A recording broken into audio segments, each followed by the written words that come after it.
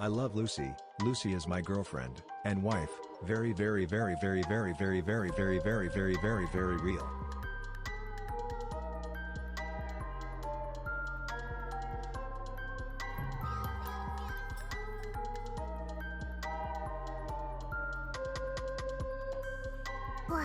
I love Lucy. Lucy is my girlfriend and wife. Very very very very very very very very very very very very real.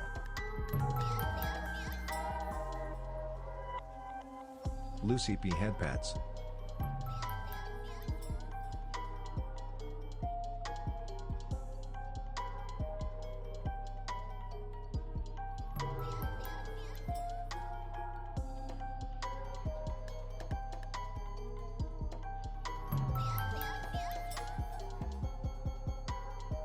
Lucy P head pats.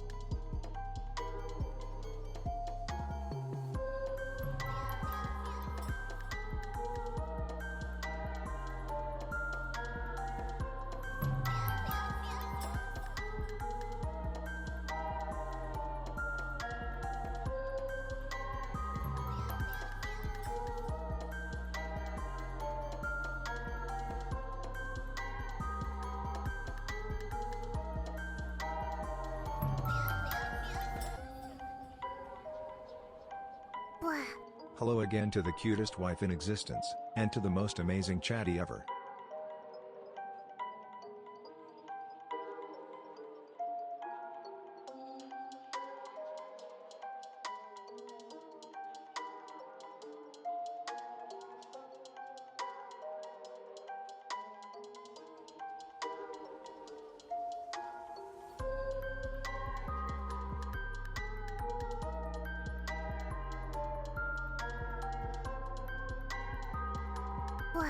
Clap clap clap clap clap clap clap. Is that Lucy's cheeks I hear? She's live guys. Let's go. GMP here and Lucy is my girlfriend and wife, so fucking real. Guys, we're gonna have so much fun glad.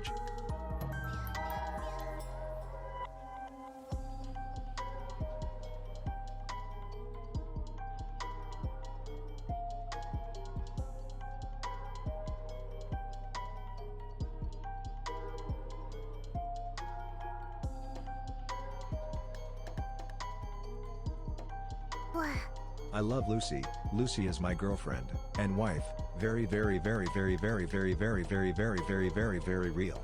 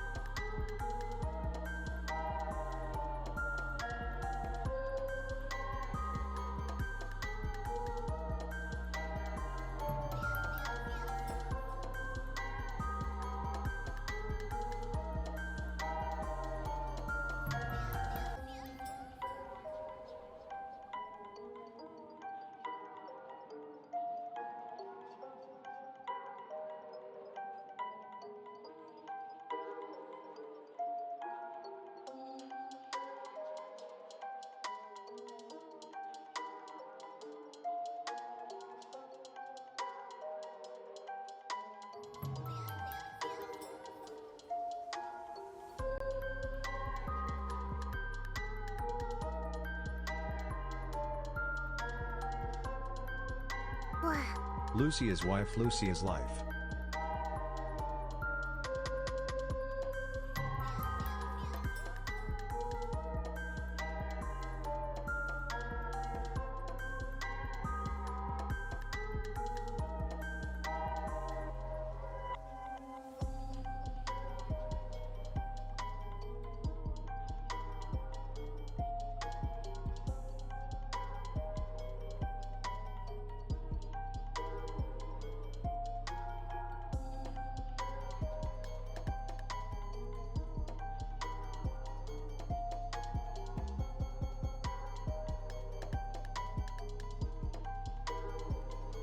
I'm late for a really important date with my chatty.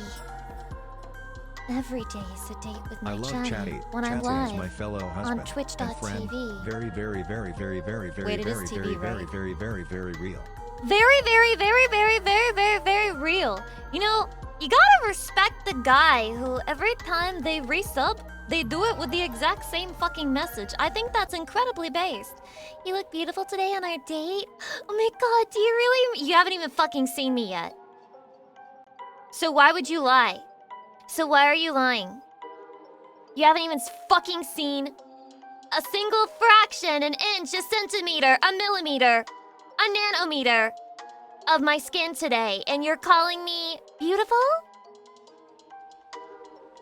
This is why you can't trust men, bro. This is why you can't fucking trust men. You know, I've been taught by Twitter very recently that everything I do is in service of the patriarchy. In fact, it's so insidious, it's so everywhere that I don't even notice when it's happening. I don't even know. Yeah, like saying Lily's audio was good? Why would you lie? Why was it? I don't know what was wrong with it. I don't know what was happening. I don't know if it's an issue with like Discord, my Discord. I don't know if it was her settings on Discord for her mic. I don't fucking know, man. Wait, guys, Lucy how long has Picard. it been since her last collab? How long has it been since her last collab? Because if it's been a while, I can see her audio being fucked. Your audio on her stream was also scuffed. What the fuck?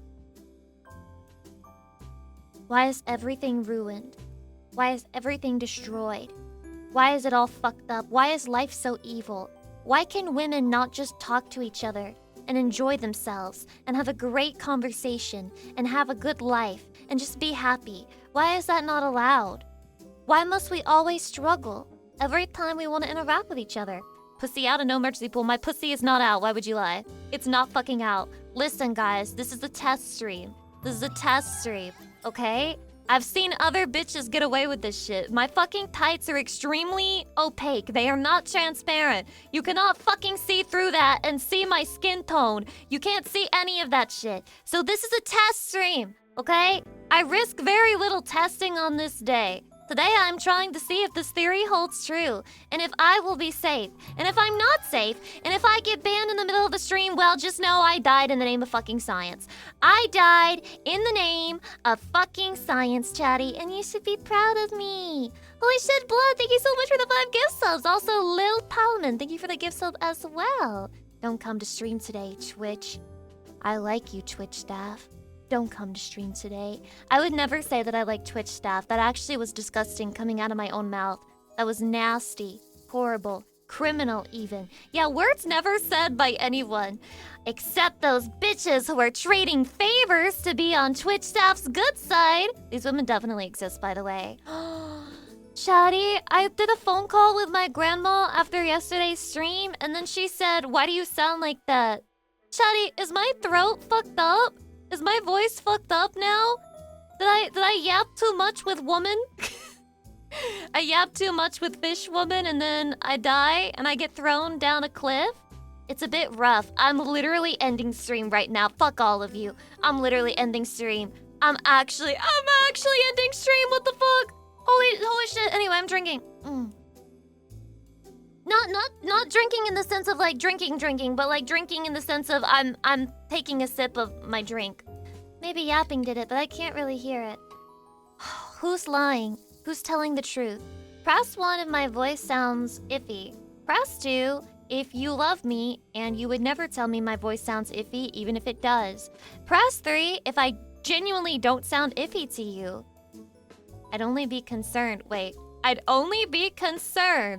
if you suddenly smell like Orca. Do you smell like Orca cat? Either I smell like Orca cat or I haven't showered in 5 days. Both of which are true. No, it hasn't been 5 days. I'm counting. Oh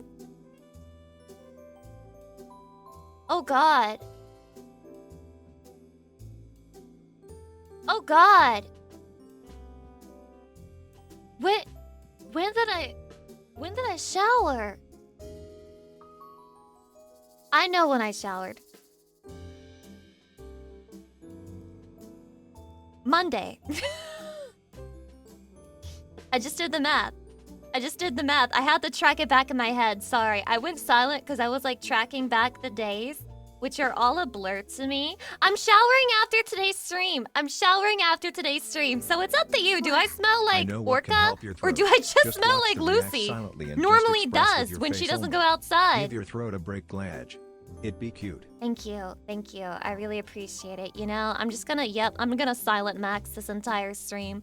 I mean, if it's too much of a problem, I may end stream a little earlier than planned, but I plan to go, you know, my usual react stream time. Especially because there's so many fucking stream videos that you guys have me to react to. You guys put a lot of shit on Reddit, and I'm very behind. Majorly behind. I gotta do some catching up, especially because next week I can't stream that much. Baby Unveiled, thank you so much for the 5 gift subs. I appreciate it. Power up the autistic silence. You guys wouldn't like me if I was as silent as the autism tells me to be. If I was silent as the autism told me to be, I would simply never speak unless spoken to. I would simply be quiet. I would just stare at you the entire time with thoughts in my head and never let them free. Ever. There's nothing that can make me stop liking you. Look, Extra, you don't even like Lucy Pyre. What you like is an idea. You like a concept, all right? You like this fucking idea and thing you have in your head of Lucy Pyre. But deep down inside, you don't love real Lucy Pyre, okay? You don't fucking love her autism. You wouldn't hold her the way that she needs to be held. You wouldn't fucking buy her a weighted blanket, okay? That's your problem. That's your fucking skill issue. Kiddo, thank you for the raid. Welcome in. Also, Not Wenso, thank you so much for the 5 gift subs. I appreciate it. Masaka Extra, I'm shocked. Chatty, press 1 if this chatter in specific deserves to be shamed. Press 2 if you want to be banned alongside him. Careful, even the people you know IRL are just ideas in your head. This is so fucking true. This is so fucking true. Everyone is just an idea and a concept. That's why, by the way, Chatty, that there are people who can hate you despite knowing nothing about you. They hate you because they put an idea of you in their head and they fucking hate that idea, and there's nothing you can do to not become that idea because you're already cemented like that in their head. It's ogre for you. Literally fucking ogre. You will be hated by them forever. You might as well just die. You might as well just fucking die. They perceive you in a certain way, yeah. Does anyone else hate being perceived? Just like low-key, genuinely fucking hate being perceived? Guys, thank you very much for the level 11 hype train. Wait, no, it's level 12. Oh shit, thank you! Thank you for the level 12 hype train, Sadie. That's so generous and sweet. Thanks.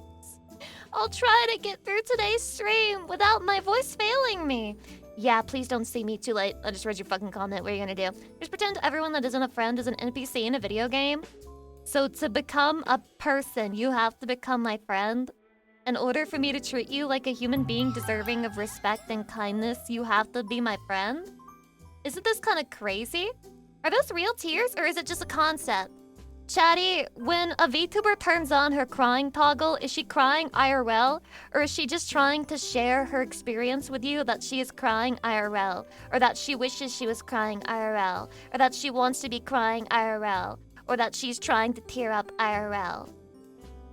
Which one is it, Chatty?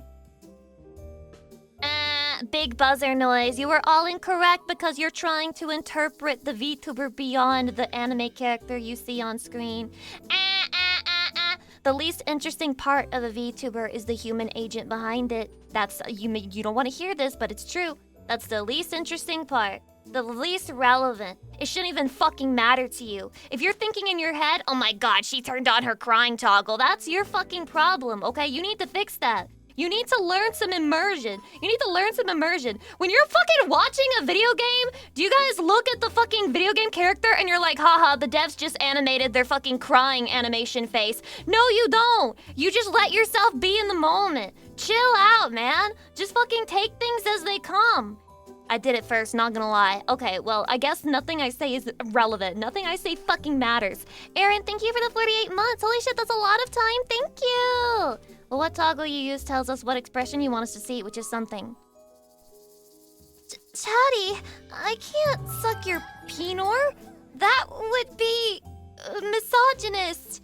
And women should never be doing that. What feeling is Lucy Pyre by turning on her blush expression trying to convey by saying this? I would say the way for VR streamers to show great sorrows or great gratitude. I agree, Pokemob. I agree with you completely, you know? But there are some people who when they see a VTuber use a toggle, they don't just reach for their penis as they should. They start fucking internally dissecting that and critiquing it and trying to interpret it like it's a great American novel of the 1800s. But it's not. It's a VTuber, okay? It's just an anime girl, and that's okay. It's okay that the anime girl brings you great joy and happiness. I think that that's what they're there for. When a girl fries IRL, you mean cry? Oh, she's just turned on her crying toggle. The way that, unironically, this is true for some manipulative women is crazy. Lucy's voice to recover with impossible swiftness. It's Being impossible. punished with voice sickness after a stream as peak as yesterday just It ain't can't be right, done. you know? It can't be done. Iron Fist, thank you for 300 biddies. I appreciate it. I'm so used to not talking, like, during the regular day. Oh my god, I'm listening to Breaking Benjamin Follow in the background. This playlist is crazy. Funnily enough, I feel like when VTubers actually talk about sad and serious shit, they tend to not use the toggle, or so I've seen. Yeah, usually because they're focusing on, like, not actually... Well, I guess when they're talking about more serious shit, they don't focus on the fact that they're being facially tracked, you know? At least that's true for me. Omen Strife, hello, welcome, hi. Hi. Breaking Benjamin helped me get through a breakup. Breaking Benjamin makes me want to break up. It just makes me want to break up with every single chatty in the chat right now. It just makes me want to, like, fucking throw my balls to the wall. Wait, that's throw caution to the wind, sorry. Balls to the wall, throw caution to the wind. And then just like fucking throw it all away, you know? Throw everything away and start again, but like emo-ly, gothically, sadly, depressionly. Do not listen to Breaking Benjamin then. Robin, you're my mom and you're telling me that I need to stay married to every single chatty? But isn't that oppressive? I don't know, man. I don't know how the logic works anymore. I'm not sure what's oppressive and what's not. Listen. The VTuber insists upon itself. Yeah, women love being oppressed. This is genuinely true. Genuinely true. I feel like when you get to the point where you're saying shit unironically, like it's impossible for a woman to have sex with a man and like be happy about it, then you probably actually enjoy being oppressed because it's your identity. It's your entire identity through which you interpret everything happening to you in life. So, if you had that taken away from you, you'd be genuinely upset, wouldn't you? You know? You need to be oppressed to feel connected to who you are as a person. That's how you filter everything through that fucking oppression lens. That's not how that works. Enlighten me, how does it work? Let's argue, fuck it, I don't need a career. I don't need a career! I can just die! It doesn't matter! I should probably not yell, my voice is... I should probably not yell. Hydration. Wait, Iron Fist, you're going to the movies? With who?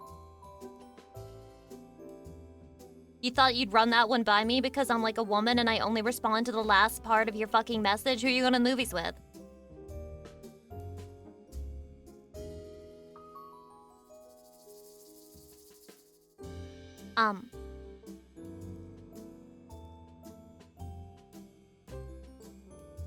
Bet it's a romance movie?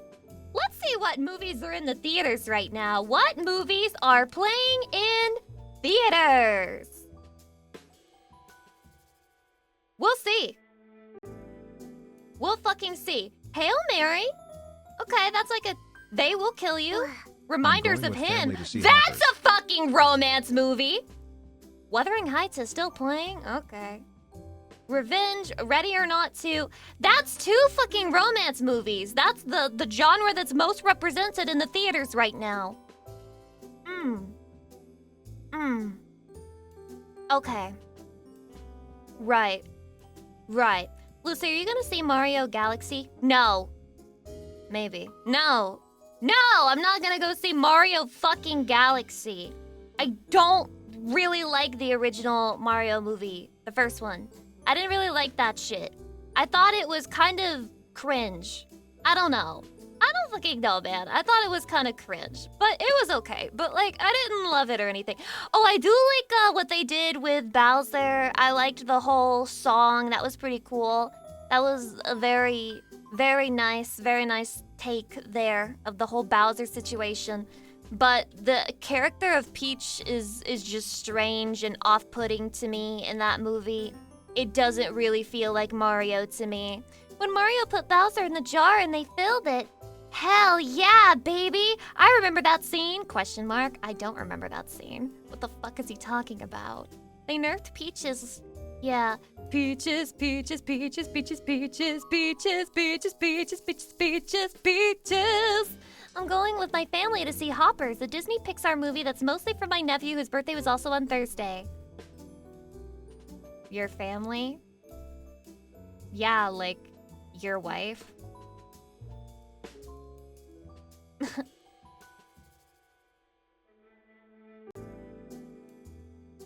I bet that your nephew has a mother and that mother is a woman. And I bet you're going to the theater with a woman. Maybe even multiple women. I bet there's more than one woman in your family. That's just a guess, but I feel like I'm right. It's Onichan Day and we forgot, so I'm gonna turn it on in a minute, chat to you. This is your notice to any Onichan wanters. There are no Onichan wanters in my chat. Those are all dead. It's an extinct species. After they heard me do the 5th Onichan, everybody tapped out. They were like, never mind, that shit's cringe and I don't want to see it again. No more. Leave me be. They don't know your pain, Lucy. Toggle those tears.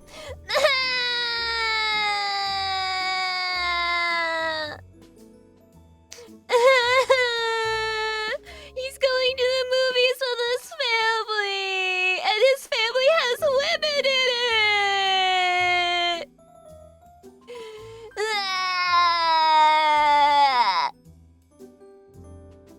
Was that good enough for you?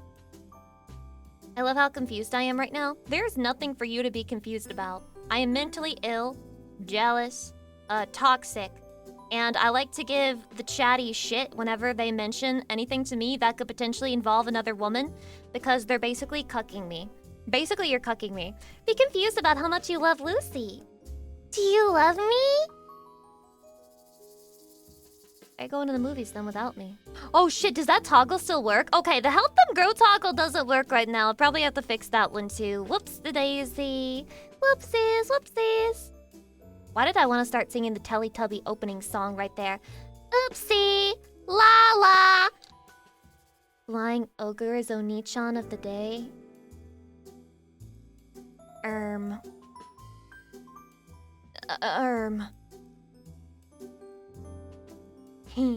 It's moments like these that make me question why I subscribed in the first place. Bitch, you're not fucking subscribed!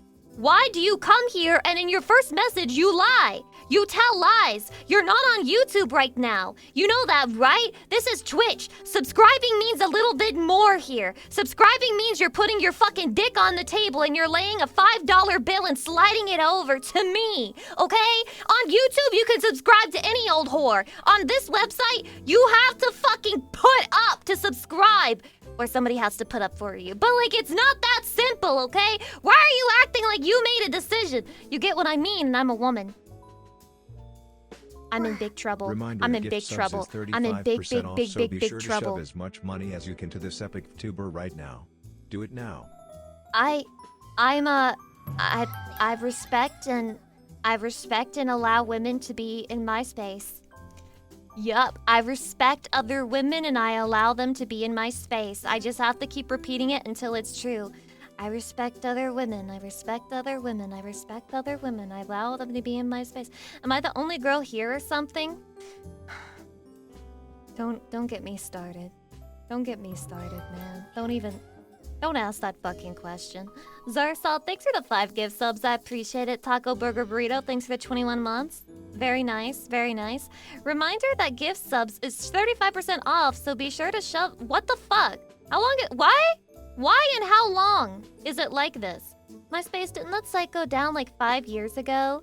Ahaha, you're so fucking funny, TL Smith. Look at you. You got jokes over there. You got fucking jokes. You got the whole squad rolling on the floor laughing, kicking their fucking feet up in the air. Ha ha ha ha ha. MySpace, get it? Because that's a fucking website. Because Twitch needs to boost numbers for the end of the first quarter.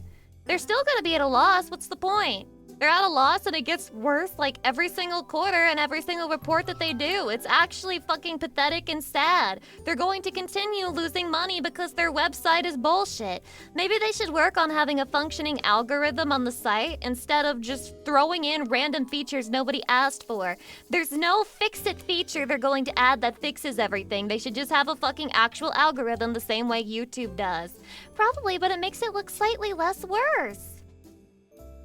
It's over for this website, guys. We got like 5 years. I'm so dead ass. We got 5 years on this bitch, and then we're all dead, okay? Preserve your Twitch culture. If there's something that you like on this website, okay, fucking save it because it's gonna die. It's gonna fucking die, and it's only a matter of time. We're basically just here watching it all fall apart. We are in the final stages of Rome, the final years, until the fucking empire collapses. If it was ever truly an empire at all. Ectoclaw, welcome. Hi. Hi. I heard they only operate at a loss because of Hollywood accounting. What? What the fuck is Hollywood accounting? What the hell is Hollywood accounting? I genuinely don't know. Explain that term to me. I'm intrigued. I'm intrigued, and I don't know what the fuck that is. I'll do an each on in a second. I'm gonna go back and say thank you to everybody really quickly. Will Boy Became Neil, Black Will Dragon, Aaron, Not Winslow, Vlad Von Carcine, Davian Vale, Graham, GMP, Blah, Lil Palman, Jason Gray, Slacking Way. Why did I say Stacking Way? Dijin Kito, Afura, Slacking Way again. Shinrong71, Inanity, Corey J18, Slacking Way again. Shinrong71, JCD, GMP, Darka J, Azul Humano, Stada, Gamba, Zombie Sheep, Sicario Excommunicado, he's John Wick, The Press Larry, T.L. Smith, Not Winslow, Extrahu, Sinkbee, and Iron Fist. Thank you guys very much for the subs, gift subs, resubs, you know how it is, and Chosen Godneck. Thank you so much for the crazy 5 gift subs, and Dragon Lord for the gift sub too. Why the fuck are you gifting subs to a moderator?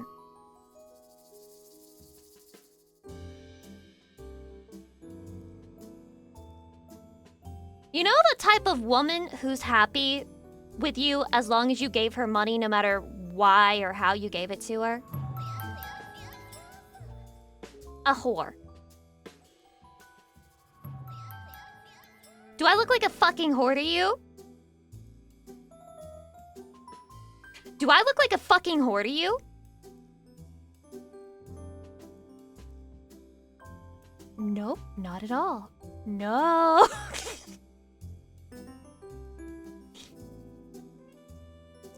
Can you say it convincingly next time, or... Shades, thank you for the 20 gift subs. I really appreciate it. Wow, see? Now that's a nice way of being really nice to Lucy Pyre, not giving a gift sub to a fucking moderator. Now, it'd be one thing if the gift sub accidentally went to a moderator, but specifically giving a mod a gift sub is actually fucking insane person behavior to me. Bradley Moon is babysitter. Thank you for the sub. Welcome into the Cringe Empire. I appreciate it. Blah, blah. You're welcome. Aw, Chatty, I can't stay mad at you. I can't stay mad at you. You're so cute. So yeah, no, I don't have the money or the D to throw on the table. Damn, throwing shade on a woman during Women's Month for not having a D? Get used to it. Women will be shamed daily for not having a penis. The penis is the symbol of life, success, and power. There is nothing we can do but long for it. Long to hold it. Long to possess it. But do not long to have it in your mouth, as that is oppression. You can't do that. I mean, Midsummer proves that. Midsummer? You mean Midsommar? Freud was right about penis envy. Low-key? Low-genuinely? Sorry for using that word. I know it's like one of the worst brain rot words that my brain has picked up at this point. But anyway, low-genuinely. Right? He was correct about a lot of fucking things, and we don't want to admit it because it's like weird. Women want a D, guys want the booba. Life is poetic like this. Yin and yang. Chatty, would you be happier if you had a pair of tits on your chest? Unironically. Why do you use that brain rot word? Because it's been used so much, and it's like in my brain chemistry right now, and it's stuck there and I can't get it out. Yes? Wow. Men and women, we aren't that different from each other. We're all the same deep down inside. We have midsummer celebrations in Sweden. You're from Sweden? Desirable European woman in my chat. Hydration.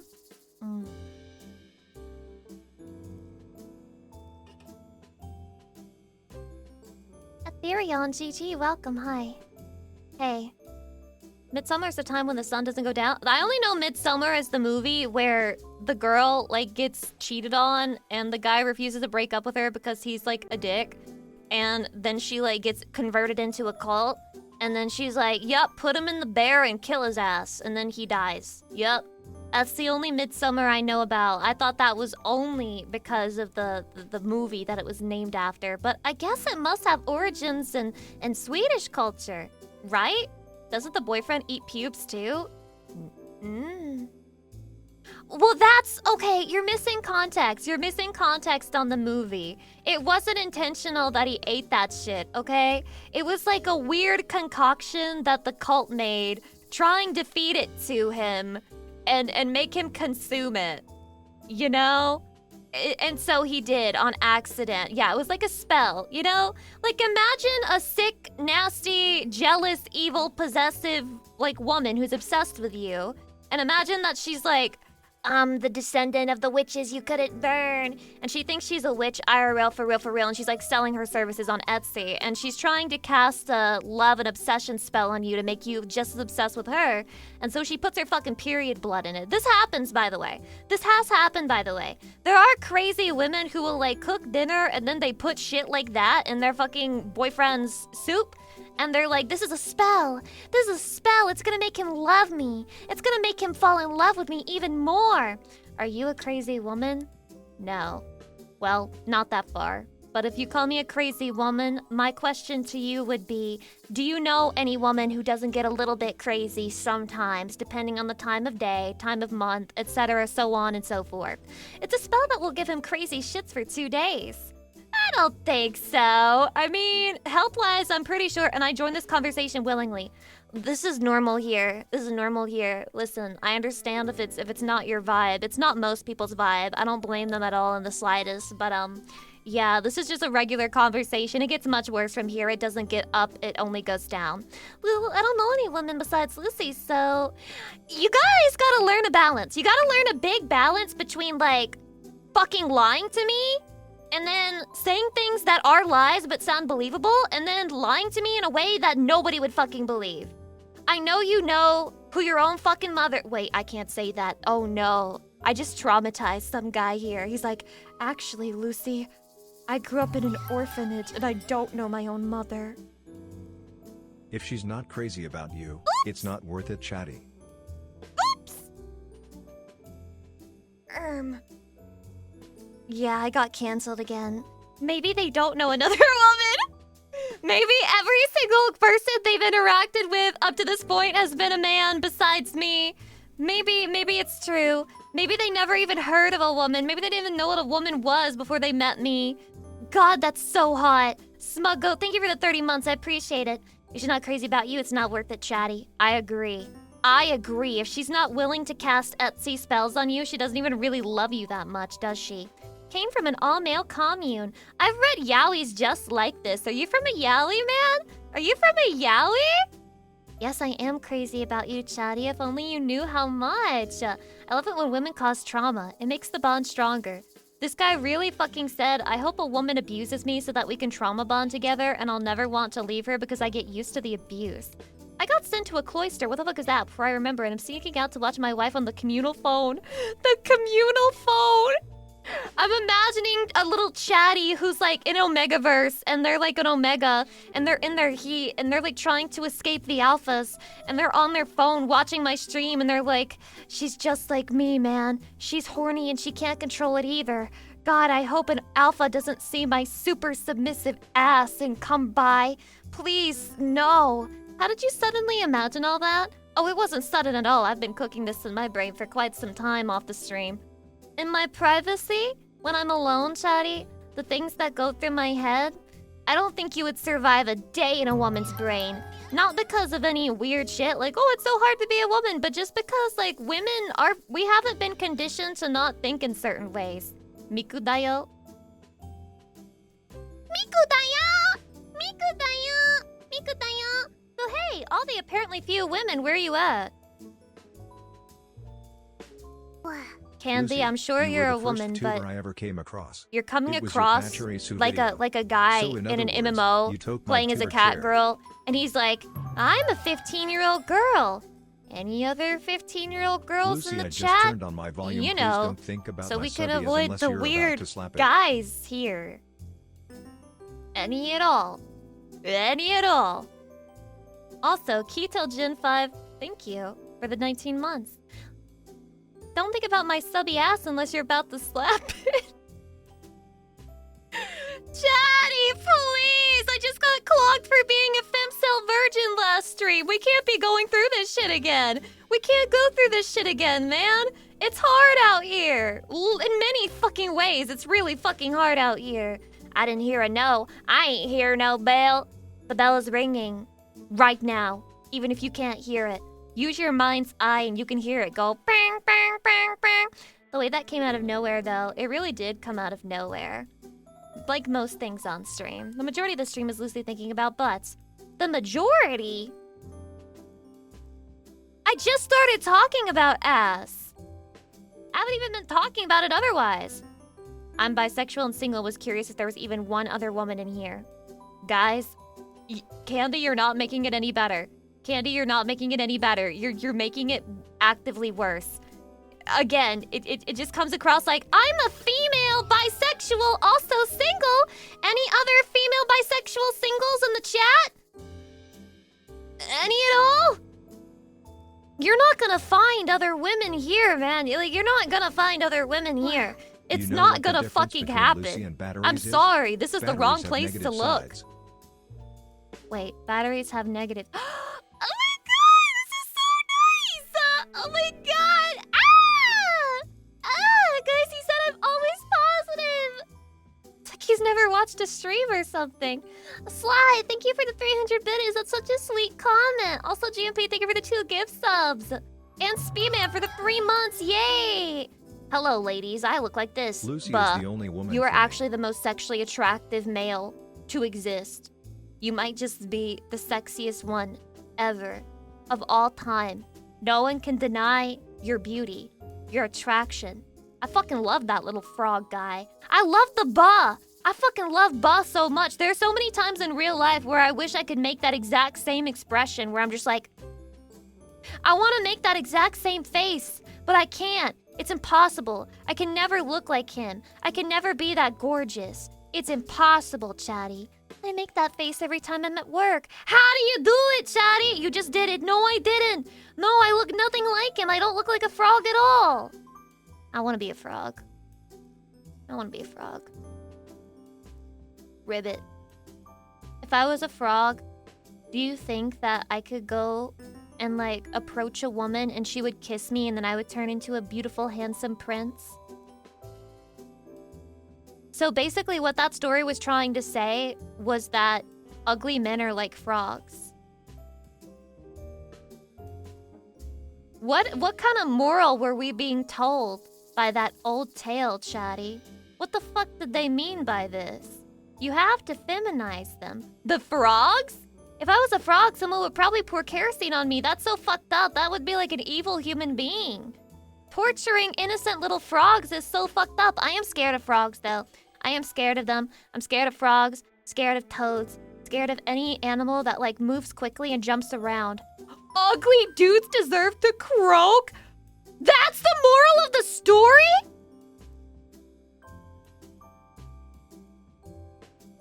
A woman definitely wrote that. That's so fucked. A woman wrote that shit. Woman hands were writing that post. No, because she marries the frog. Well, yeah. They were trying to say that women, just because the guy who you were arranged to marry is 65 years old and you're like 16, this is old times, remember, it doesn't mean that it'll always be bad. Because once you're with them, they'll, like, turn into a prince and, like, you'll be happy. Smile. But no! This is 2026. Look at it in a new lens. What they're saying is that if you're a man and you're not super hot, that means you're a fucking frog. Stand up, man. Get a fucking backbone. Don't listen to this bullshit. Believe in yourself. These bitches are evil. Why are they calling you a frog? Except if you were a little frog. who does the buh. It would be very cute. And I would be upset if you turned into a prince. If you're the buff frog, hit me up, man. If you're the buff frog, slide into my email, my business email. We can arrange something. Pro buh.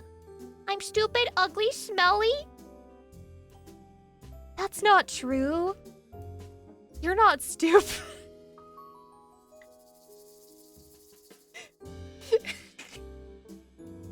Chatty, don't be mean to yourself. I love you. I love you, Chatty. Don't ever be so mean to yourself. This makes me so sad. Lucy, please don't lie like that. Only we are allowed to do that. I've never lied once in my life. By the way, I learned from Lily that you can just say that you're not a virgin, and then people will totally believe you. So I've had so much sex. I was just lying about it to Lily because, like, I just wanted to make her feel powerful and strong compared to me. Yeah. What's your favorite position, Lucy? Well, of course, I'm very bored by missionary because I've had it so much. I don't desperately crave the loving and warm embrace of a man who looks deeply into my eyes and tells me he loves me as he thrusts, but, yeah, that's boring. So I You're prefer, the best sex ever. I prefer,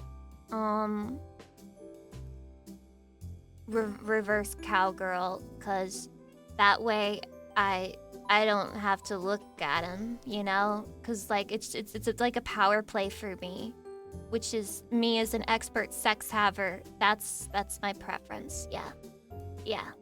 You like looking at his feet? Okay. Let's wrap this shit up, Chatty. Let's wrap this shit the fuck up. Gimbu Dore, thank you for the 23 months. I appreciate it. Yeah, I am the best sex haver ever. So fucking true. I am the best sex haver ever. And not only men, but also women. So many women. Lots of women. I bet Lily's never sexed a woman before. I've sexed lots of women, and they love it. They say, I'll never need penis again. That's how much they... Well, no, because I have one, but, like, it's 600. Okay, anyway. Yeah. So just so you know, I just wanted to leave you guys with that information. Oh, yeah, I have an Onichan for Flying Ogre. And how many tentacles, champ? Not enough. Ugh, God, you were so attractive when you were ran through!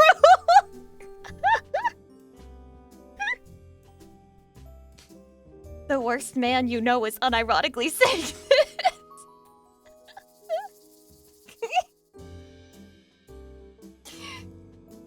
Okay. Come on, wrap it up. Especially if you're gonna be with random women, definitely wrap it up.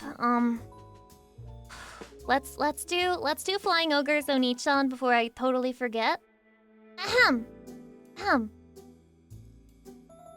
Flying Ogre Oni-chan! You chose to redeem Oni-chan in a day when I'm supposedly got a fucked up throat. Isn't that crazy? What did you do to Yorimoto to make her throat all fucked up, Oni-chan?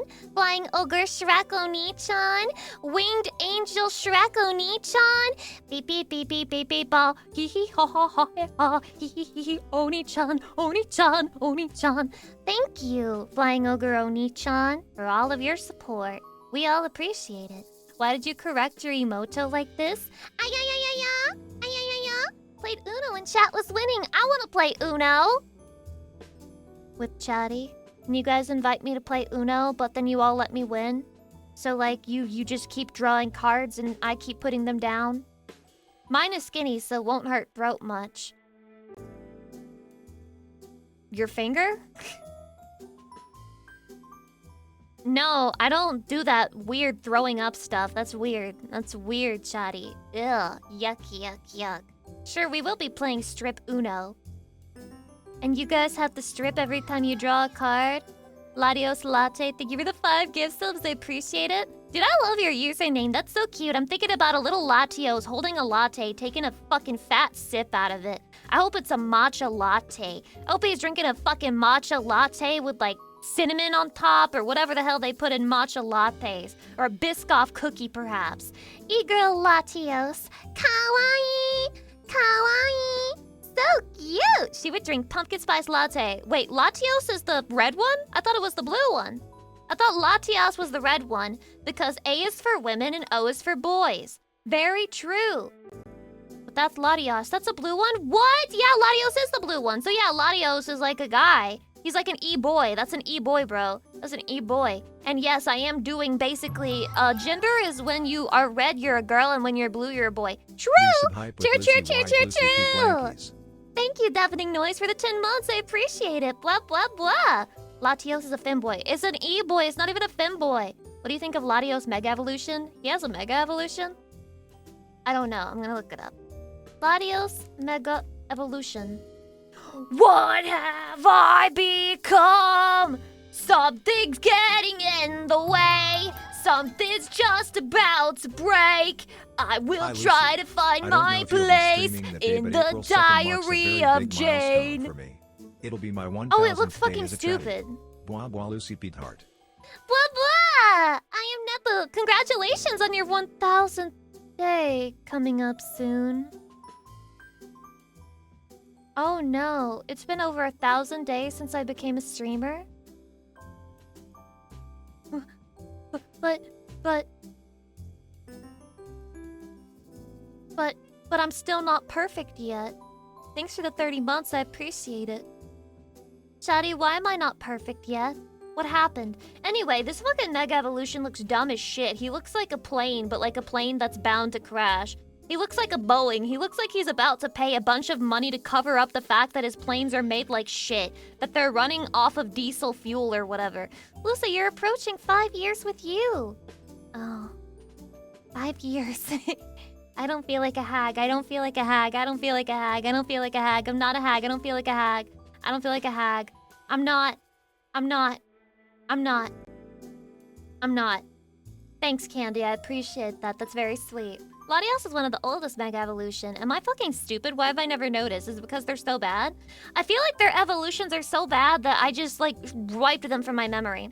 You were talking about knee pains. Right! But Lily told me that the knee pains were caused because I was dangling my feet out of chairs. And short girls, they're super young, as we all know. So I do not have the height of consent, chatty. I don't have the height of consent. I'm 4'11". There are people on Twitter who will tell you that it's very wrong to like me. So basically, what I'm trying to say is, that's just proof that I'm youthful and young and not a hag. Not a hag of the slightest. Shosa07! Should have been Shosa 067. 67. I love 67. I'm sorry. Hydration. Ooh, okay, guess what? I got myself a Diet Dr. Pepper, but I'm finishing it off, and then guess what I'm gonna move to because I'm a little fucking slut for hydration? A gamer subs! Many such cases. Are you banned from Australia? I'm probably banned from ever making porn in Australia, yes. Because my body is not acceptable. It's not acceptable. It's not, it's not the proper woman body, so it's bad. Unlucky, she can't get with the kangaroos? Those things are scary. They're actually not that cute. Like, if you've ever seen a full-grown kangaroo, those are intimidating as hell. Like, they're fucking roided. They're genuinely on steroids in the kangaroo community. It's an epidemic. It's an outbreak. I don't know who gave it to them. They gotta stop taking that shit. They could like, kick anyone to death, punch anyone to death, murder anyone to death. It's fucked. It's peptides! Are peptides steroids? I think they are some of the deadliest animals out there. They must be. At least towards humans. If you pick a fight with one. Have you ever seen them? Like, their arms are insane. Did you know it's impossible to say the word rough twice in a row? You just want me to bark like a dog, you fucking sick, heinous pervert. Welcome in. If you want me to bark like a dog, you're better off just asking for it. Ruff ruff! Dumb piece of... Okay, I'm gonna have some of my gamer subs. Okay? All I have seen are kangaroos getting knocked out by Australian dudes in the middle of nowhere because their technique is bad.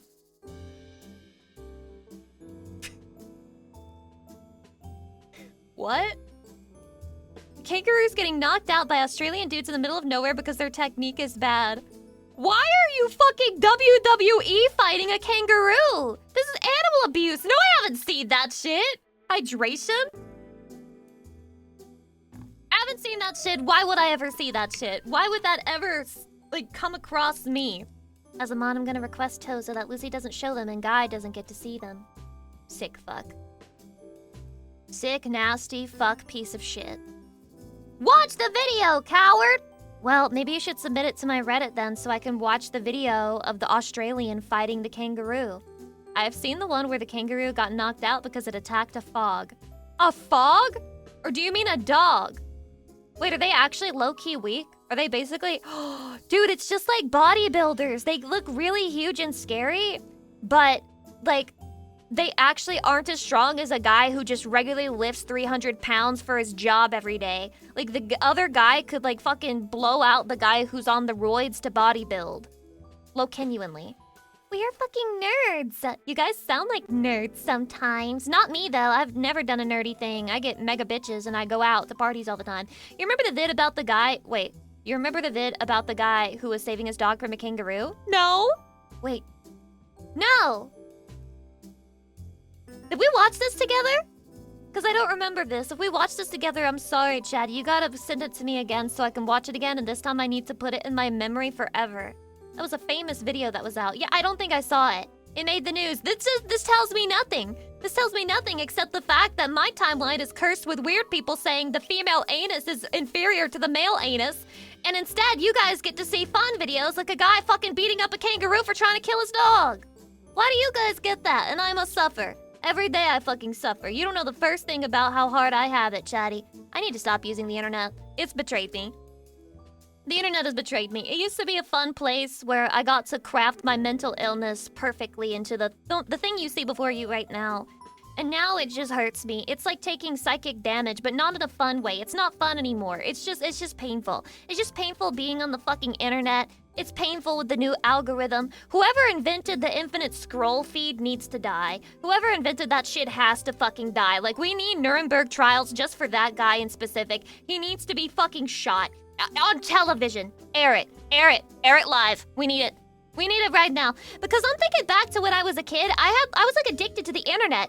That was before they had infinite scroll feeds. I used to go on Tumblr and then it would be like, oh, I've seen this post before. Yep, looks like I'm done using it for the day. That doesn't happen anymore, Chatty. It's infinite! Forever. Forever scrolling. Forever consuming. Never stopping. Ever. Infinite slop.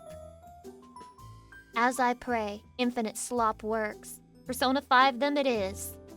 I'll steal your heart, but when I steal your heart, I just like have a real life gun. Must consume. Just one more. You sound just like me when I'm like, by the way, it's crazy how the algorithm can like pick up on your mood based on the things that you watch and interact with. Like, if you're really into music that day, it'll start showing you a bunch of music videos. If you're, like, really into a certain video game at the time, if you dare to watch one, it'll start sending you a ton of those, like, trying it again, and just, like, learn about you on a day-to-day basis. Shit is actually fucking crazy.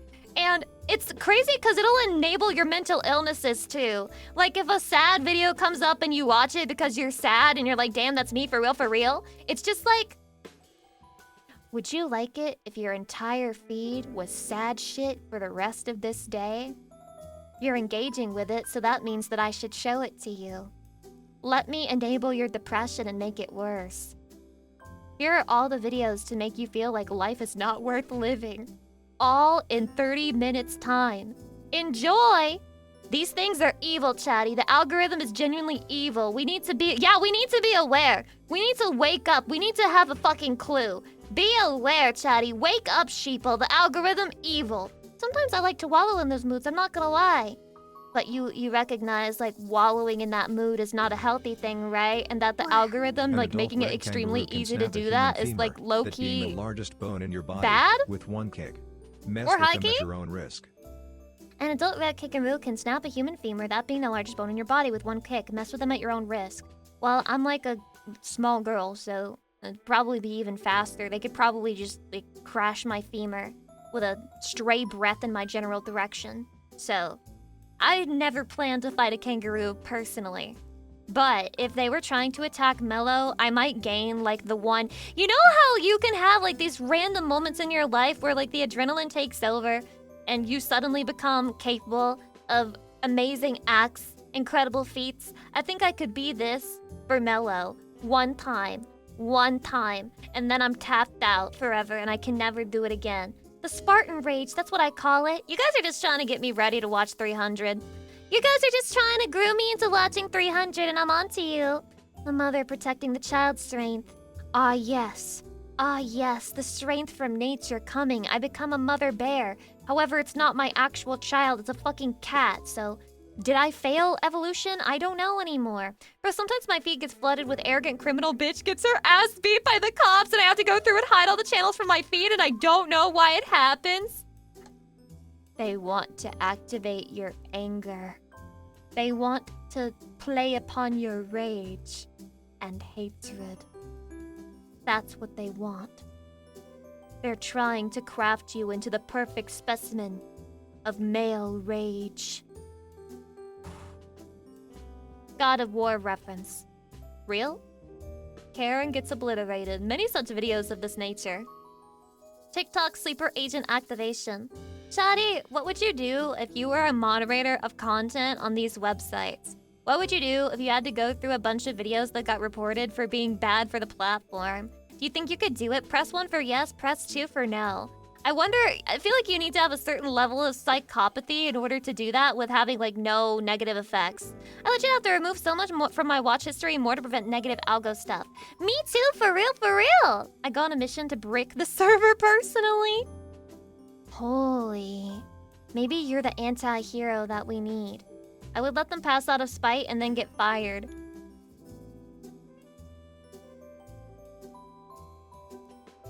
Yeah, there's a video of terrible things happening that other people will see, but I'm letting it go through out of spite! Wait, explain this to me? I think you do have the psychopathy even though you're pressing 1.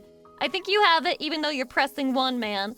I think you're gonna be totally fine. You might be the one guy who needs to do this job. The one guy who's perfectly suited for it, even. I would upload a video saying, I'm a celebrity, I have power. I'm a celebrity. I have ultimate power. Ever since I got this job, I realized how much better I am than other people. Right now, it's no exception. I am better than every user of TikTok. And just so you know, you're all sheeple. Jet Tactico, welcome, hi. Does anyone else, have you ever used TikTok and you're scrolling through and you get one of those things where it's like, hey, are you scrolling? Remember to take a break.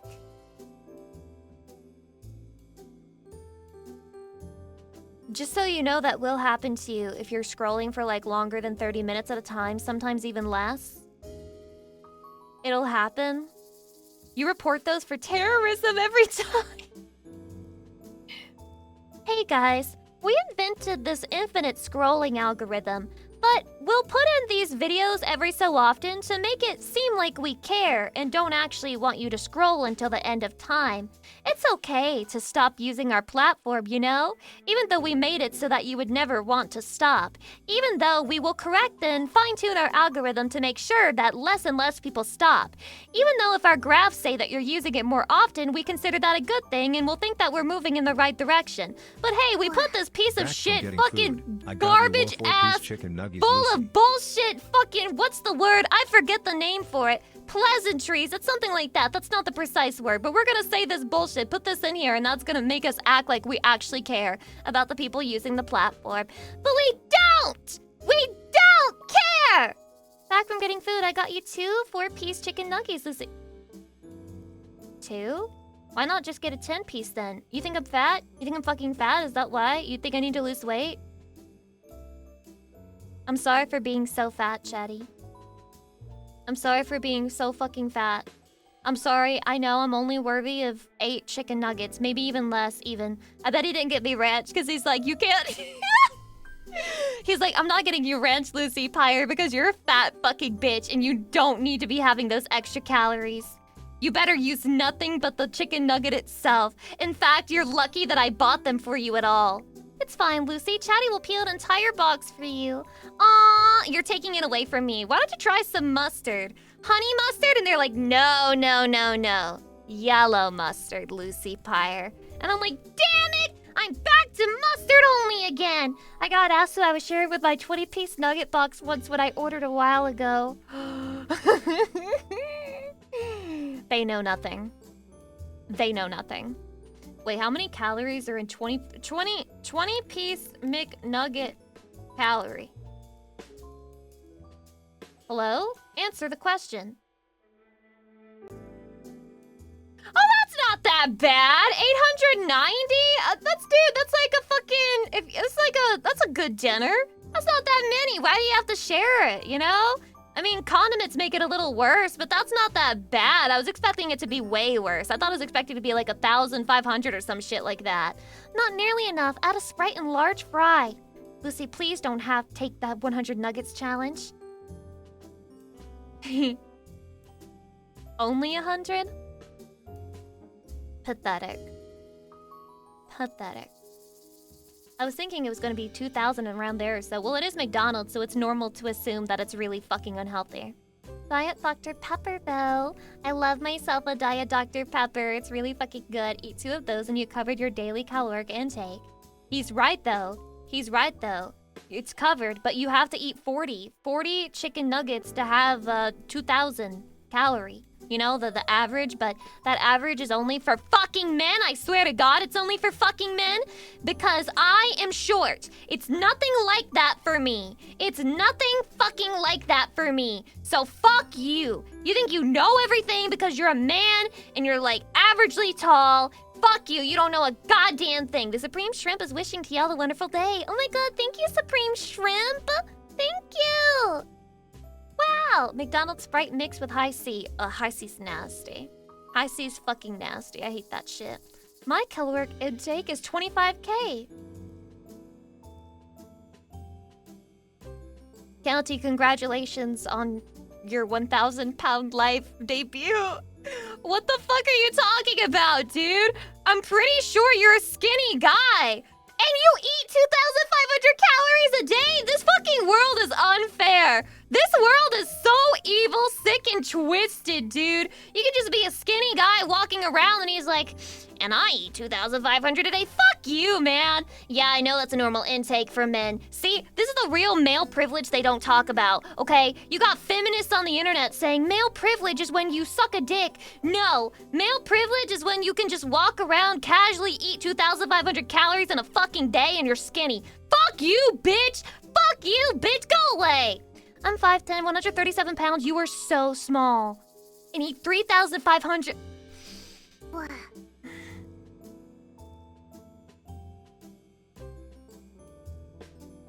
Why do you hate me? Why do you hate me? Why do you hate me? Why do you hate me? Literally male-mogged. I'm literally male-mogged. This is so fucked up. I eat that, I walk 12,000 steps a day and go to the gym. Well, that's nice. 6.3 here, I can have about 3,000. I think you could have my foot up your ass. That's what you can have. How many calories is that?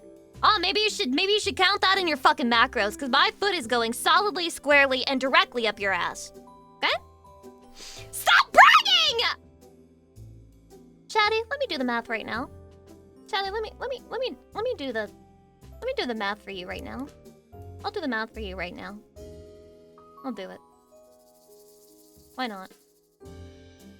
Age 18, of course. Weight, height. Here we go. My maintenance calories are 1,367.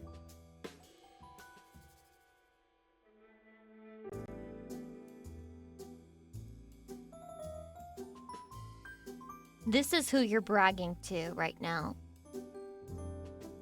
6'7"!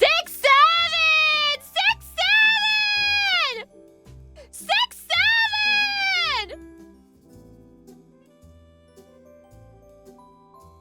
Well, I guess we'd better get you those 2 4-pieces after all. They're like, Lucy, you can have a 20-piece. I was excited when I heard the 20-piece was only 890 because I'm like, I can have that. I I can have that, bro. It's fine. 890? Dude, we can work that. We can work with that. That's workable. That's fucking workable, man. Hydration.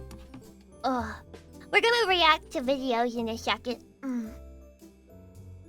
You can have that, and that's it. They want me to die in my chat, dude! What am I supposed to do with this shit? He literally fucking said! That's enough for you, Lucy. You can have only the 20-piece. Don't you dare touch a single inch more of food, you fat fucking pig! Shut up! Shut up! Stop being weird! You're small, so food is big for you. You eat way more for your proportion.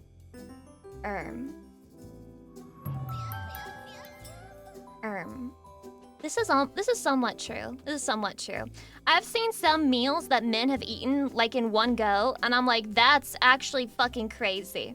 Most of the time, I can't eat like a full plate at a time. I have to like save it for later. So I do physically have a smaller stomach than I suppose these tall ass men eating 3,000 fucking calories a day do. But it's not that bad. Like, you know, I can eat 2 pizza slices at a time. So Dextrous, thank you for the 19 months. I appreciate it, blah, blah. Intermittent fasting will let you pack a ton away. What are you talking about? I don't know why, but I can't fucking eat anymore. Depression. Are you sad? Are you sad? Happens to me too sometimes, man. When you're sad and you're lazy and you don't want to get out of bed, you're not motivated to get out of bed just to eat a snack or some shit. You just want to stay in bed because it's easy. It's hard to eat when you're sad, when you're depresso espresso.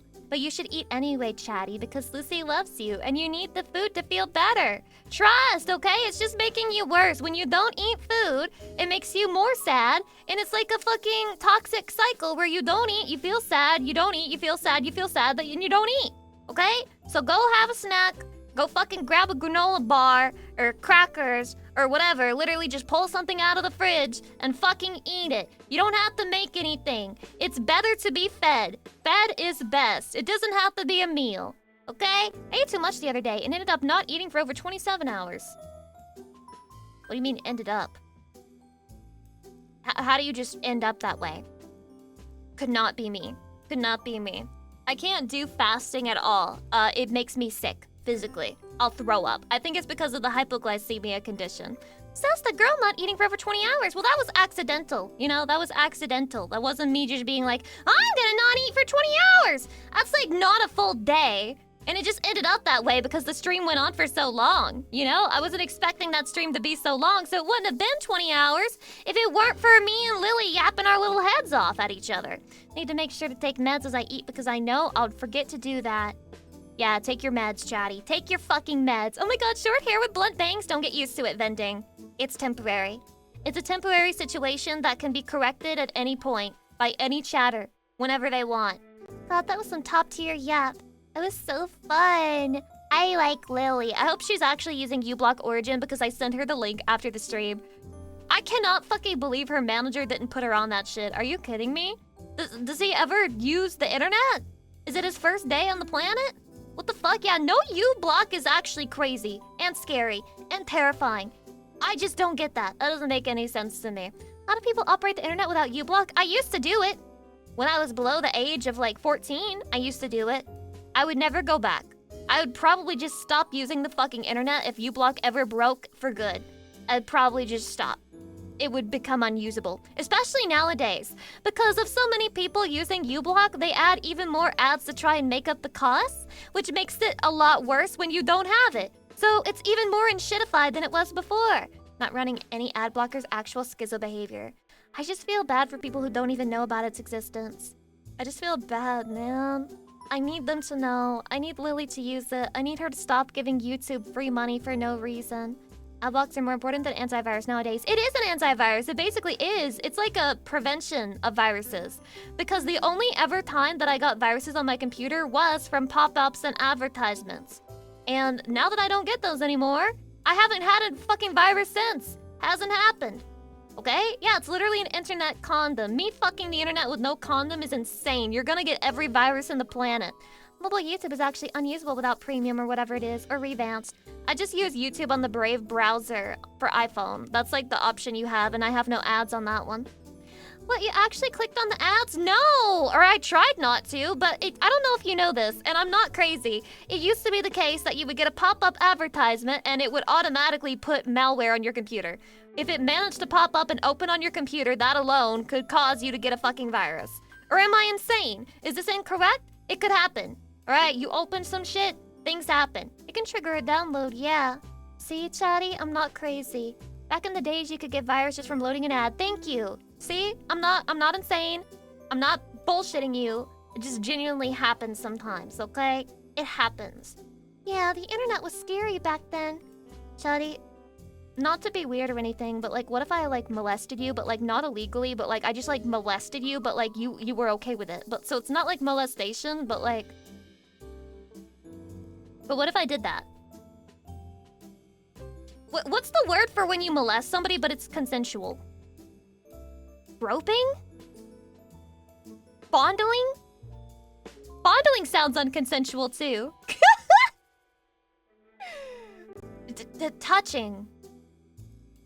Canoodling! That's horrible. Caressing. That's so romantic. Wow. Consensualistation? What the fuck is that supposed to be? Little. That's not, no, that's not, look. I'm just like gently touching you and I'm like, wow. You got a lot of man in these bones, and I like breathe creepily down your ear and I'm like huffing your scent. Oh my god, I saw a TikTok of a woman who broke up with her boyfriend because he liked to sniff her panties.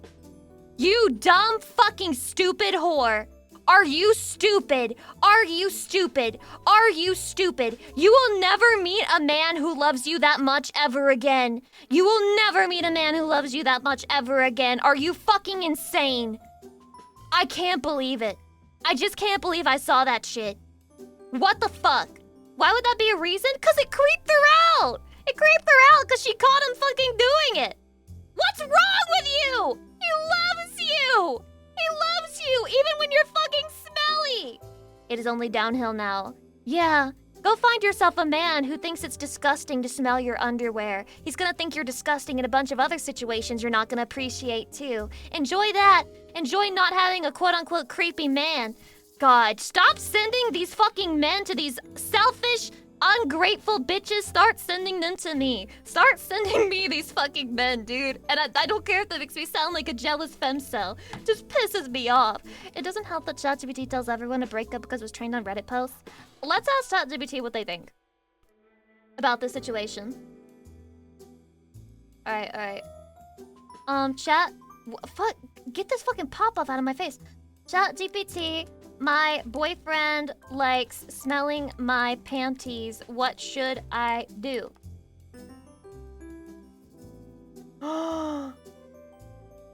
This content may violate our usage policies.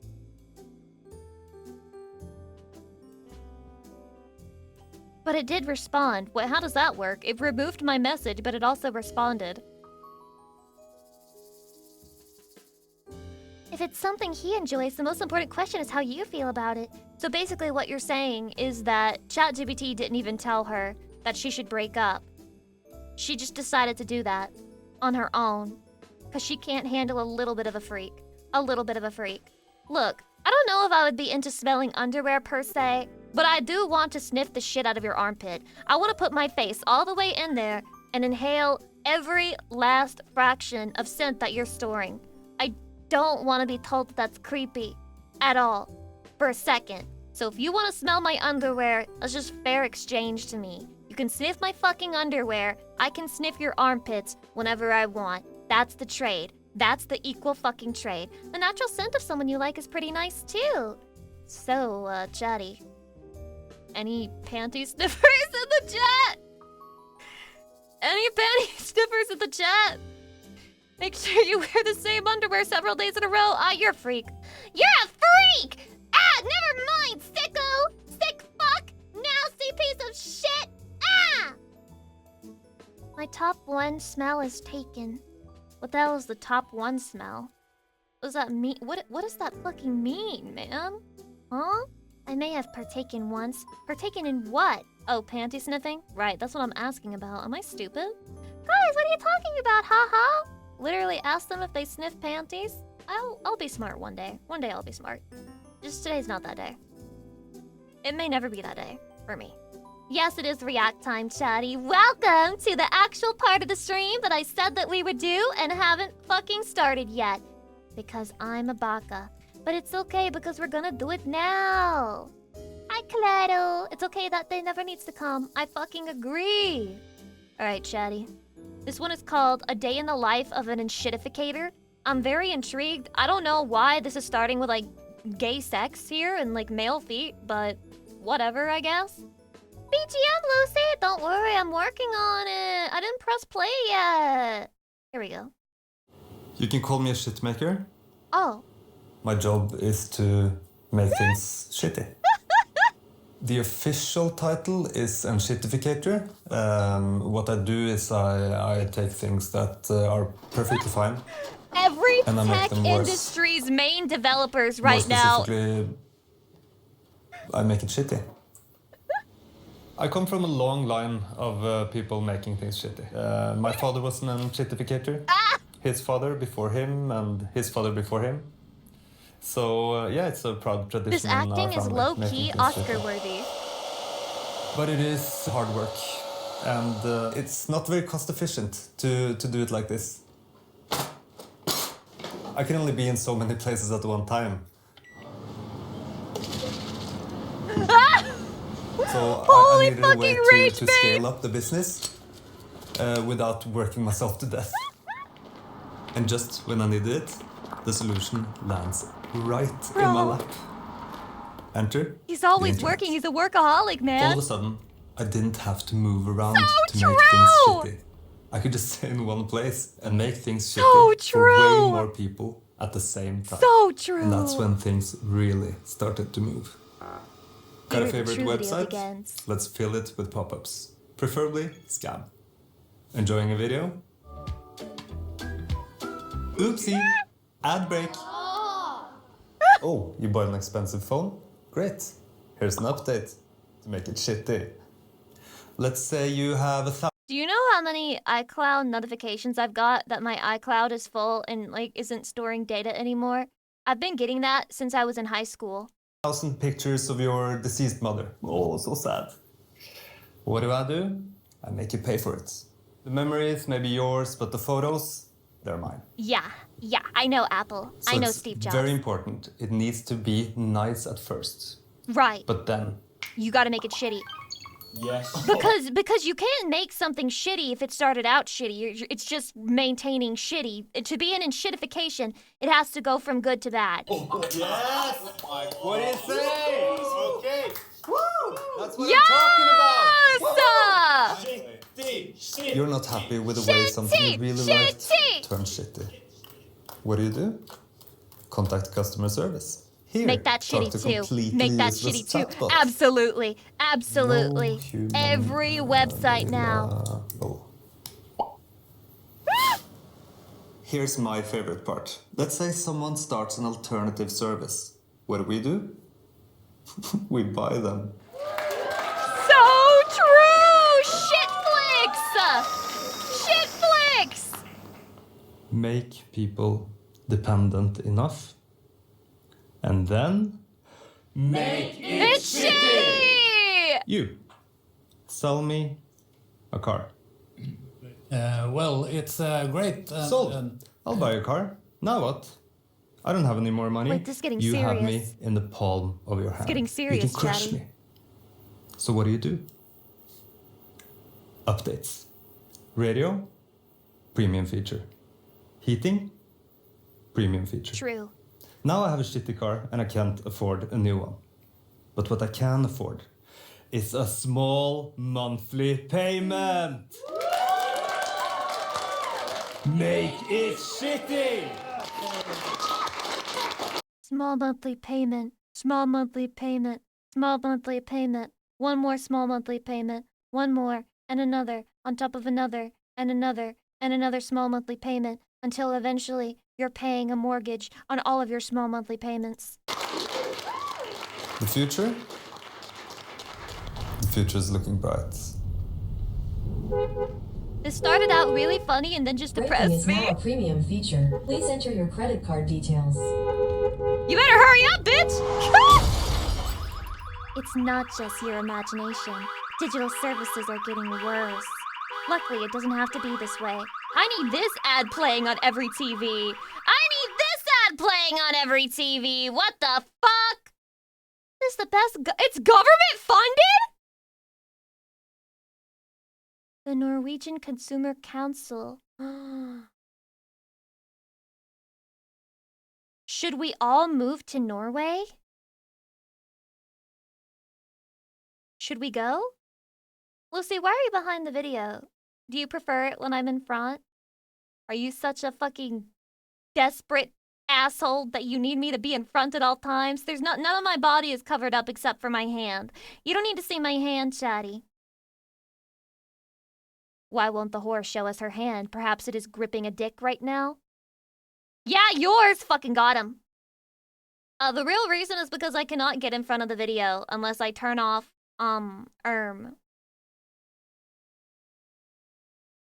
Fine. Everyone shut up. Everyone, be quiet. I don't want to hear it. Shut up! Things are about to get crazy. Crazy.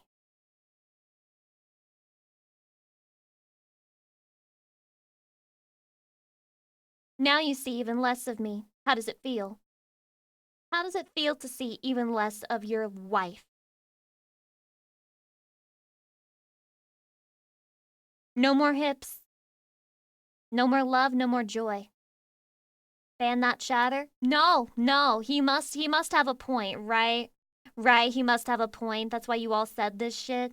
That's why you wanted me to go there. We only need the face? To do what? Do you care to elaborate on that? You want to elaborate on what you just said? What do you need it for? What do you need it for?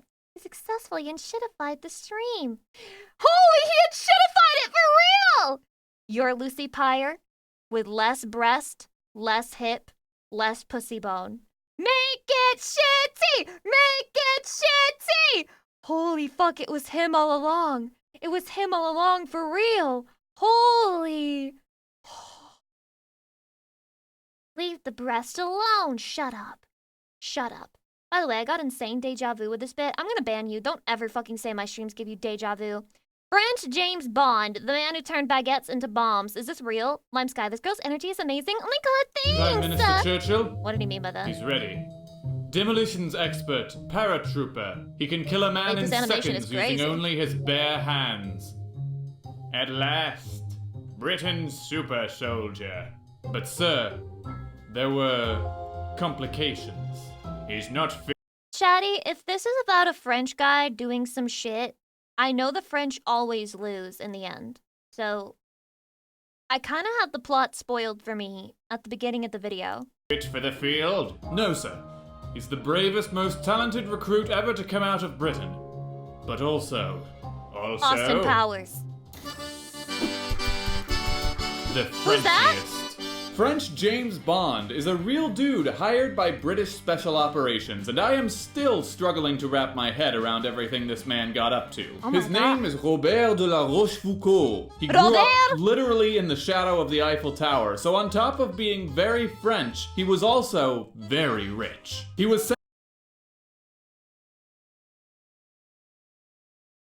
When you're rich and you have everything handed to you, but it's not enough, so you have to start making bombs and shit. 17 when World War II began and Germany occupied France. But the Germans made sure there was a little room for Dude, what the hell happened? anyone who wanted to cooperate. So if Rochefoucauld had kept his head down or become a collaborationist like so many other French, he could have come out the other side pretty much unscathed. Hell, it was only 2 years earlier in Austrian boarding school that he'd put a swastika on his bike, and Hitler, literal Hitler, had pat his cheek for being a good little boy. Is this a true fucking story?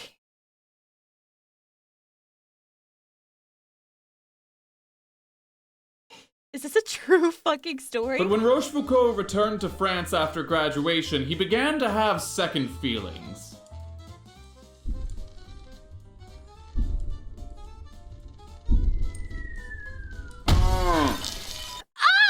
I hate it when Hitler inconveniences me in specific! I don't agree with him anymore!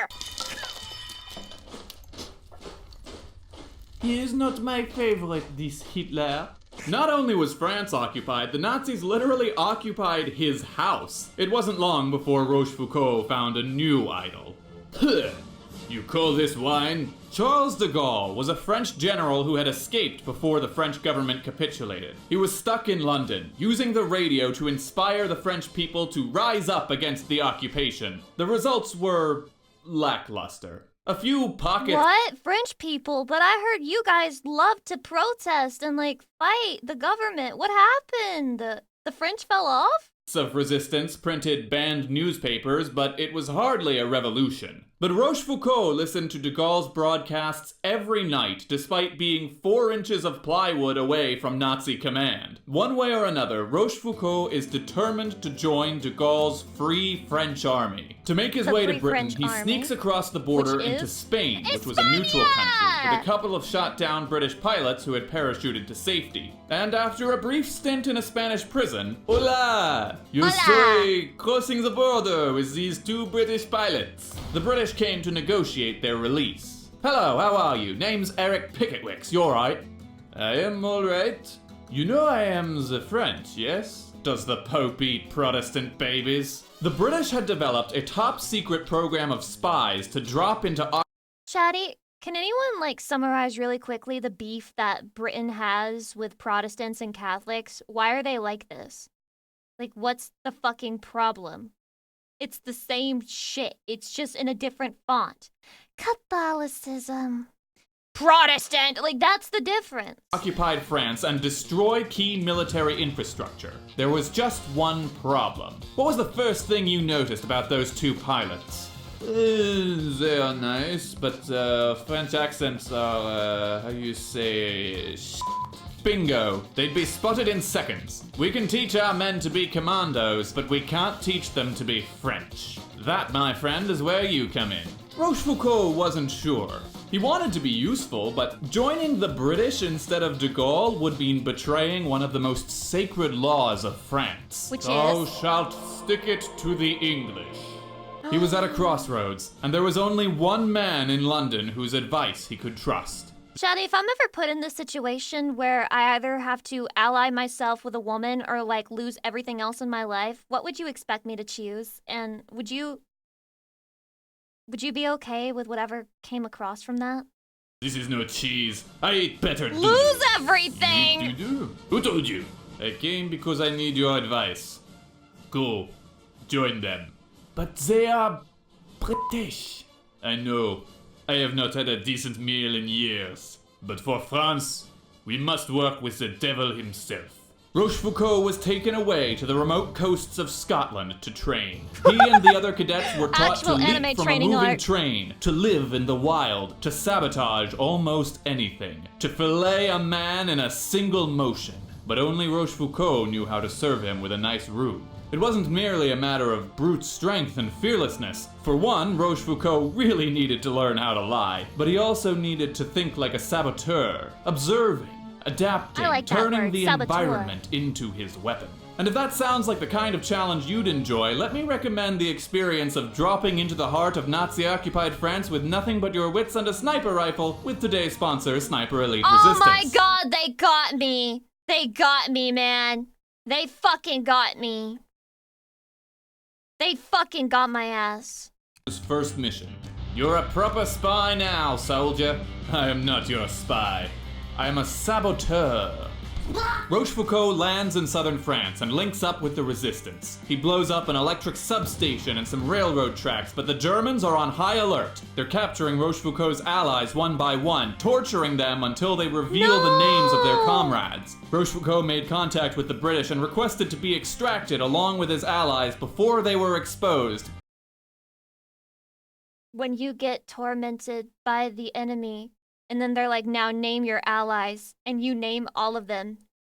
but they're all the British ones. And then the guy leans in and he's like, excellent. Now you're French allies. And you're like, fuck! But, soz mate, not enough planes. Make it to the English Channel and we'll sort you out. He was quickly captured. Those skittles. Where are we supposed to find another Frenchman who hates Germany more than Britain? Good luck with that. Let me guess. You expect me to die? No, we expect you to talk. Well, I won't. Well, okay, then we expect you to die. Yeah. Then we expect you to die. Rochefoucauld is sitting in his own coffin in the back of a truck on its way to the middle of nowhere. But the Nazis didn't know who he really was or how dangerous he was without handcuffs. Rochefoucauld tackles the man in the passenger seat and They really said, the French are pansies. We have nothing to worry about. Just put him in the fucking car. Why are you wasting time putting handcuffs on him? rolls out the door of the speeding truck. He escapes under fire and makes it back to town. Now to make it back to Paris undetected. He smashes through the traffic stop, dodges more bullets, ditches the Nazi-mobile in a quarry, and makes his escape. He hides himself in the back of the local grocery, and a few days later, he's on a train. This is his fucking story, okay? This is what he said. He said this shit. And this is his tale of the events and his version. Otherwise, you can't believe it. Bound for Paris. From there, he sneaks his way to the coast to be extracted by submarine. Budget for the submarine fell through, but we never doubted you. A few months later, Rochefoucauld is back in the air, ready to drop down for an even more dangerous mission. This time, he's got to blow up a whole factory, and he does it by turning baguettes into bombs. Each morning, he sneaks into the factory disguised as a worker with a fresh baguette for his lunch break that has been stuffed full of plastic explosives. This guy really is French James Bond. The operation is a success, but again, he's stuck in France with no way out and captured by the Nazis. He is put on death row for a second time with no hope of escape until he has an idea. Oh no, I'm having a seizure. Somebody help me. I might die. A guard opens the door. Rochefoucauld rushes him, knocks him to the ground, and snaps his neck. He takes the man's gun and uniform, sneaks into the guard's chambers, assassinates them from behind, takes the keys, and walks out of jail free. His life is a video game! He then disguises himself as a nun and walks across town as a free man. You're telling me he did all that, and then he cosplayed as a femboy? There's no way. This might just be the perfect man and he's French? This can't be right! Sister Rochefoucauld continued his work as a saboteur until the day a landmine forced him out of action. But finally, there were others who would fight in his place. Oh, he's General dead? de Gaulle's forces made landfall on D-Day, and Rochefoucauld immediately quit the British forces to join the French army as an assistant. He was never really alone, though. All along, whether it was the grocer who gave him shelter, a businessman who bought him a train ticket, that nun's brother who gave him the uniform, regular people had risked their lives to help his cause at every turn. The one thing that had gotten Rochefoucauld through the war was the same thing that made him leave home in the first place. A belief that one day, somehow, France would be free. The resistance may have started small, but everyone in the country could see the difference they had made. More and more French took up arms, and after D-Day, France won't truly be free until the day they stop eating snails. Resistance was flooded with new recruits. Rochefoucauld saw members coming out of the shadows and taking the fight into the open. He saw France break free of her shackles, and he celebrated the end of the war in Berlin with a party like no other. More booze! The flame Rochefoucauld had helped to light had grown into a wildfire. France was free, and somehow, Rochefoucauld had lived to see it all. Now, if you'll excuse me, I'm headed back to Paris 1944 to try my hand at resistance stealth shootery. Shut up! I mean, thank you for the video. Thanks for the video. It's good video. Liked it. Yeah, thank you. Liked that video. Yeah. Okay, recent image creations. He looks so fucking furry. Like, if you touch him, he's hairy. He needs a shave. Chatty, you need a little bit of a shave, a close shave. This one is so cute! Oh my god! It's the Heavenite! Chatty, that's you, but not evil! So it's not you. Ugh. I'm just gonna keep scrolling. It's my cake! Oh my god, my birthday cake! Kawaii, kawaii, kawaii! Look, it's me and Konata together! Yay! Yay! Oh, that's that guy. That's that creepy fucking guy, man. Why is he there? He terrifies me. The Heaven Knight is there with us. Aw, so cute. So cute. Look at all these references to other streams that I've done, man. So fucking cute. Aww. Is that Edward? From Twilight?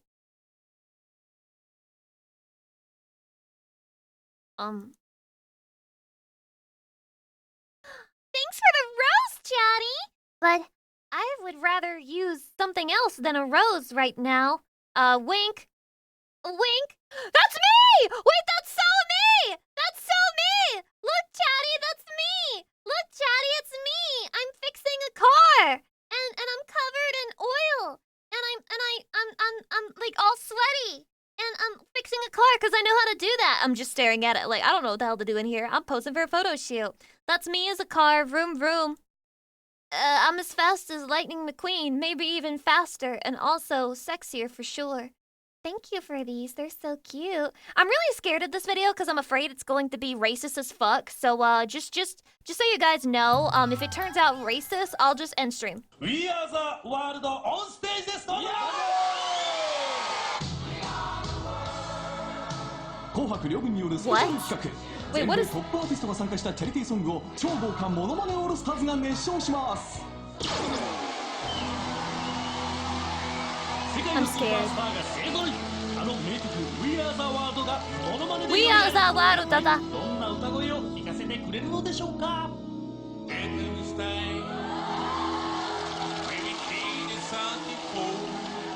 Who submitted this? Who submitted this? Who submitted this and which mod approved it?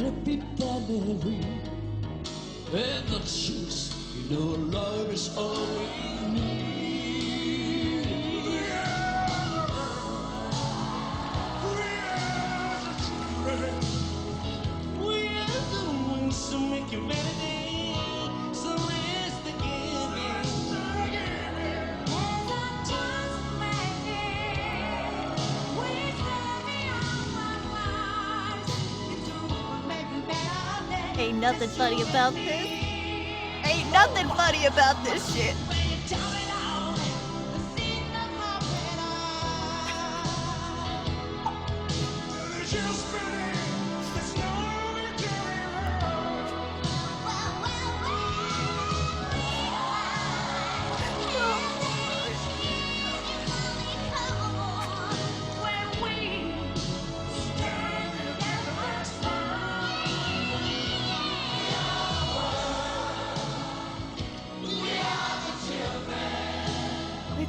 Okay.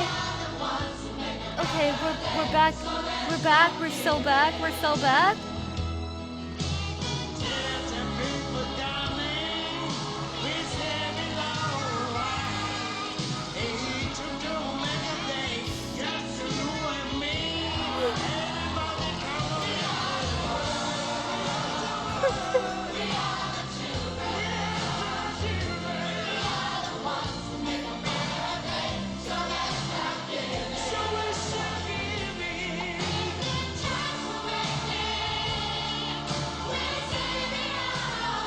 Okay, but like, why does it sound like that? Just outside of everything else, why does it sound like that? You know, stop! Oh my god, it auto-played! We are the world. Okay. Let's see.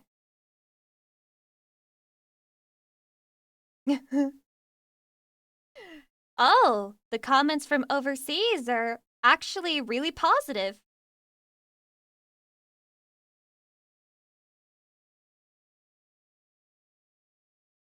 Does he know? Does he know? Are they? That's what this comment says. Does he know? Does he know, Chatty?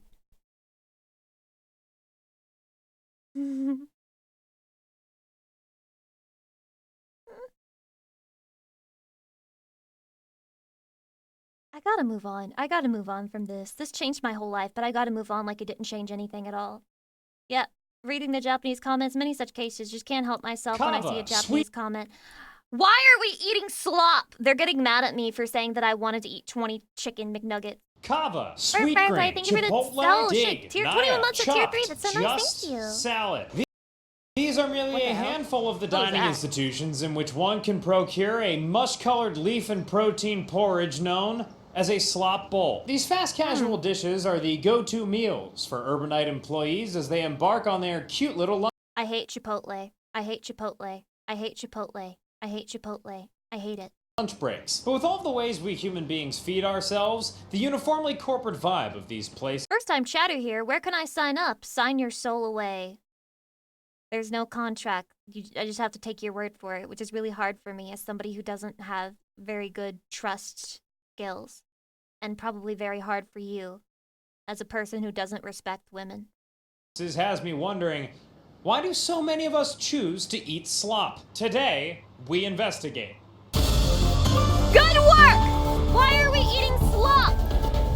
Convince me that we're eating slop. The beginning of the age of the slop bowl can be traced back to the year 1993 AD. Oh my god, is that a Roman behind him? Steve in Colorado opened a humble burrito shop near the University of Denver campus by the name of Chipotle. Pretty soon, Chipotle started spreading like a bomb when you press explode. Like a disease, Today, there like are a virus, exactly like COVID-19. 3,799 Chipotle Chipotle locations across the United States. Colorado Steve is a billionaire, and many restaurant entrepreneurs have tried to replicate Chipotle's slopularity, combining the speed of fast food and actually healthy ingredients with other non-Mexican cuisines. There's Cava, which is Mediterranean Chipotle. That's actually perfect. When you're trying to insult something popular, you can just call it slopular. Naya, which is Middle Eastern Chipotle. Dig, which is Republican Chipotle. Just Salad, which is Chipotle, but just salad. Chopped, which is just salad, but shitty. And Sweet Green, which is just salad, but for the hot daughters of generational wealth. And these are just some of the bigger ones. Outside of the major leagues, you got hot young upstarts like Springbone, Inde, The Little Beat, That's too many. Tuxedo, Bango Bowls, China, and 3 others that were created since you started watching this video. It's a very crowded category. Everybody's jumping in. They all want to be the next Chipotle. Lisa Jennings is a veteran restaurant reporter who I coerced into telling me more about the fast casual space. Fast casual has, I think, really, probably for, since the 1990s, been the growth category. Last year, among the top 500 restaurant chains, fast casual sales grew 9%, and that was much faster than fast food, which was 2.3% growth, and 1.3% growth in casual dining. That's right, folks. I don't say this about every YouTuber I watch. This guy reminds me of that one, chef YouTuber who was making the videos about historical foods and recipes. Remember when I said that, he was just, the white man TM? He's just, trademark white man? This is another trademark white man, just a slightly different brand, but it's from a different seller. It's like a different seller, but he's also John Whiteman. As a peoples, we Americans go hot fucking wild for slop. Nothing wrong with being I'm about white to get man. Chipotle for the 3rd time in 3 days. Chipotle, 2 nights in a row. Everything at Sweet Green is made with quality different ingredients. blueprint, same product. All of these bowls are divine. Crispy rice bowl, please. You see how I eat my bowl and it still keep its composure and structure. But enough slopping around the trough mystery. Ain't no way y'all are It was eating time this to shit. talk to some real Chatty, if you're eating that shit, you gotta stop it right now. certified bowl knowers. Yeah, I'd say mostly just have a lot of experience in the space over the years. Once I started working, kind of dove fully into that world, was eating Chipotle. I mean, sometimes lunch and dinner multiple days a week, just going as my only meal Chipotle for days on end, and then mix it in some Kava in there and Naya and all that type of good stuff. I'm a resident expert on Ain't no Chipotle. way. Ain't no damn way. I'll mix in Kava and Sweet Green. Candidly, I eat Chipotle 2 to 3 times per week. We have to create a new term called slop face. It's not actually a slop face. It's in the eyes. You can see it in the eyes. They just take off over this like glossy, empty quality when you're eating Chipotle like multiple times a week. Slop face, but slop eyes. Slop sight. Oftentimes more. I spend hundreds of dollars to Chipotle a month. There's nothing in there. Of, What? There's nothing in there. The There's Nayas, nothing the in just there. salads. It's like you kind of have to have one in each slop category. Poke's another one in the rotation. You said to us that you're a veteran There's of the nothing 42nd there. Street Slop Bowl Just corridor? nothing. What is that corridor, Devin? Yeah, so for anyone familiar with the New York City area, sort of right outside Bryant Park along 42nd Street from 5th to 6th Ave, there's just about every place you can imagine: Chipotle, Kava, Naya. Do you go with coworkers, or is this usually a solo trip? Generally with coworkers. Usually at least a tried couple guys Chipotle will one time and team it was up so and go ass. at the same time and decide to hit one spot. I love mixing it all together and like getting all the little things in every bite, which I guess realistically like can happen with the sandwich too. But I think there's like comfort in the bowl of it.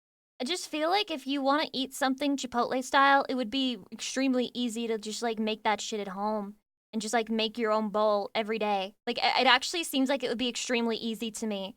Like rice and all those little extra ingredients, and then your meat, you can just make the meat ahead of time and just slap that in a bowl, stir it up, put it in the microwave, just fucking eat it. Like eating out of a bowl is like the greatest thing. I could eat like all my meals out of a bowl. It's still reasonably priced, depending on which one you get. But people hate cooking. But it's like the least effort of cooking ever. Even I could do that. I could cook some fucking meat for like a week's time, keep it in the fridge, and make myself a slop bowl every day. Such Pixel consistent Jazz, Chipotle welcome, hi. consumption. She probably thought it was a little bit weird, like, hey, you're eating a lot of Chipotle, but now it's like, it's whatever. And often, she might see me eat Chipotle for dinner once or twice, but she doesn't know that. Sorry, I'm interrupting this, but somebody just said people refuse to microwave shit. This is true! This is true! The flight attendant roommate, she fucking refuses to microwave anything. She'll like fucking heat the oven, and I'm like, you're crazy. You're insane. Why are you heating the oven for that? And she's like, cause it ruins the texture. It ruins the texture. Shut the fuck up, bitch. Use the microwave. It's like, it's whatever. And often, she might see me eat Chipotle for dinner once or twice, but she doesn't know that I also ate it Nah, 2 or she's 3 speaking times facts. for No. lunch that week. No. She might be working. So she knows I eat Chipotle, and I told her I was visiting her. She said, oh, you eat a lot of Chipotle, but like, I don't think she even knows how much Chipotle I eat. I'm not My hiding strange it, it's addiction, just Chipotle. So much. Everybody, I'm about to tell you why you should consider investing in a Surfshark VPN. Well, at least he didn't try to fit it in or anything. At least there's that. Piggies. Relationships aside, it's obvious that for high-functioning, busy folk like these, the appeal of slop bowls lies in its health and efficiency. And I agree that these are huge benefits. In fact, my fast-casual shaman Lisa went so far as to say that we shouldn't be calling these bowls slop at all. Hello, Lisa. I think slop bowl has become a term that is, something I think is derogatory. Yes. It's, sort of the newer version of what used to be called the sad lunch salad. Okay, so this is our modern version of the sad desk lunch. Sad desk lunch, that's what it was. The term really came from the internet When where, Miss you've Lisa got all is the too gym woke, bros who are sadly. trying to pile on their proteins. Then the term sort of has shifted over to, what we know as fast casual bowl concept. The fast casual concepts are defined by the fact that they're offering something better for you, better ingredients, and all of Chipotle, Sweet Green, Kava, those are places you can get a very nutritious, filling meal. I think it's good money for the price for what you're getting. But what exactly are these bowl bowl enthusiasts getting? I knew I couldn't find out just by sitting in my booth as I do, and that's when I remembered something Devin from earlier in the program told me. Sort of right outside Bryant Park along 42nd Street from 5th to 6th Ave, there's just about every place you can imagine: Chipotle, Kava, Naya. Usually at least a couple guys will He looks like team he's up. under And just a like that, god's thrall. I knew what I had to do. So I whipped up a sign that said, talk to me about slop bowls, and expensed an Uber XL to Slop Bowl Corridor. It was quickly obvious that I was in the right place. Me and my friends, we call this slop lane. Slop You could call this the lane. Bryant Park Trough. Slop row? I love Slop Alley here. I'm usually just sandwiched in between all these protein bros and a lot of Patagonia vests. These Sweet Greens, Chipotles, and Nayas are the highest grossing in the country. It's a mixture of beef, hummus, and then what they do is they just drizzle your sauce of choice on it and you just slurry it around, and then it turns into slop. I have this most days of the week. Right. This is a daily occurrence. That's my daily ritual. That's a couple times a week. You go here often? Whenever I can. Yeah, every day. But they don't taste like anything. I feel like I find no joy in food, and I just want to get fed, and it's very consistent, and it's healthy, and it's right beside my work. Are you a fan of them? I feel like I used to be, and now I find myself eating them less. It's just like thrown in the bowl, if that makes sense. Notice how you Lucy can tell P. from loading. her voice and her eyes that she still has the light of God inside of her. Notice that you can see her skin is glowing. It's because she's stopping her slop bowl consumption. It's because she's not eating slop bowls anymore. Dominique, thank you for the 5 months. I appreciate it. And I don't know, I feel like eating should be more of an experience. Because it does feel like I'm kind of like eating slop. Right. Even if the food is good. I don't know how to explain it. And we work so hard, why Look feel at her like a little smile, piggy? so bright. She's happy to no longer have exactly. slop in her Bingo. life. I probably got the worst slop bowl in the city. People in work laugh at me that I have the driest order that's possible. So hit us with the order. What is it? It is just rice, spinach, chicken, and then some romaine on top with some pita How much crisps. was it? That's a pretty How much dry-ass was it? order. I'm not gonna lie. When you hear the term slop bowl, I mean, does that sound like an accurate description, or do you think that's unfair? Shoot, it doesn't sound right, but it sure does taste right. What's the appeal of a bowl-based lunch? I think it's just portable, and don't mind the shape. It's quick. You can get back to your desk faster. How much is That's it? basically what you're going for. Answer the speed. question. It's got everything I'd ever want in a single bowl. Which is what? What do you want? Oh, I want hummus, I want chicken, I want rice, I want veggies, all of it. I'm fueled by slop bowls. Kava's got that sauce. Do you get these for lunch? I don't know. I'm more. I also want to point out that the existence of the slop bowl is antithetical to the autistic experience because we hate it when our food touches. We very much want those things to be separate unless they're intended to mix for like the flavor experience.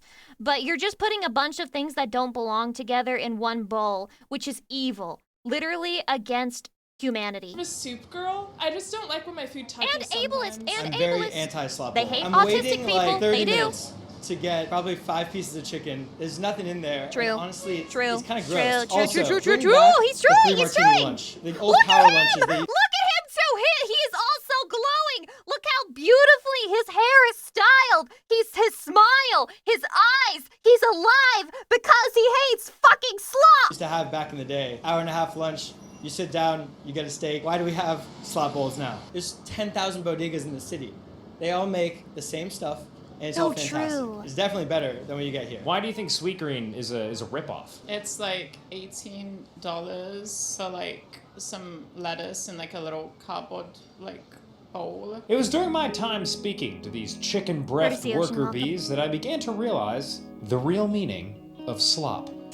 For some, it's a tool of efficiency. For others, a choice for health. For one particular man, the sauce was intimidating. Kava's full of sauce, man. Not into it. Too much sauce. Yeah, too much sauce. For all of much us, sauce. though, it represents a congealed, somewhat discolored group of people all working together Well, you to can't try call our them that. hardest to get through the day. All of us coming from different backgrounds, yet packed together here in this one round container we call Earth. Indeed, the vibe of these Did he just call the earth round?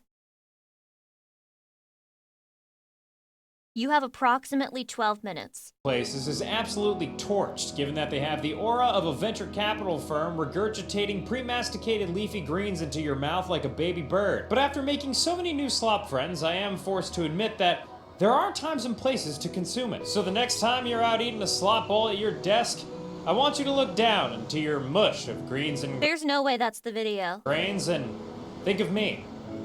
Think of you. Think of all of us. It might not be ideal, but at least we're all here. Together, slopped as one. For good work, I'm Dan Toomey.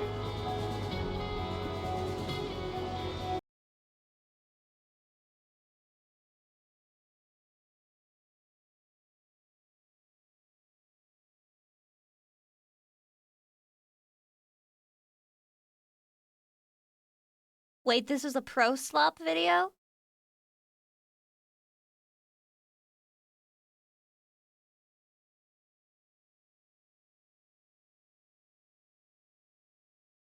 It's slop agnostic? You can't just take words and apply agnostic to it to describe something that did not make a single statement.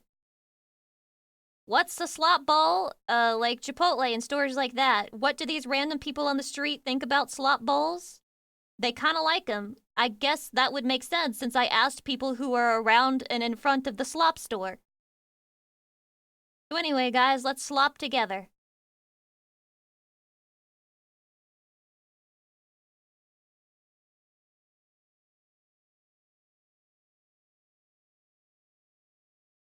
My mind has been changed. I think let's go get a slop ball. Let's spend all of our money on slop balls. Let's do it. Why not? Let's take ibuprofen together. Speaking of bad food, I'll watch that one in a second. Let's watch the most unsatisfying video in the world ever made. Oh, that's not that bad. It's not. Oh. You already fucked it up. You don't have to keep going.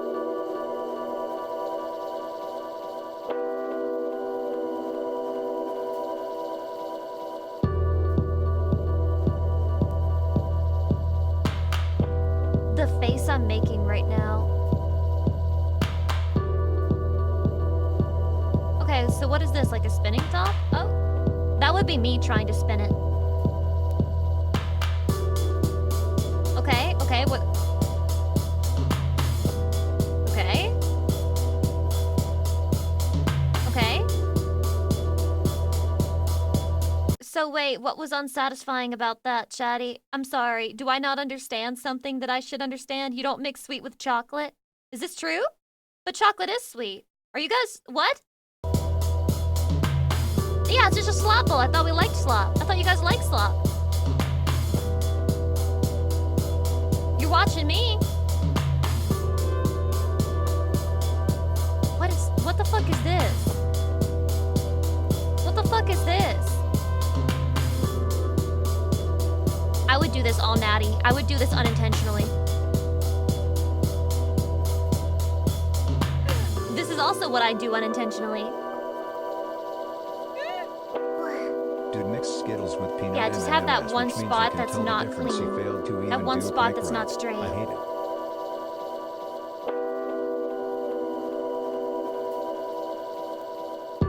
How do you mix it incorrectly?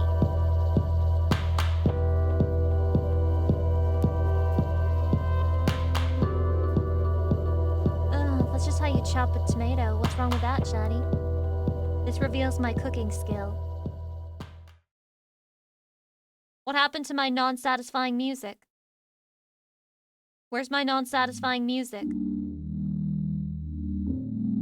Thank you. Aw, yeah, fuck that paper fold up. Hell yeah.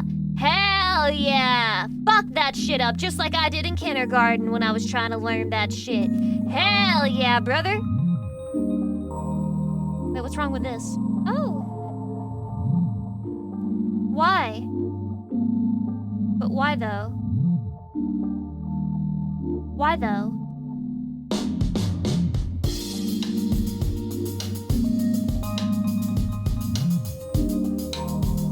What the fuck am I supposed to learn from this?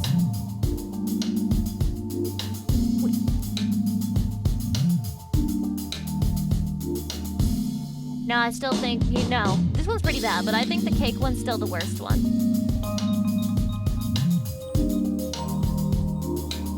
Is this trick supposed to actually work? The one with the rubber band?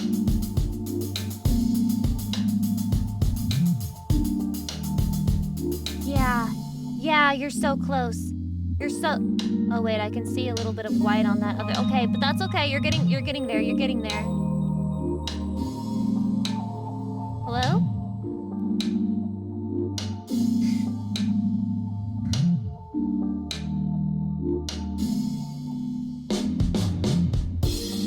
This is New Year's Eve all over again. This is me trying to draw. Can't even trace the fucking stencil properly. Oh, but it's so cute though. Look at that. I want a little stencil like that so I could draw little creatures. That's what my cat looks like. She's just a fat ass. Is that an egg? What is that?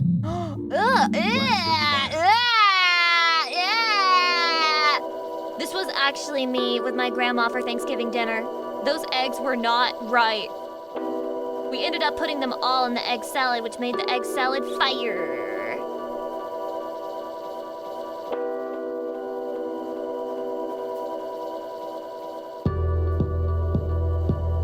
This was literally me. It was very unsatisfying. It was very fucked up. But it did feel nice to peel at the egg. peel a boiled egg as a treat every day. Do you want peels with your crumb of egg? Yes, please. I love the hardness of the shell. It pleases me deeply. This is a puzzle for...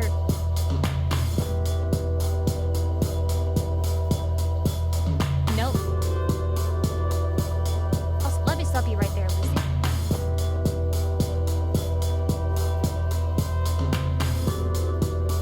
Come on. We're so close, we're so close. Average Final Fantasy XIV player trying to solve a puzzle.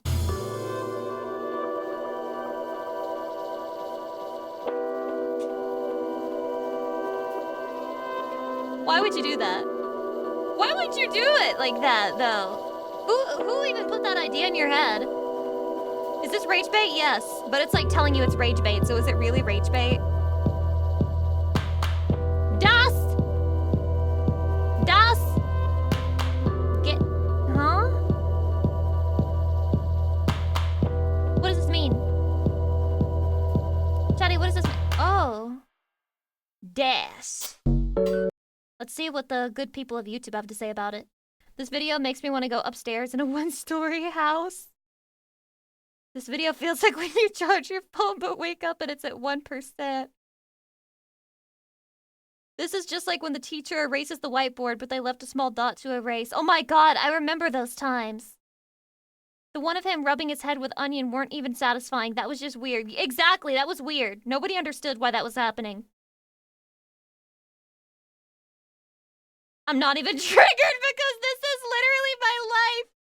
Dude, he's just like me for real. Gyro Jokes, thank you for the 18 months. I appreciate it. Literally, I'm the fucking same way, man. The Battle of Thermopylae. Somebody said that I need to watch this in advance for 600. Is this true? Do I need to watch this?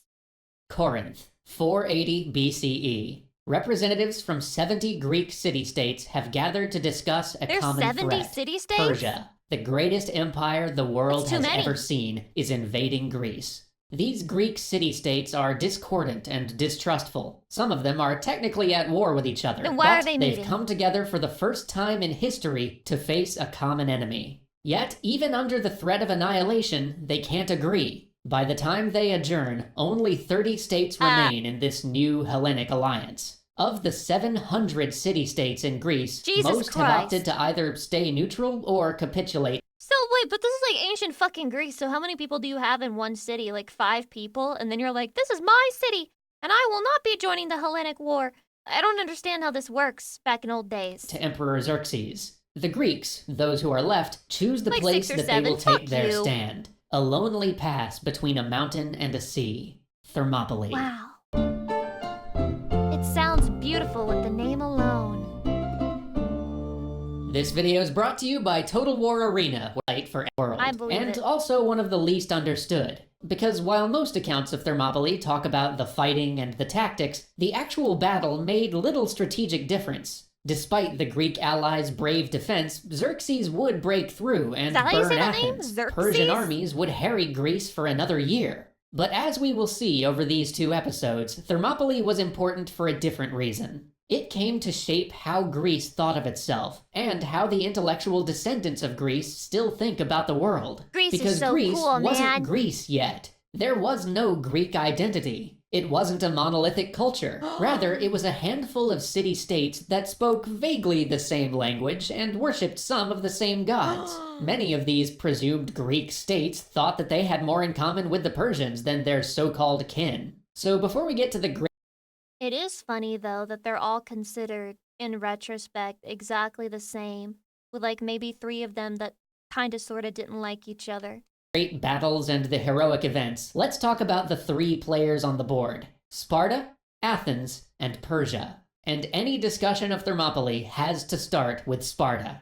Sparta was with Is it true that in Sparta, if you were like a sickly baby, they would just take you to the top of a cliff and leave you there for the birds to peck out your eyes? without doubt one of the most extreme societies in human history, a sort of eugenic warrior state. When each new citizen was born, elders would inspect the baby, killing it if it had physical imperfections. I knew it. At the age of 7, every Spartan boy entered a state education system that drilled him in the arts of war. So what was an imperfection, though? Because, like, imagine having a lazy eye as a baby, and they're just like, fuck this child, and they throw you off the edge of a fucking cliff. Brutalizing him both physically and mentally, sometimes to the point of death, all in order to create an effective and unquestioning soldier. Men lived permanently in a barracks, with Spartan society even mandating romance within the bounds of the military.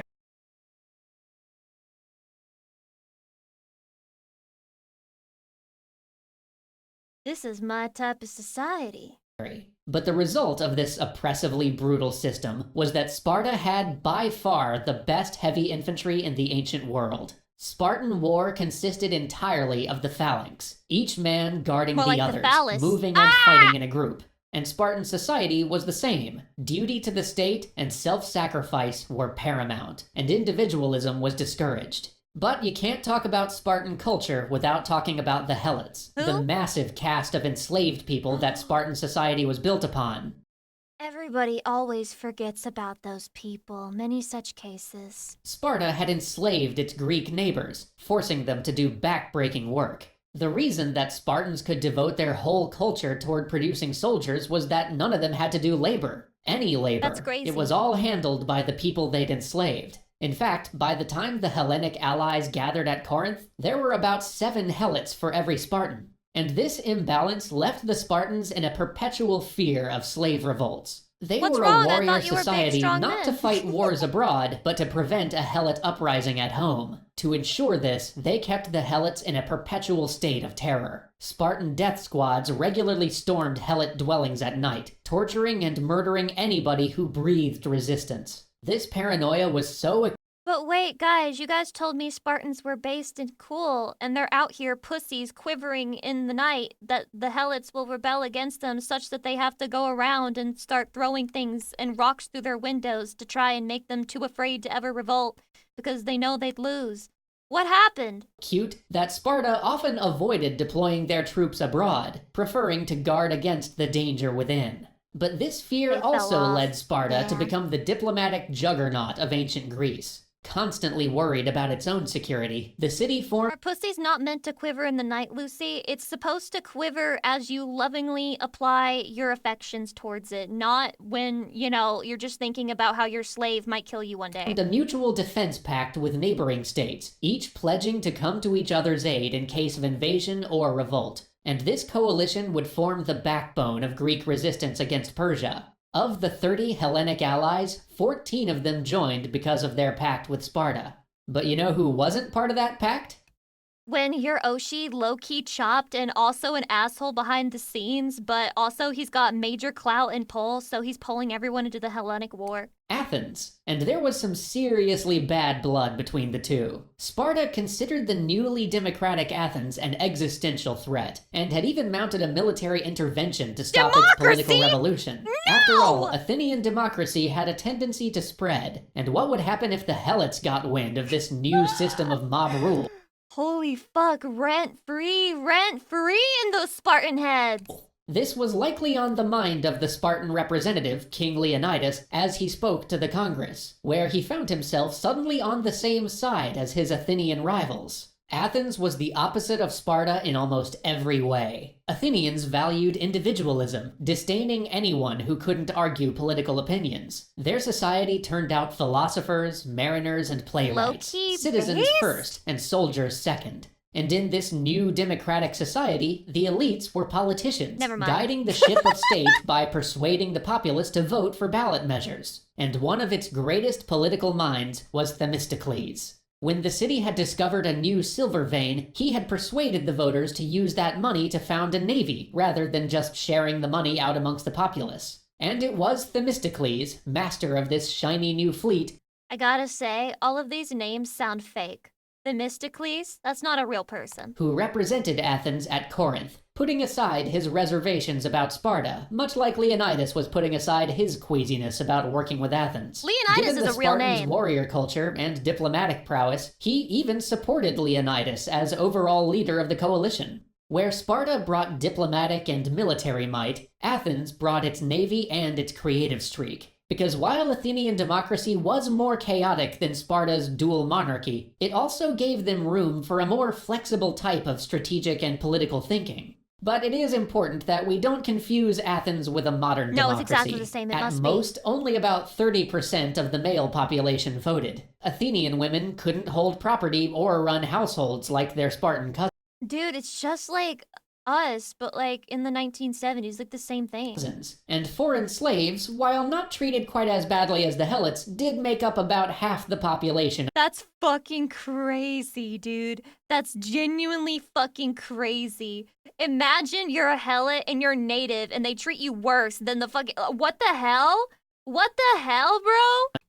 Of this great city-state of equals. In fact, while both Athens Why did they and say Sparta the devil you insisted know that is they worse than fought the for one you freedom don't? and against Persian slavery, they didn't mean freedom in the way that we understand it. They fought for the freedom of self-determination, to evolve their city-states into democracies or rigid warrior cultures as they saw fit. Because they were right, that kind of experimentation would not be tolerated under Persia. Yet the Persians, ironically, would tolerate a lot. Because, funny thing about those slavers of Persia, they didn't own slaves. The workers that built the great monuments of Persepolis, carving the empire's massive canals and engineering its underground irrigation tunnels, those people got paid wages according to their level of skill. In addition to that, the Persian emperors tended not to force their culture and religion on the people they conquered. Sure, if people wanted to convert to Zoroastrianism, What the hell great. is that? And if they wanted to adopt Persian culture, well, good on them. But it wasn't a requirement. In fact, the Persians often behaved more like liberators than conquerors, restoring people to their homelands if the previous ruler had uprooted or oppressed them.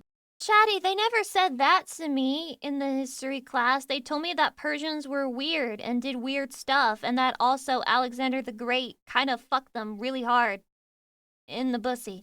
The empire's founder, Cyrus the Great, famously freed the Jews from captivity in Babylon. Everybody won. The Jewish elites got to go home, and Cyrus got a loyal buffer state between Persia and Egypt. And this tolerance was even more impressive considering the size of the empire. By the time the Persian emperor Xerxes clashed with Leonidas at Thermopylae, his state stretched from northern India to Egypt to Ethiopia. Y'all never should have showed me this fucking video. I was never meant to know how things really were. How am I gonna enjoy 300 and call Leonidas base now that I know the truth? And the Persian bureaucracy ran that territory with unprecedented efficiency. It was so impressive that Alexander the Great just copied it when he conquered Persia 150 years later. As long as territories paid their taxes and didn't revolt, Persia basically left them alone.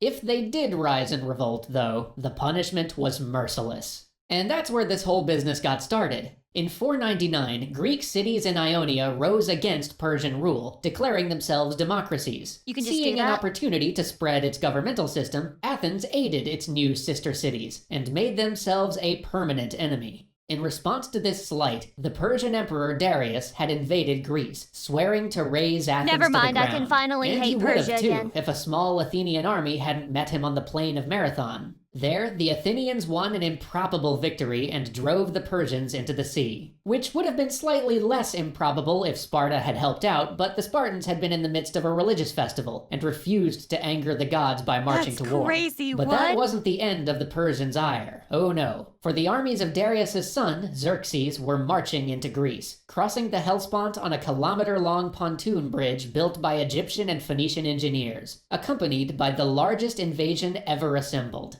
Where his father had failed, Xerxes aimed to succeed. So Athens and Sparta, these once and future enemies, got to work. After days of strategizing, Themistocles proposed a two-front defense. I like how they First, only the have hands, Athenian not navy arms. would stop the Persian fleet from landing troops behind the Greek army. Second, Leonidas and his Spartans would hold the Persian army at bay on land, in a lonely pass named after the geothermal springs nearby. This pass was known as the Hot Gates, Thermopylae. The hot gates. Dude, they gotta have sex there. Thanks again to the...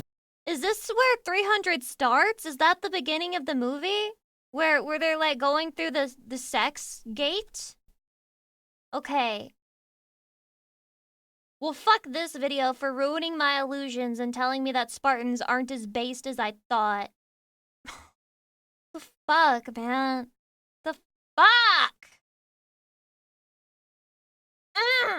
By the way, DLSS technology is crazy, bro. I want to fucking downvote you. I want to downvote you so bad. I want to use my Redditor privilege and downvote your ass. What the hell is this? I don't look like her! I don't look like her! I swear I look nothing like her! Oh my god! I look nothing like Kristen Stewart. I look nothing like Kristen Stewart. I'm just a normal girl. I'm just a normal girl. Ooh. Don't show me this shit again. Let's watch this one. Next. Yay. Flop. Hello everyone and welcome to another exciting episode of Brutal Foods. Damn, I know I'm Chef hungry right Ian now because that shit looked low-key kind of good. Imitated, never duplicated. It will except ruin for my when fucking do, appetite when I something see it like cooked this. though. Today we're going to be taking a look at the banquet line of mega meals. Now I've already done a video on some of the original banquet meals.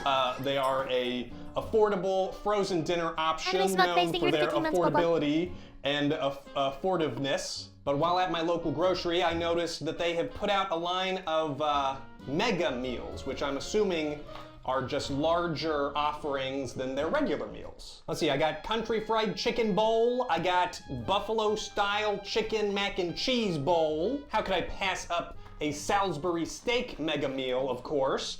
And this is probably the weirdest thing that I got at the store. It's the mega crustless pizza, Damn, that looks three-meat good, variety. actually. So I'm assuming it's gonna be like You can't get that wrong. You can't get that wrong. Soup or something like that. It's new! And last It's gotta be technically good. least is a non-mega meal that I picked up just because it was kind of scary. It's the backyard barbecue meal. I've had Now, so doesn't that many look like frozen pizzas something you put in the microwave, Chatty. There's no way you can get that wrong. It's so I'm easy. gonna It's just taste, pepperoni I'm and gonna cheese, rate, right? I'm gonna compare, but let's waste no more time. Let's just get going already. I'll be right back. Okay, wait. I'm back. I forgot that I like to check out the box before I actually heat it up. We're gonna start with the country fried chicken mega bowls. White meat chicken patties with creamy mashed potatoes, topped with this one's savory nasty. home-style gravy, I know this one's corn, nasty. and Off shredded cheese. the dome. I mean, that I know sounds it. pretty good. And the picture on the front does look quite appetizing. It Almost won't be. looks like orange chicken, though. But chicken's chicken, right? We got white meat chicken, mashed potatoes plus gravy, sprinkled with corn and mozzarella cheese. And hey, proudly made in the USA since 1953. I'm not sure if they're ashamed that it was made in the USA prior to 1953. Not enough information to decode the message of this exactly, but at least we know that they are proud. Ashamedly not made in the US since before 1953. Okay, so this here is the country fried chicken bowl. It honestly doesn't look too bad. You got your corn, Just you wait, got your it'll look cheese, really you got bad your when it's chicken. done. Oh my god, there's I was so gonna much say that's ice rice in down there, it. but There's that's so not. much That's, ice. mashed Oh potato. fuck. Not a whole lot to Ew. say about it. It honestly looks pretty good, and it does Yeah, look now that's a a little slop nicer bowl. It's gonna than be what real I've come sloppy. to expect from banquet. So maybe it is mega in that way as well. Now here's the thing. Yep, if gonna I be cook this soggy in the microwave, when people all are of that gonna be fucking upset ice that I didn't melts. put it in the oven. If I put it in the oven, people are gonna be upset that I didn't put it in the microwave. I'm just gonna say right now, I'm gonna microwave these meals. Thank you. Because it's faster That's how and it should be easier, done. And honestly, that's That's why how you you buy eat this these stuff in the things. first place, Yup, right? yup, Okay, let's yup. go cook it. Come along with me. Exactly. Here we go. Here we go. Oven truthers have to stop. Microwave on high for 4 minutes. Gently stir potatoes and replace film. Microwave for an additional 2 to 3.5 minutes. Check the food is cooked thoroughly. Careful, it's hot. Ugh. Oh boy, it smells I hate when it pretty gets all good. sweaty, man. Smelling pretty good in here. You know, I was kind of impressed taking a look at it when I had to stir it. It honestly looks and smells pretty good. Let's pull the film back here. Ooh. Now the chicken is gonna be smushy. Like there's no way around it. That's some smushy looking chicken. But I mean, you got corn, you got taters, you got some cheese in there. God, why does it look like Smells it's pretty good. cold? Let's see for a second how much I paid for this as it cools off a little before I take a bite. This meal was $4.49, though I did save 50 cents by being a Safeway member, so thank you very much, Safeway. And honestly, all things considered, that's a pretty good price for an individual cold. instant meal. Now, will it have a pretty good taste? Let's find out. There's no fucking steam coming off of Some it. mashed potatoes, some corn and cheese. That's some real ass corn, but it sure does taste like some fake ass taters. That's pretty good. I don't hate it. I really like the gravy actually. Corn's got a nice pop to it. Let's check out the chicken here. The squishy chicken. Is that chicken or is that just breading? That one might just be breading. Let's get a different chicken here. I mean, look at that. Doesn't that just look appetizing, like something you want to put your mouth all over? Mmm. It's drippy. I'm like flinching. Grimacing. I wish I could have cooked the chicken separately. It's just so mushy. The underside of the breading is like a sponge and it soaks up. Lucy, would you eat it? all that Hell gravy. no. And I don't like that. I like it to be separate, which I understand, I admit, is too high of an expectation for a bowl meal. That's kind of against the whole point. Hydrating to get the phantom taste of that shit out of my I mouth. can taste the chicken. Like I just taste the breading, which isn't terrible, but I feel like I can feel the soggy texture in my mind's eye. It's just so mushy. Like, look at the underside. That's the top. That's the bottom. Just so smushy, mushy. Nah. But I will say, the taste is not terrible, and it's heating me up on a nice, cool fall morning. Look, what I want to know is if the frozen meals he buys come with the ice like already in it, or if his freezer is so strong that like it's turning that shit into ice. It's ruining the frozen meals. The ice is totally ruining it. It is. Now there we go. That was a pretty sizable chunk of chicken. That wasn't too bad. I don't believe you. That's No, I pretty don't. tasty. I don't know. It's got little specks of green in here. I'm not totally sure what that is. To give the illusion of health. I'm sure it's healthy, right? Sure. Yeah, see, exactly. That's what they want Not you too to think. shabby. I think I would like this a lot more if the ingredients were separate and it wasn't a bowl, but I did buy it as a bowl, so I understand that maybe I shouldn't complain too much about it. You get some pretty Why good are they stretch zooming the in on cheese his there. mouth? I'm Do another uncomfortable. chicken here. Mmm. Wow. Oh, stop!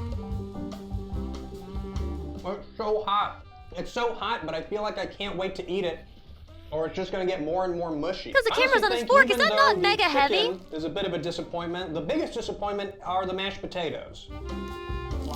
I really love mashed potatoes, but these are like too creamy. At some point when you're making mashed potatoes, you go from creamy into like What if liquid. you were born I think as these are this at the guy's point where it's camera just too that he puts smooth. on his Like, I fork want, and like, you a just had to chunk of watch him potato shovel there in somewhere. TV Little dinner tiny. meals into his Doesn't have mouth to be every big, single day? But it's too That was your smooth destiny. of a potato.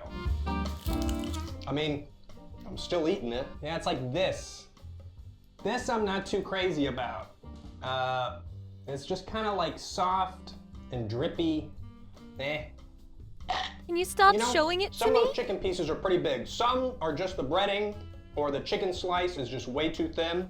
But some of those are pretty sizable chunks of chicken, and I don't feel cheated. Notice that about he's it. finishing it. All in all, I'm Why? pretty impressed. It's not too I'm bad. not impressed. Pretty good. Again, normally I'm I not eating it. associate the banquet line with cheapness, but maybe. To be honest, how is that only 16 grams of protein, and why are they fucking proud of it? Look how big this package is, and they're proud of the fact that there's only 16 grams of protein in it. What's wrong with you? Mega also means that they put a little more production quality behind it. Guys, Maybe look there's how some more little money in the protein we managed to ingredients, pack into this huge fucking instead package. of just the cheapest thing they could do. It's also got 16 G of protein, which, I mean, I'm feeling stronger having eaten it already. I bet if this is all I ate, I'd get just naturally really buff. Well, you know, more buff than I already am. Now, some might say that if I cooked this in the oven, the chicken would have been less smushy, but I'm not really sure that's true because it would still be festering in the mashed potatoes as it warmed up. So I don't think you can avoid the smushy chicken. 16 grams unless you isn't were worth maybe to bragging take about? it out. You mean it's not a good choice for bulking? You mean I can't get ripped off of that TV dinner with only 16 grams of fucking protein? Out and heat it up separately, but that's kind of insane. Now, a little problem, I did not come up with a rating system for this video just yet, so I'm going to give the Banquet Country Fried Chicken Mega Bowl a green. And we're just gonna find out what that means a little bit later. I like how he can't really give them a rating, because if he gave them a rating based on how good they are, they would all be like sub 5 out of 10. They would all just be like on the bad tier.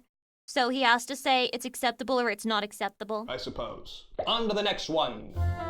Oh, I just feel like I'm at a fancy banquet hall because I'm about to eat the banquet mega bowl. See, now there's a buffalo decent style amount of chicken fucking mac and protein. cheese. 27 is like a that lot fancy? better than that I other just one. figured let's go ahead and get the other bowl out of the way while we're already at it. This is the Banquet Mega Bowl's buffalo style chicken mac and cheese. You think it's gonna be better? Style Yes. seasoned chicken breast and shredded mozzarella on top of macaroni.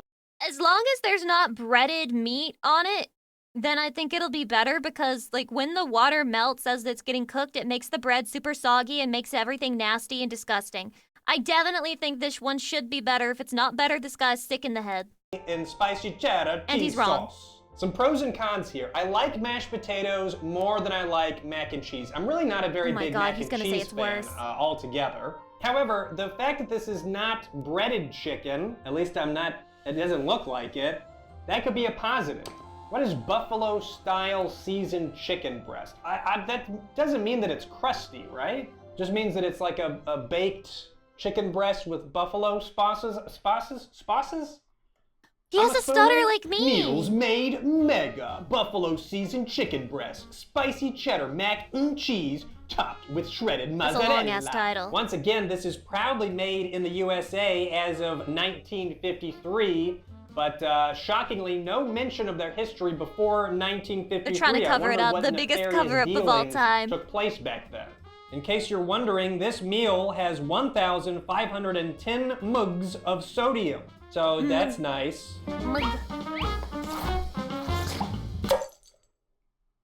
Well, that looks like some mac and cheese. Honestly, I kind of feel like the chicken has a There's no breading, right? fish quality to it. It looks a little salmon-y, but I do think it's not supposed to be breaded. I think it's just supposed to be spiced. Yeah, what the Which hell? seems like it's going to be an improvement for a bowl meal. More like a bowel breaded in there. meal, if you know what I mean. Okay, all right. Well, let's get cooking, good looking.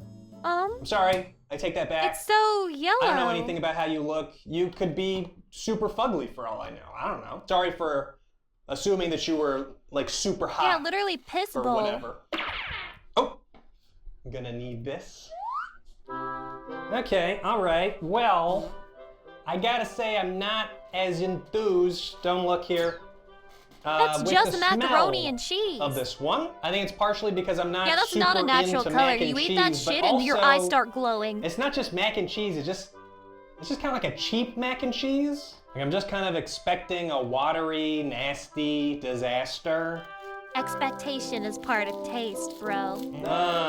When I was stirring it in between heating Any sessions, mac and cheese it eaters? smelled mostly like a buffalo sauce, which for me is not something I really want mixed with the mac and cheese. So right off the bat, not a good start for me. The chicken also looks, Why is it white? sad. This stuff does You not can't ask inspire that. Yes, I confidence. can. Why is Also it that note the white? ratio of chicken to mac and cheese. There's a lot less chicken than I was expecting. You're mainly It's going to be like eating Casper the noodles. Ghost in there. If you get this one. And look at that watery I'm not even cheese, sure that's man. chicken. You can see it's very hot. It's fogging up my camera here, so that's nice. Well, I'm just not too stoked about this, but let's start with the noodles, or the nudes, as it were.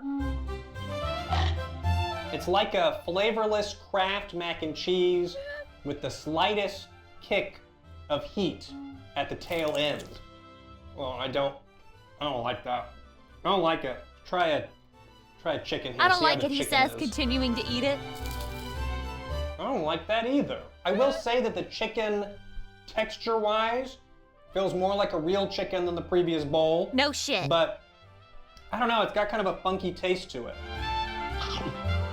I guess it's a little bit better together, but honestly kind of flavorless. It's just kind of like hot and slippery. I can't even really Slippery. taste the chicken anymore.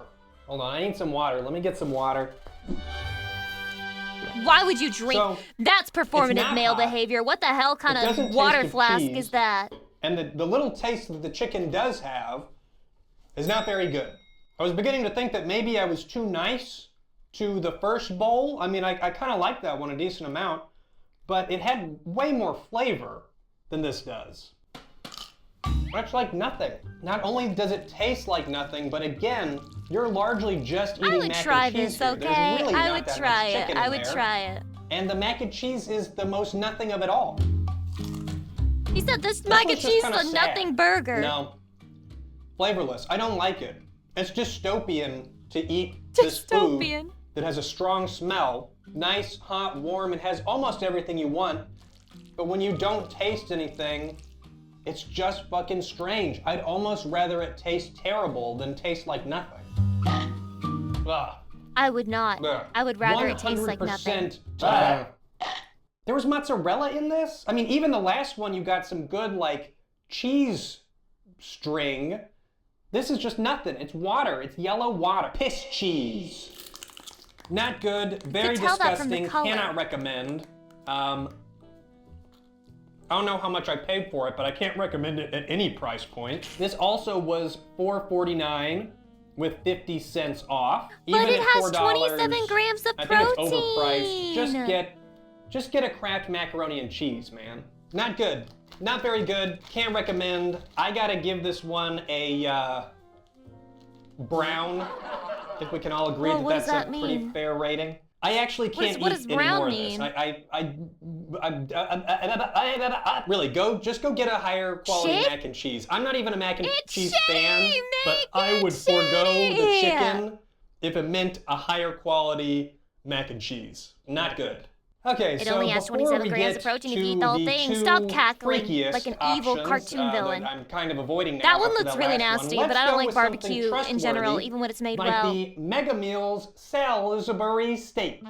I have not had a Salisbury steak since last Three is I crazy. ate one for this show, but I've always been a pretty big 32? fan. They're like a Holy hamburger bulk shaped meal. into like a steak shape. 790, There's that's sauce crazy. or gravy put on there.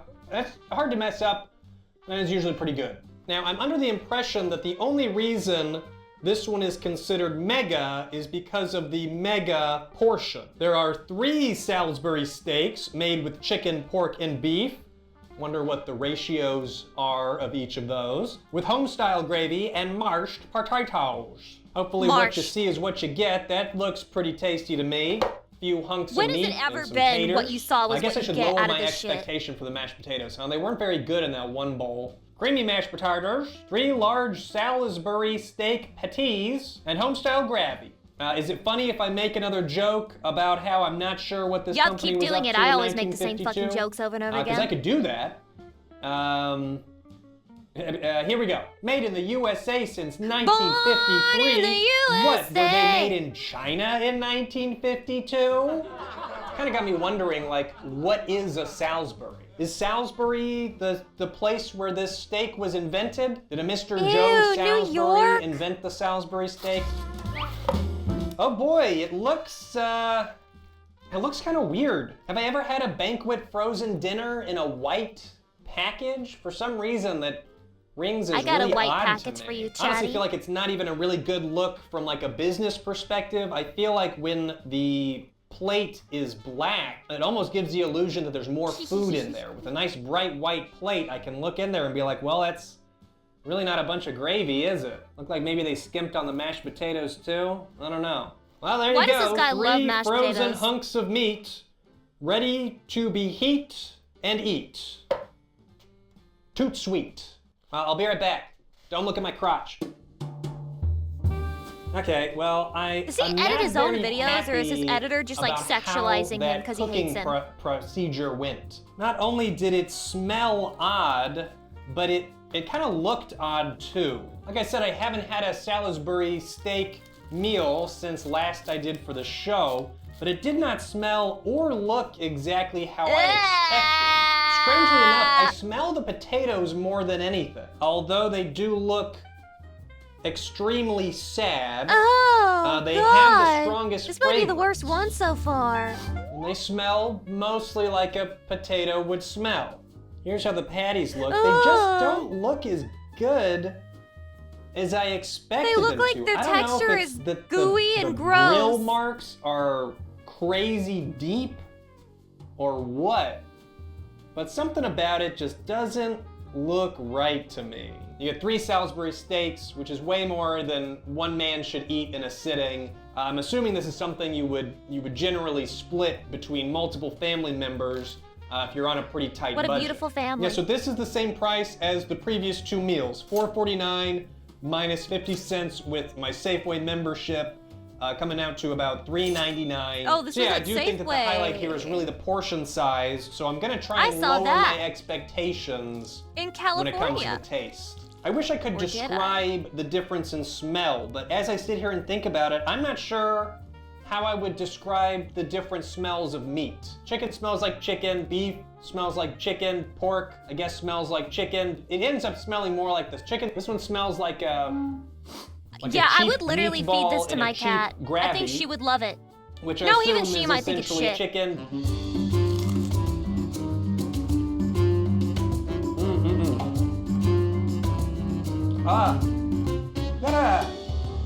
The word I would use is slop. Gelatinous. I told It's you! weird, man. It's really weird. It's gooey it's like thicker than I would expect it to be, but it's almost like fluffy. Like somehow they puffed the meat up with something. I don't know. I don't know really how to say what I'm experiencing here. Oh.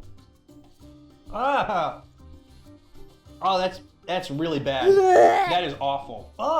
Imagine the worst Thank you for the cafeteria stretch meatloaf excuse, you've ever had. so I can stop and then paying now attention to imagine this it being fucking video. refrigerated and reheated, brought back to life. That's what I'm getting here. It's way bad. It really is just like the worst meatloaf Oh, I've my ever had. bones, my that is awful. bones, they're Look so at these young, potatoes. youthful, and Before I vivacious eat and them, don't I hurt have at to all. make you look at these potatoes. Are these not the saddest They're porous. potatoes They're you porous. ever did Why are see? they porous? If I showed you this picture without context, what would you think this is? Soap water? Maybe the landscape of some far out soap water alien actually. planet? Soap water is correct. Maybe some type of sponge? Oh boy. Runny, drippy, gooey. Ugh. Just how I love my taters.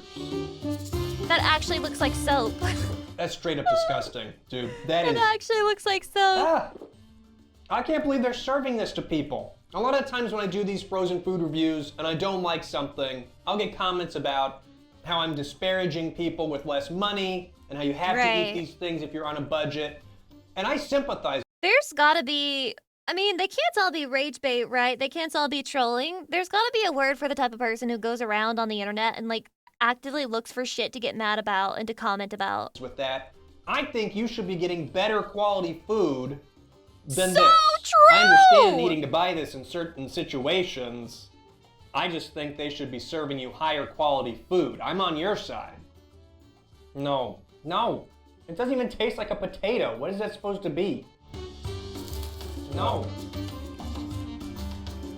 just no. Okay, but Chatty, if I handed you the soap water from my bubbly bath, would you take a bite and say, Lucy, thank you for the soap water. Thank you for the nutrients. I'm so glad that you took the time out of your day to feed me and make me feel happy. Thanks, Lucy. Love you, Lucy. Oh, honestly, I'm just sad now. I was having a lot of fun before, and now I'm just really depressed. Let's just get some of both. Maybe it's better together. Oh, no. Absolutely not. I actually came in here with this funny idea, like, oh, wouldn't it be hilarious if I ate all 3 Salisbury steaks? Because I like Salisbury steaks so much, it's kind of a little joke. I'm not even gonna finish one of the patties. It's terrible. It's absolutely awful. The only thing mega about this meal is... It's mega ass! My negative feelings towards it. The only mega in this meal is that it's mega disgusting. The only thing mega about this meal is that it makes me want to mega kill myself. Absolutely disgusting. So I have a proposition. We could take that clip and then we could send it to Megalodon. Any thoughts? Cannot recommend, would never eat again. I'm gonna give this meal a rating of, what's the grossest color in the world? I'll rate it whatever that is. Okay, Google's telling me that Pantone 448C, also known as opaque coochie, is the world's ugliest color. So I give this meal a rating of opaque Misogyny coochie. is everywhere for those with the eyes to see. Who am I to argue with science? Okay, well, surely this is gonna be a little bit better. This one has than to be the good. steak. Please be good. This Please is be good, because I would eat the Banquet shit out of Mega that. If it was good. Crustless Pizza, 3-meat version. I almost picked up the pepperoni version of this, but I figured that might not be enough meat. If it's just like a pizza soup, I might want the other meats. This product's existence baffles me. I'm not sure why you would want a crustless pizza, but there must be something that I'm missing, right? Perhaps a gluten allergy, maybe an avoidance of carbs or something. Just doesn't seem like if you're trying to eat healthy, you're gonna buy a banquet. Do you guys think the bread is the best part of pizza? Or are you a normal person who thinks that, like, the crust can only be eaten with ranch added to it? Meal just seems a little counterintuitive to me. All the toppings without the crusts. Oh, they give us some reasons right here as to why you might want to buy it. Bread is always the best part. You're French? I'm sorry, we can't work together. Mess. Enjoy where and how you want it. You know, that pizza... Just, okay, not to make a Google Docu or anything, but before you work with VTubers, make sure to disclose your French status. Make sure to disclose. Just be like, by the way, I'm French. I hope that's not a problem. Always so messy. I'm always saying pizza's just way too messy. I can't enjoy it. No crust. Lots of cheese, sauce, and toppings. Don't ask, Meaty don't toppings tell with policy. beef, sausage, and pepperoni. Okay, well that didn't actually tell me anything very valuable, honestly. These boxes are boring, Banquet. You're not giving me anything to go on. What am I supposed to do? What jokes am I supposed to make? 3-meat, more like PP. He got him, he got him. Oh wow, it's a fucking... What does French have to do with anything? Are you French? Are you French, No Name? Very interesting that you chose No Name instead of an actual name which could reveal your French status. Very suspicious. I'm suspicious. I'm sorry, I notice these things. I do. I notice. Pile of cheese. Pierre! Awesome. It is literally just a pile of cheese. Nah, I'm British, bro. Sounds like exactly what a French person would come up with to deny that they're French. They'd be like, no, I can't be French. I'm British, and that's like the antithesis of French. Chatty, it's okay. You can back me up. Expose yourselves. They're not French! Don't you dare say that! Don't you dare call my Chatty French! With some toppings. Is there even sauce in here? There's no sauce? Well, hold on, no, it does say that there's pizza sauce in here, but I don't see it. You see any sauce in there? I want this. I want to try this. I want to try this. I love frozen pizza bullshit. It's just bizarre, dude. This is big fan. Very strange. Well, let's go heat it up and then we can eat it up. Huh? Dude.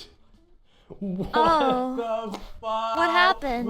Oh my god, What this happened? smelled awful as I was heating it up. It What smells happened kind of to like it? What pizza happened? sauce. Smells kind of like wet dog.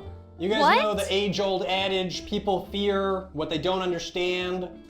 Well, I don't understand this. I'm not understanding. And I'm terrified. I think the prevailing scent, other than the wet dog, is the pepperoni. And How does I'm this not really a big happen? fan of these like pepperoni chunks. I think the only context that I'm really okay with them are like a pizza roll. Oh my god. Okay, I guess I'm just gonna eat it. I mean, what am I gonna say about it? It's fucking cheese and sauce. One thing that might be worth noting is that I am lactose intolerant, so. Oh. Is this Oh my the god, cheese that's not stretch nearly that I was enough to cheese for expect? this shit. This is not the cheese stretch that was on the box. This is just an entire 1/2 chunk of cheese. I bet that's good though. I bet that one bite is good though. Okay, there we go. Just a little Low-key. bit of Low-key. the stuff. I got cheese. I got a sausage. I think. I mean, that's not terrible. It tastes better than the Salisbury steak. That's Yeah, for sure. exactly. Shut How the am I fuck supposed up. to You eat can't make cheese and pizza bad. Well, except for the soup part, but everything else is probably good. You can eat around I guess it, okay? it's okay. I know I was whining and bitching a few seconds ago, but I guess it tastes okay. See? It tastes better than the Salisbury steak. Tastes better than the mac and cheese. It is kind of like just the insides of a pizza roll. This is so little food to you? Y'all would lose your fucking minds over my dinner. For what it is. I mean, if you would like to eat a pizza soup that just has cheese, sauce, and some sausage, I guess this is a good option. It's flavorful at least. Needs more cheese. I feel like some of these add more cheese and I'll buy one. Much, but it does remind me of pizza. I feel like I'm mostly eating sausage. I don't think that's a bad thing because the sausage is honestly pretty good. Can't really taste the pepperoni. I can kind of taste the cheese, but it's mostly pizza sauce and sausage. It's a little runny. Maybe I should have gotten a spoon for this, but I don't know how much of this I can take, honestly. That's weird. It's just like I'm eating wet sausage, dude. I can't say that it's bad. I can say that it smelled bad while cooking, but now that that's in the rear view, I can't say that it's bad. Ugh. I can say sounds like he's gonna throw up. that I am not the target demographic. I don't want a crustless pizza. I like the crust. Okay, here's my hypothetical situation for why one might purchase. Does he eat all this shit in one day? I'm guessing he does. So you have 2 kids. One of them has a gluten intolerance. The other one is normal. Normal Dave over here really likes frozen pizza, and then little. And he called the people without a gluten intolerance normal on purpose. If you have a gluten intolerance, you should be ashamed of yourself. You should feel abnormal. You should feel irregular. Gluty over here can have the gluten, but still wants to be included in the frozen pizza parade. This would be perfect. You get the frozen pizza experience without the bread. All that said, I feel like it'd be cheaper just to buy some pizza sauce, sausage, and cheese and melt it together, and it would probably be tastier. How much should I pay for this? Holy moly, this was $5.49. Damn, why is that one so much more expensive? Applied. By far and away, whoa.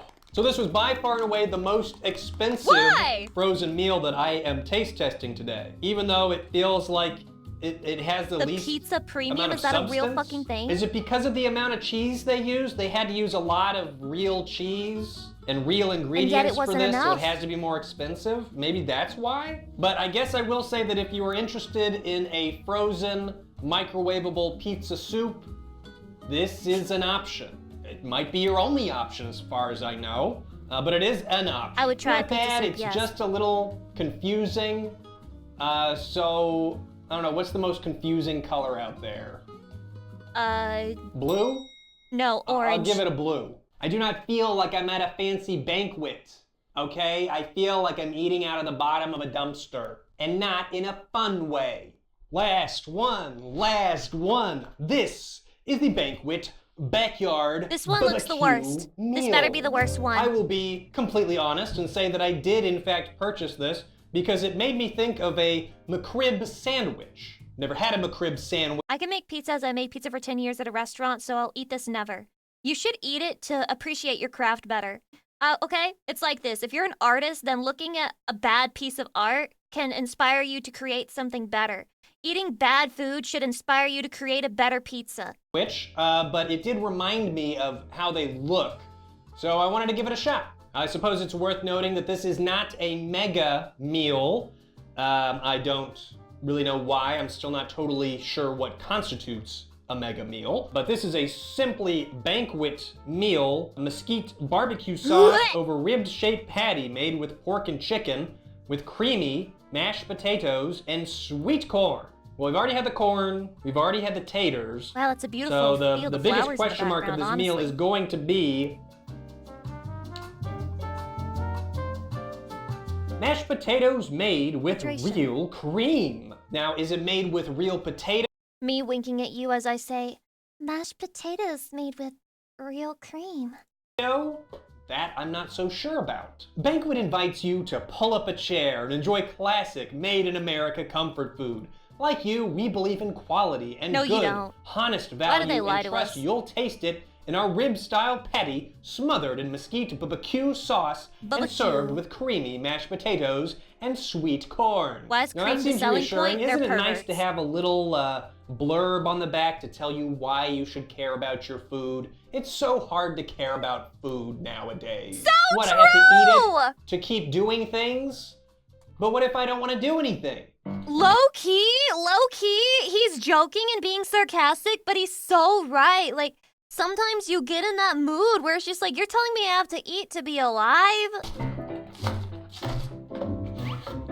Oh. Even though this is about what I expected, I am still somewhat horrified. You've got a strange shaped patty here. I guess it's supposed to look like ribs. Just looks weird. They're famous mashed potatoes that I've been enjoying today. And of course, corn. Corn, can't get that wrong. You never fuck up corn. Corn's the best part. Yep, love some corn. You can't go wrong with corn. All right, away I go. When I return, I hope you're ready for a backyard barbecue.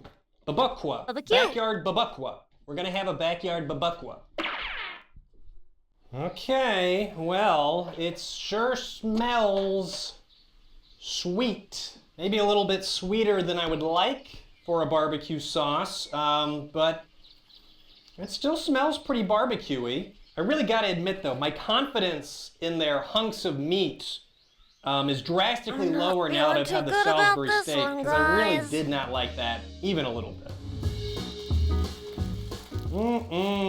Yum, yum. Oh boy, I'm so excited. Okay, it looks bad, and it looks bad in the same way the 3 Salisbury steaks did, but I feel like this one's slightly less bad, because at least for the 3 Salisbury steaks, there were 3 of them, so there's only one here. That automatically makes it less bad. It's like 3 times less bad. Excited. Oh, golly gee. The smell does remind me of like a pulled pork sandwich, one of my favorite barbecue offerings. Ew, this guy likes pure slop. It does not look like a pulled pork sandwich. It looks like a pulled a brick, pork is nasty like to me. I hate it. Piece of a tire, like a textured tire or something like that. The bottom of an Asian sandal. Perhaps. He's racist. Mashed potatoes still resemble some sort of alien landscape. And then you got corn.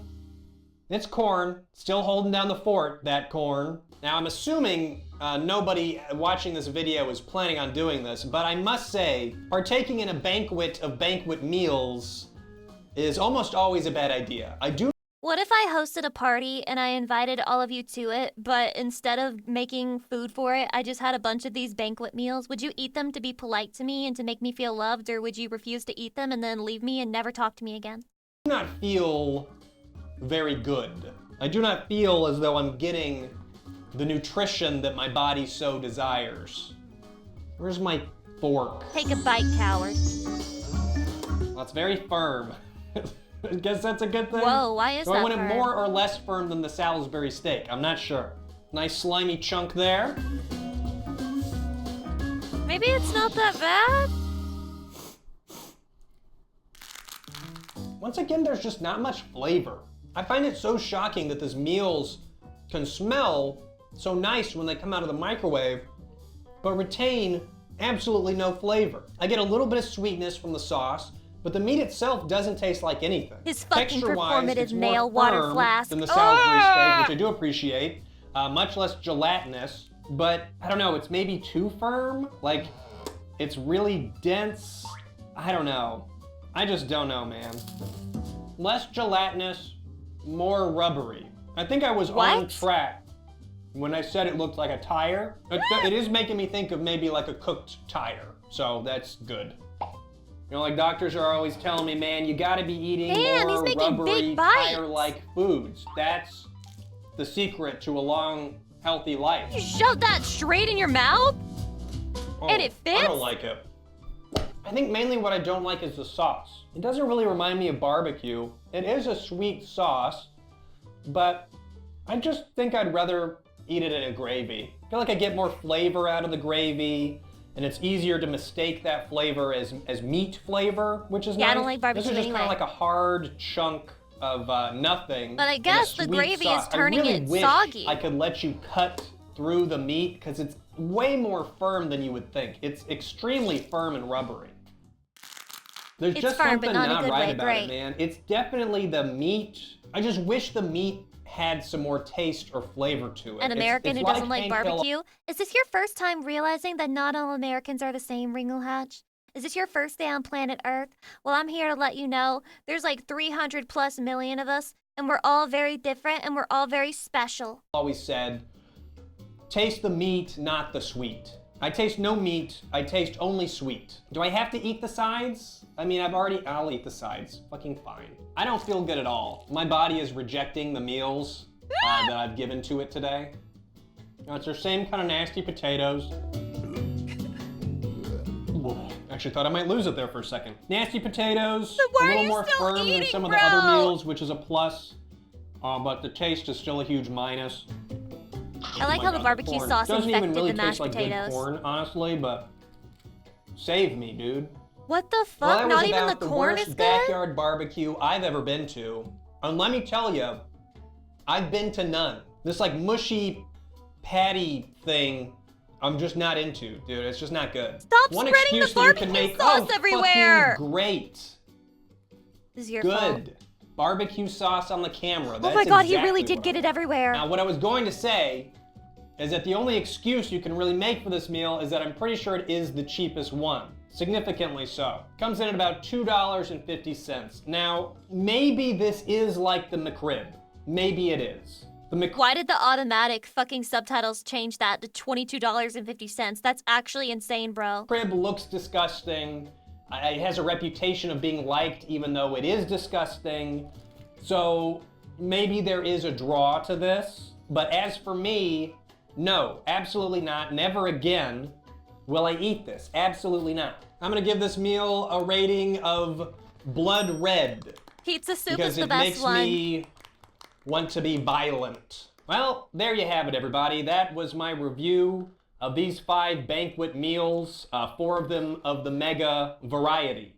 I guess I would say that my favorite of the 5 was the country fried chicken bowl, but I can't say that I'll be getting it again either way. As for the rest of them, I don't even know that I could rank them best to worst. They're all pretty bad. Salisbury steak might be the worst. Pizza soup sweeps. But for the rest of the rankings, just you can tell I'm being brain-wadded. To the ratings that I gave them.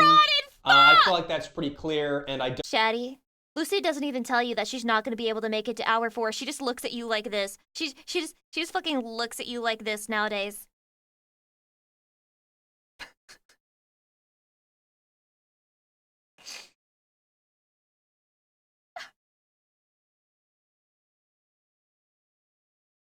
Don't need to go into Brown, opaque, coochie, blood red, blue, and green. No.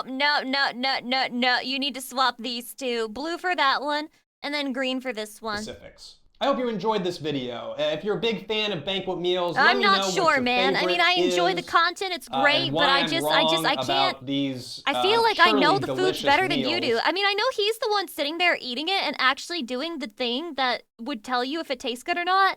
But I just feel like living vicariously through him, I know better than him. I know the rankings better than he does. That I was just super mean to. But for now, I must journey on. I am an and empath. Eat something that is Dark empath Lucy insisting she can taste the food better than this guy can, even though she's never put a single bite of that brand into her mouth before. Many such cases. How many fighting styles does Leon Kennedy know in Resident Evil 4 Remake? 3. 3. Calling it now. 3. Oh my god, that intro.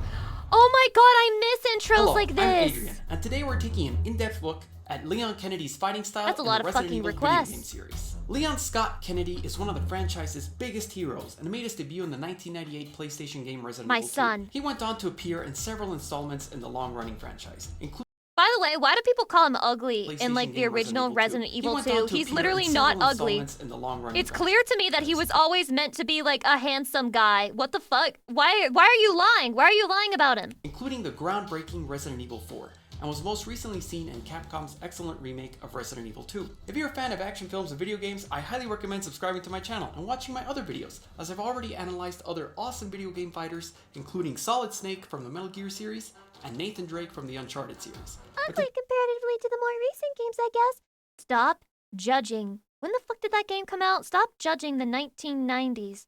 by the fucking 2026s, bro. That makes no fucking sense. Today, we will be focusing They couldn't even show you on Leon how Kennedy. handsome he The goal was. of these videos is to figure out just Bro how was many too fighting pretty styles for the we're back graphics of into that familiar time. with by analyzing the specific moves featured in their footage and This version of him looks like he's a Pokemon trainer. He looks like he's about to throw out a fucking Umbreon at you. By analyzing the specific moves featured in their footage and pairing them with the martial art or fighting style which most aptly represents those moves. There's a huge amount of crossover in martial arts techniques, and a technique that is present in one fighting style may also be Where's present everybody in another, going, bingo? such as a I roundhouse hear kick it. being present in multiple martial arts.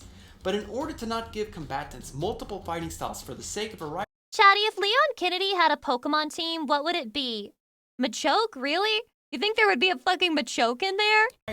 I have instead opted to list the most apt fighting style that best represents that particular character, technique, or set of techniques. Also, there are various degrees of knowing a fighting style, and although one may know elements of something, this doesn't mean that the fighter I'm talking about is a master in every style I mentioned. Mariana I times highly 5, recommend playing the true. Resident Evil games, as this video will analyze footage from Greninja? Resident Evil 2, Resident Maybe. Evil 4, Resident Evil 6, Resident Lucario Evil: The for Dark Side sure. Chronicles, Resident Evil Revelations 2. He'd be like, this Pokemon is just like me. I'm definitely focusing on the video, guys. I'm just very distracted by this Pokemon idea. Resident Evil Operation Raccoon City, Resident Evil Gaiden, and the Resident Evil 2 remake.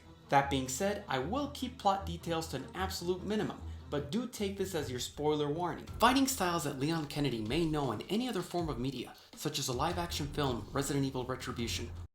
What the fuck? Kennedy may know in any other form of media, such as Is that supposed to be Leon and Jill?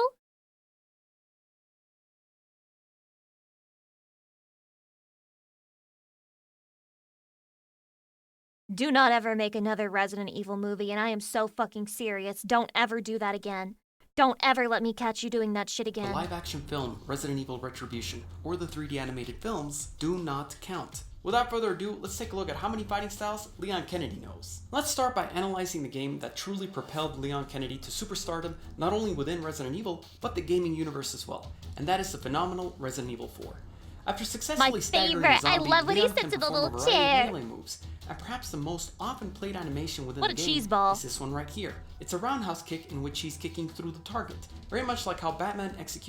By the way, I was talking about this in Discord, but in the original Resident Evil 4, he is so fucking overpowered. Like, there's genuinely steroids in his legs and arms, because when a zombie grabs you in that game, you can kick them off, and then you can fucking explode their head. You can kick their fucking head clean off, you can elbow them, explode their head, you can fucking kick them in the chin, explode their head. Like, their heads were just exploding all over because Leon was way too strong. His roundhouse kick in Injustice 2. By kicking through the target, I mean that after he makes an impact, he continues to spin through and doesn't stop at the target. Both variations are seen in Taekwondo, which is a martial art we will be pairing it with, and it will soon become readily clear why. This move right here is a Chatty, you're never supposed to turn your back to the opponent. Bad guys famously explode if you tickle them in the right spot. This jump is true. spin hook kick, or Idan Dui Huryo Chagi in Taekwondo. You execute the kick by jumping and twisting in the air, and then using your momentum, swing your leg out in a hook-like motion, striking with the bottom of Chatty, are we about to learn that fighting in video games is not as realistic as fighting in real life? No way. your foot. The next one is a spinning side kick, or Dui Yop Chagi. You spin and then execute the side kick by tucking in your knee he's so and extending strong it with with his as much left. strength as possible. It's a useful kick to not only gain a significant amount of distance between you and your enemy, but You know, speaking of, I would say that Leon's legs were stronger in Resident Evil 4, but I think he was like maxing arm day in Resident Evil 9 because his fucking arms were ripped in that game. the spin adds a layer of unpredictability to it. You could spin into the jump hook kick, as we just saw, or spin right into the side kick. It's the reason why spins are so useful in Taekwondo, and you frequently see them in competitions. His next kick just is done in spin a self-defense, lot. They and really so it's do. modified in certain ways. What he's doing here is executing what is How known does as he a do jumping that? front kick, or Idan Ap Chagi in Taekwondo. In the regular my God, he's a technique, you Taekwondo kick with the leg master. you jumped with. But since Leon has already lifted his knee up, as if he were halfway through the technique, he simply lifts his other leg and executes a front kick. His Like next magic. kick needs no introduction or explanation. You guys already know it by heart. You know its name, know its meaning. What is it? It's the undisputable, the What astounding, is it? the sensational. Tell me. The what? Wait, Chatty, I don't know what that is. What the fuck is that?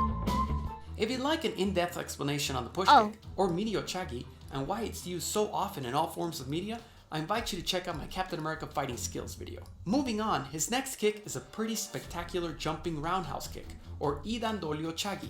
Following the exact same principle we just saw from the jumping front kick, he instead unleashes a roundhouse kick after the jump as opposed to a front kick. The move can be split up into a jump, then a kick, like Leon does, or it's sometimes seen happening Wait, where the hell at does the he do same this? time, where as soon as you're jumping, the kick is flying out. In Leon's case, he furthermore opts to throw his entire upper torso into the kick. This can lead to more power, but as a result, he does lose his footing. Wait, guys, I kind of thought they were just animating random shit. You mean the developers and graphic designers were actually referencing real fighting styles to make it, and they didn't just invent random bullshit Leon was pulling out of his ass? And ends up on the floor. As such, due to the sheer amount, complexity, and variety of kicking techniques, they all have been grouped with Taekwondo, a martial art which places a great emphasis on such techniques. Leon Just discovered YouTube videos and found them incredibly fun. Checking out Twitch streams for more. Almanacs, I own you now. Executes a reverse elbow, but this can also be grouped with Taekwondo as well. This throwing technique is a modified seo nage, or shoulder throw. Typically, you use the arm to be able to throw your opponent over the shoulder. But in Leon's case, God, I bet that he feels opts so to wrap cool. his hands around his enemy's head, instead using that as a grip point Why am I before getting he rolls bricked? him over the shoulder. Normally, your opponent will fall to the ground, but this being a video game, Krauser is launched into the air, similar to Snake launching Cyborg Ninja through the air. The shoulder throw is seen in Judo and Brazilian Jiu-Jitsu, also known as Jiu-Jitsu, but in Leon's case, we will be grouping it with Jiu-Jitsu. US Navy SEALs include Shadi, what if I grabbed you and then I threw you over my shoulder and I, and then I turned around and I got behind you and I grabbed you around the chest and I giggled into your ear and then I suplexed you? Jiu-Jitsu in their martial What arts then? training, and even Marines include Can you? Jiu-Jitsu Probably elements not. into their Marine Corps Almost martial definitely arts not. program. Therefore, considering that Leon has a background in the US government, it makes sense that he Why does it look like he's photoshopped to look like glamorous here? Why does this look like the fucking photo of fashion magazine Leon? Why does he what the hell? That is not Leon. That is not Leon. Not my Leon, bro. would be trained in Jiu-Jitsu. Leon's next move is this spectacular suplex. He wraps his arms around his opponent and flips him over backwards. It's seen in pro wrestling and judo, That's it with but in Dio, Leon's that's case, why- we will be grouping it with pro wrestling. Not only Fuck due that to shit, its sheer man. theatricality, but how well it will connect with moves further on in this analysis. Before moving on from Resident Evil 4, I need to mention the epic fight he has with Krauser. It's So probably true. the most entertaining QuickTime event in video game history. Wait, Shadi, did we watch this together or did I watch it by myself? I watched a video that went over the OG knife fight with Leon and Krauser and then the remake version. And it was an expert knife guy. Not together? Do we have to watch that one together, Chatty? It's And I so can't think of a cool. single gamer who doesn't remember it. Leon expertly dodges, parries, and counters Krauser's attacks. Knife training does make an appearance in a couple martial arts, but the one which most often forms a background of military training is Kali. It's a weapon-based martial art that treats all weapons as an extension of yourself, leading to a vast array of deadly and efficient techniques, especially with the knife. With this training, it's no wonder he has no qualms about scaling this giant enemy to slash at him with his knife.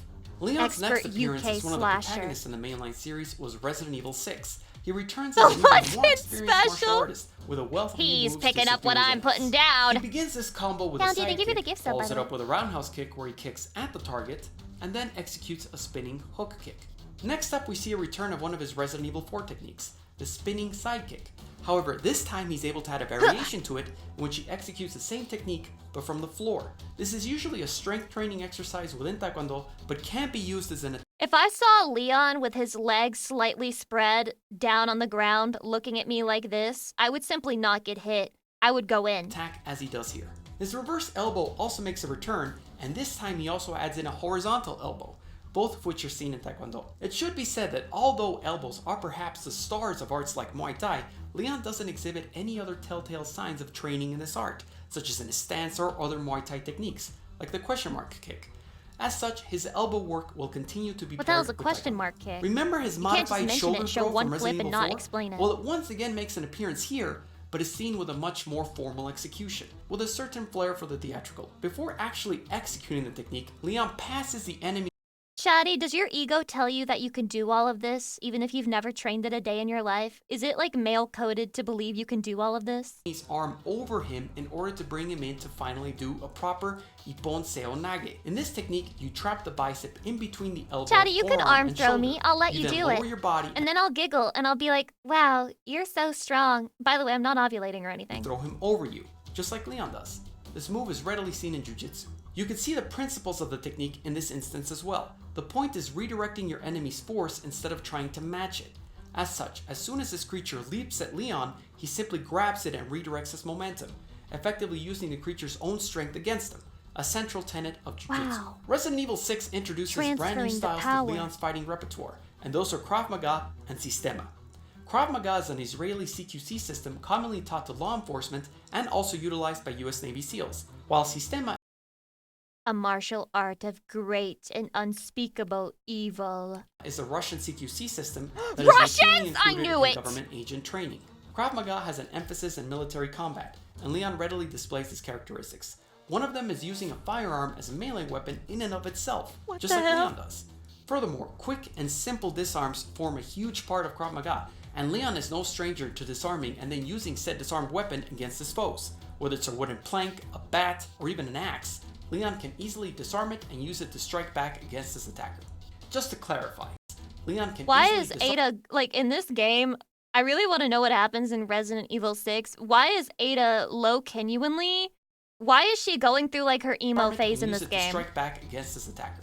Just to clarify, Krav Maga's disarms are usually very simple and to the point. She got that whole fit from Hot Topic. Some Sistema disarms are pretty simple too, they are typically much more complex, requiring multiple joint locks and steps. Leon thus has a bigger tendency to rely on Krav Maga disarms. However, the reason why I'm giving Sistema as a fighting style to Leon, besides his government training background, relates directly to how he fires his weapon. Firearm training is a big part of Sistema, and it directly connects to how Leon handles his pistols. Note his expertise in keeping tabs on the enemies around him, a very important aspect of Sistema. Furthermore, there's a certain flow to the way he moves that is not seen in the more rigid style. I think of the Krav rolling Maga. looks so Sistema silly. also includes knife training, and this would undoubtedly complement Leon's Kali skills with said weapon. I'd also like to point out that while Leon's occasionally flashy shooting may look somewhat similar to center axis relock, dual-wielding pistols like Leon is not part of said system. Most importantly, Real question, is it ever actually useful to dual wield a pistol? Or is that purely movie and video game bullshit? Leon doesn't display that tilted grip to the gun. He does in Resident Evil Vendetta, but that animated film does not count in this analysis as mentioned earlier. He therefore will not receive center axis Yeah, I relock thought it as a was fighting movie style. bullshit. However, if you'd like to learn more about Sistema and center axis relock, you could check out my Sam Fisher fighting styles video. His next move is a simple shoulder tackle, also known as a shoulder block in pro wrestling. The fun part about this particular attack is that it's a callback to his very first technique from Resident Evil 2 in 1998, and his one defense. Wait, why are people trying to tell me that Claire's color is red when she's wearing a pink jumpsuit here? Against being She looks like she's about to attend a fucking 1990 Zumba class. bitten by a zombie is the first to try to push him away and then execute a shoulder block. Continuing with his pro wrestling fighting style, this spectacular throwing technique right here is known as a bulldog or bulldogging headlock in pro wrestling. A bulldog is any move in which the wrestler grabs an opponent's head and jumps forward so that the wrestler lands and drives the opponent's face into the ground. This move harkens back to his pro wrestling suplex from Resident Evil 4 extremely well. But his predisposition for the theatrical doesn't end there, as Leon is known to stomp on his opponents to finish them off, a technique also seen in pro wrestling. Do you think deep down inside, Leon is sick in the head and he just enjoys tormenting his enemies? And not only that, he never shies away from using the environment to Don't slam them worry, around, he didn't whether it be smash by their tripping skull an in a opponent by vital pulling his legs, area. or just smacking them against a wall, both of which echo pro wrestling's theatricality. Up next, we got the ground and pound, in which, as the term implies, you wail on your opponent with various strikes once he's on the ground. It was developed by wrestling-based UFC pioneers like Mark Coleman, who coined the term, and Dom Fry. Curiously enough, they both had a career in pro wrestling Every time I see a woman next to Leon whose name isn't Ada, I just call her a whore in my head. as well. The technique thus has roots with pioneers who have a pro wrestling background, fitting well with Leon's fighting styles so far. Probably the coolest moment in Resident Evil 6 was seeing Leon Kennedy and Chris That's how I Redfield in cope. the same frame. They had similar but different goals and thus engaged in a quick and efficient fight. The cutscene works perfectly with Leon's fighting repertoire so far. It begins with a quick redirect and disarm of Chris's firearm, displaying Leon's background in Krav Maga. Leon then attacks with a spinning hook kick, his Taekwondo background immediately coming into play, and follows up with two Taekwondo strikes, the reverse elbow and spinning hammer fist. Something tells me, I just feel like the US military probably wouldn't teach Taekwondo. I have no part, like, he was basically taken and like he had to make a deal with them to like work for them and be trained by them and do missions for them to keep Sherry safe or something like that, right? I don't remember the total lore between 2 and 4 for him. But my understanding is that he did start working for the US government. After Reverse Elbow is He blocked, got blackmailed or and Leon is something. thrown, I got the fucking nudes, the bunny suit nudes from you on the train with Ada. Everyone's going to know that you love being a subby bottom bitch boy. All right, are you ready? No, I wouldn't be ready either. You have to work for us now. he executes a shoulder roll as soon as he hits the ground. The shoulder roll, or ukemi, is a technique that makes an appearance in arts like judo, aikido, and most importantly to Leon, jiu-jitsu. In Resident Evil The Dark Side Chronicles, we see Damn, he Leon just in knows certain everything. scenarios from the Resident Evil timeline, and it's a great opportunity to see his skills in action. First up is this jump roundhouse kick. It's the same kick we saw him execute earlier with Krauser, but the key difference this time is that he doesn't fall since he didn't throw his entire torso and other leg with the technique. He instead just followed through it, spinning right back into place. His next technique is what My favorite thing about animations as games is like when you start doing them, you become immune, so you can't be interrupted. has quickly become Leon's favorite kick. It's just the like real spinning life. side kick. Before I mean, to be fair, it's just like real life. Like, I would be stun locked. Like, if somebody was doing crazy moves like that, I would be stun locked into not doing anything to them either. They would have IRL iframes. get to analyzing Leon in the remake of Resident Evil 2, it's worth mentioning that Leon Kennedy did appear in a couple non-canon spin-offs. So let's take a look at them. Leon makes a pretty sizable cameo in Operation Raccoon City, and is a playable character in the Heroes mode of said game, with a couple techniques that fall in line with what we've seen so far. He's still a fan of using the knife for quick melee attacks, uses a roundhouse kick and push kick, both from Taekwondo, a stomp and a shoulder block from pro wrestling, along with an extremely theatrical uppercut and hook, just like you'd see in pro wrestling. They stomp in if you'd pro like wrestling? to see a much more in-depth explanation behind this pro wrestling style of uppercuts and hooks, you can check out my Injustice 2 Batman Fighting Styles video. Leon also makes an appearance as a playable character in the excellent raid mode Yes, from but Resident it's Evil fake? Revelations Oh, 2. right. His melee is Wait, which one's the one that's real? Is it the MFA? Is that how you say that? The MMA? The MMA fighters? essentially unchanged from the moves we've already That's the broken real down one? in Resident Evil 6. He still uses a reverse elbow to get out of a jam, still uses a sidekick, and opts to use a knife as well. Leon can also acquire and use a katana if certain objectives are completed. But since every other character in raid mode can also equip and use said katana as well, this means Maybe the I should get ability into to use MMA. his sword is absorbed from this special item. It's not due to the individual skill or training with it. Leon will thus not receive any sword fighting style in his final tally. Having made a brief detour through some spin-off games, let's move on to Resident Evil 2. Specifically, Or like he gets no the credit awesome for that remake one. that released in 2019. You want to watch men punch each other? What do you mean? I want to watch men embrace each other and like choke each other until one gets like this strange look in his eyes and he starts moaning. Pretty cool here is that the developers kept his skills historically consistent with what he would have known at this point in time in the series. Leon was just a rookie cop. He probably had some basic training, but nothing as complex or advanced as he would show in Resident Evil 4 onward. As a matter of fact, most of it is based off of shoves and pushes. He will try to do either of them to get the zombie out of his way and keep moving. If they're attacking him from below, he'll try to shake his leg off of them. This makes complete sense, as you wouldn't expect him to start roundhouse kicking zombies or suplexing them way back when this was taking place. He instead resorts to just using common sense pushes and shoves. In the non-canon Game Boy Color wrong game, with Resident that? Evil Gaiden, Leon's melee move right before he gets into a zombie shootout is also a small shove. Returning to Resident Evil 2, he does have some experience with the knife as he can stab his enemies, but he can't use it as a proper melee weapon yet, as he does in later games in Just the like timeline. Grace's. Low-key, I'm shocked Grace even knows how to shoot a handgun. That itself was surprising to me. And I'm surprised she doesn't get herself killed with the Requiem when she shoots it. The recoil is that bad. And only uses it for self-defense. It is highly unlikely he had any Cali training at this point, so this makes sense too. His actual striking techniques are limited She's to an FBI agent. I know she's a fucking FBI agent, but her anxiety is so fucking bad it shocks me that she has any accuracy at all. specific moves, both of which are from what would become his most often used martial art of Taekwondo. He does use his elbow to strike back at a zombie in self-defense, and he can furthermore execute a sidekick from the floor. Now that we've taken an in-depth look at his hand-to-hand skills, we can address his extensive expertise with firearms as well. Leon Besides Resident Evil using 2 them as melee remake is weapons basically as just previously shooter. Yeah, he's making shots, so he's definitely shooting. pointed out, as well as being very skilled with pistols. He's also well versed in using assault rifles, shotguns, rocket launchers, flamethrowers, and grenades among other weapons. While I routinely attribute this to combat shooting, Have you gone back to Leon would replay have the game, received Lucy? more than Fuck enough no, I'm firearms scared. training with his background as a government agent, along with his experience at Krav Maga and Sistema. In conclusion, how many fighting Hey Lucy, question. Are you a Fujoshi?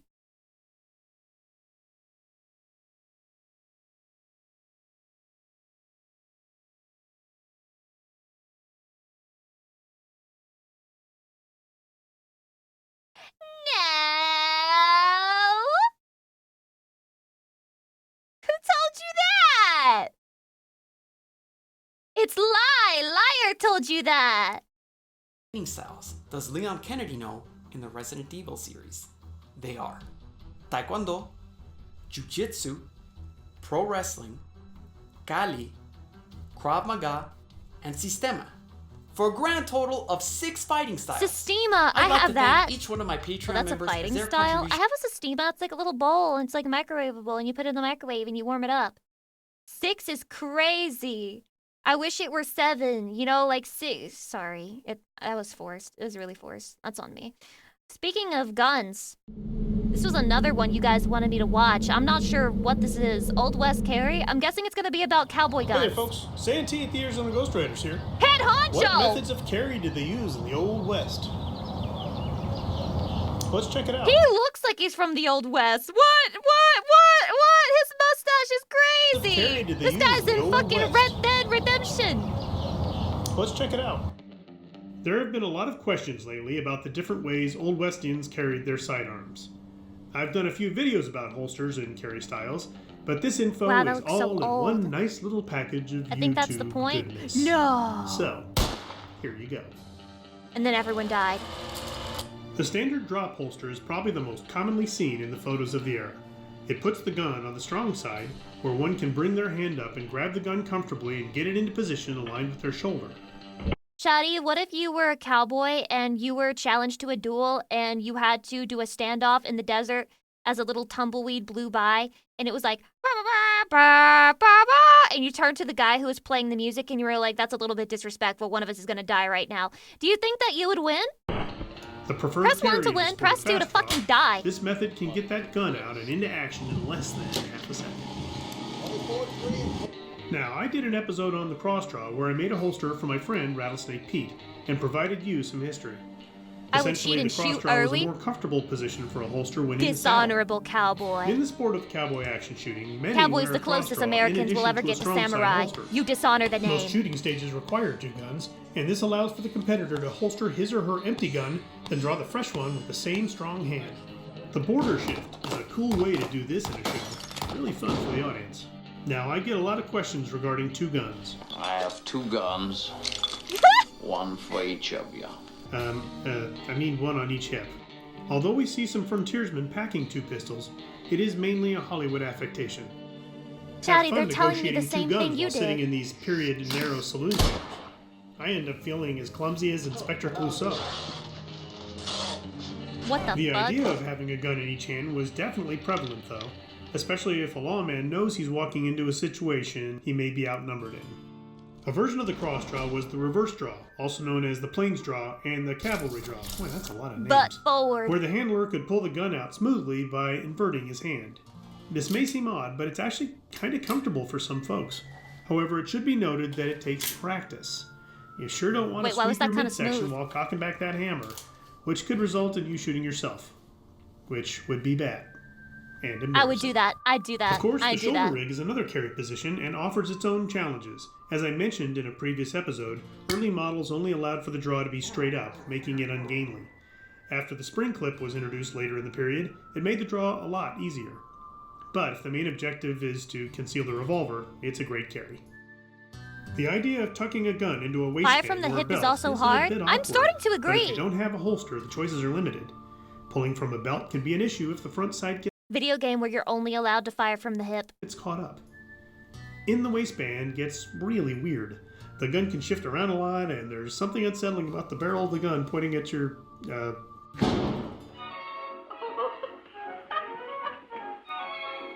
Chatty, what if I accidentally Anyway, shot you in the penis, this method but I was said likely sorry? a temporary thing.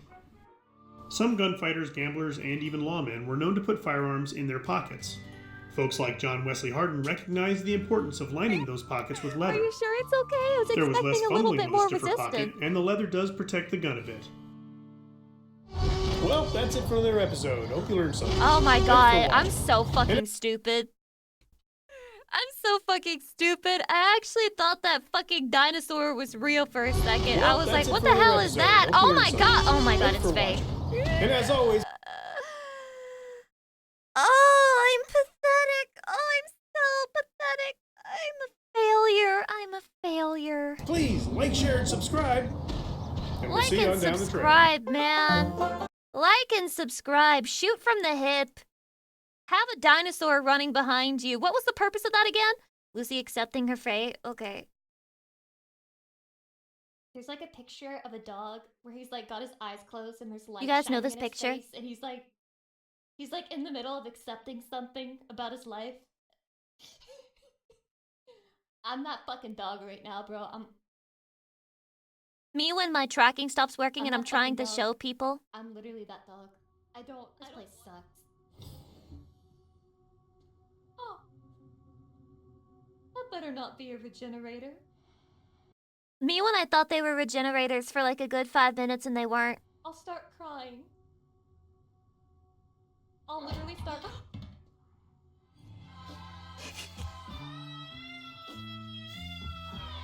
That's so me!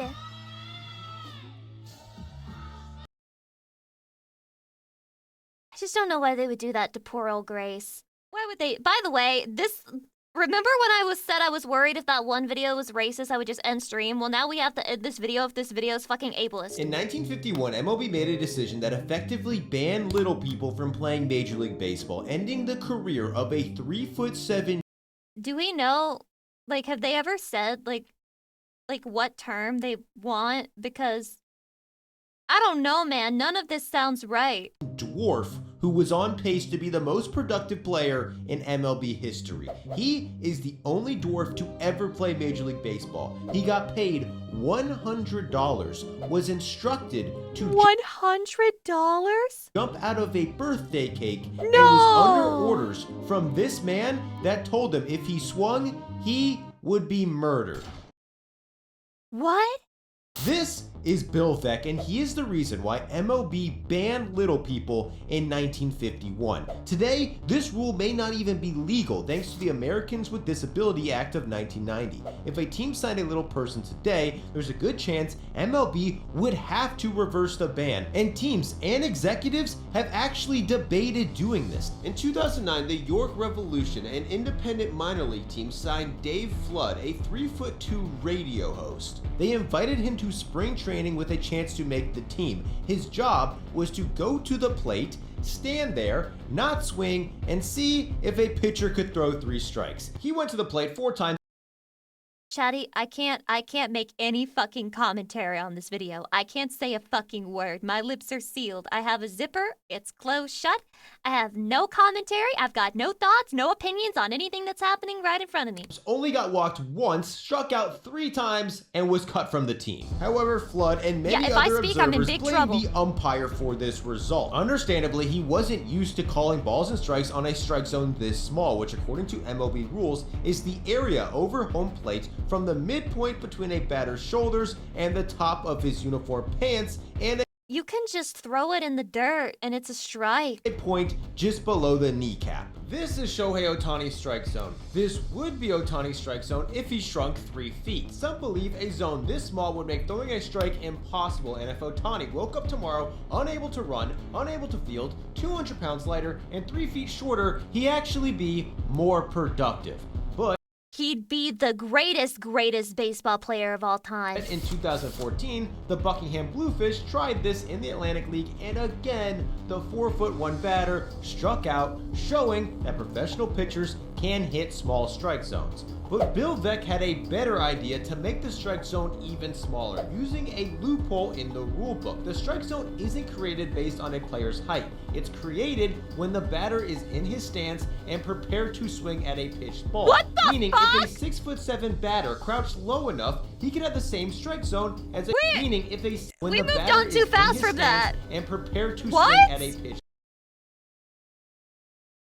I am so uncomfortable with how his penis is pointing at us, Chatty. His penis is pointing at me, it's pointing at you, it's pointing at everyone. What the fuck? Ball, meaning if a 6'7" batter crouched low enough, he could have the same strike zone as a 4-foot batter, as long as this was his natural stance and he did it every time. So theoretically, if a team hired a dwarf who already had a small strike zone and had him crouch in the box, making his strike zone even smaller, nobody could get him out. As long as there was a team crazy enough to try it. The Yankees did this in the 1920s because a dwarf convinced the team he had mythical powers. He never actually got to Dude, that sounds like some shit you'd read in Lord of the Rings. A dwarf convinced him that he had mythical power.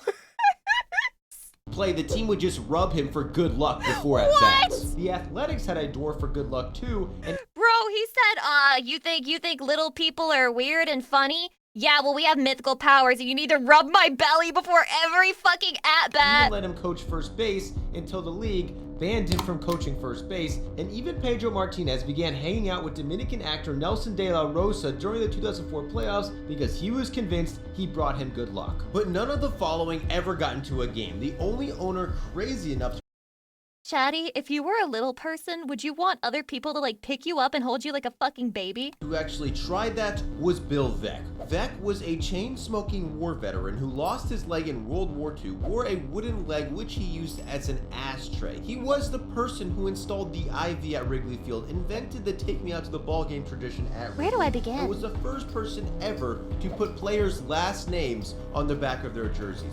He would also pull off the most insane stunts possible to get fans into the stadium. He once hired a clown Dude, that's just and modern made him banana the first ball. base coach, until the league got mad and made him stop. He signed a 56-year-old to play for his team so he could claim he had the oldest player of all time. Minnie Minoso did play and became the only player ever to play in 5 different decades. He had a promotion where he gave away 36 lobsters. He had a promotion where fans became the manager for it. Shall we He gave them yank signs him? and let them vote on decisions the manager was supposed to make.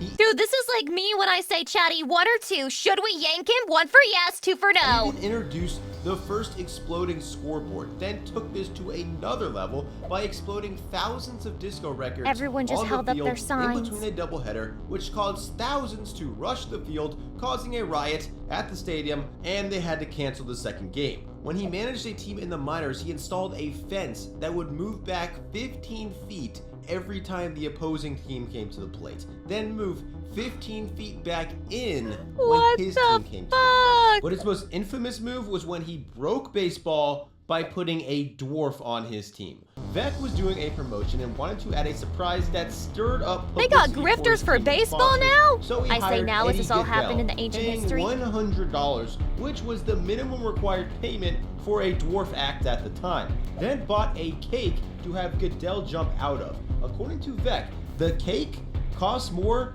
than it cost to hire Eddie Goodell. He strategically mailed Goodell's contract to the league headquarters That's on a fucking Saturday. crazy. Since they wouldn't see it until Monday, they had no chance to void the contract, officially face of making pure Goodell evil. a major leaguer. Veeck had him crouch down in a stance that made his strike zone 1.5 inches tall, and told him he was going to be on the roof of the stadium with a high-powered rifle, and if he even looked like he was going to swing, he was going to shoot him dead. Goodell, wearing number 1/8, climbed out of a birthday cake in between the doubleheader. Apparently nervous by the large crowd, told Veeck he didn't want to bat anymore. Veeck then threatened to kill him again. In the first inning, Goodell pinch hit, and to everyone's surprise, a dwarf was at the plate. He walked on 4 straight pitches, went to first base, immediately got a pinch runner, and exited the game to a massive applause and laughter.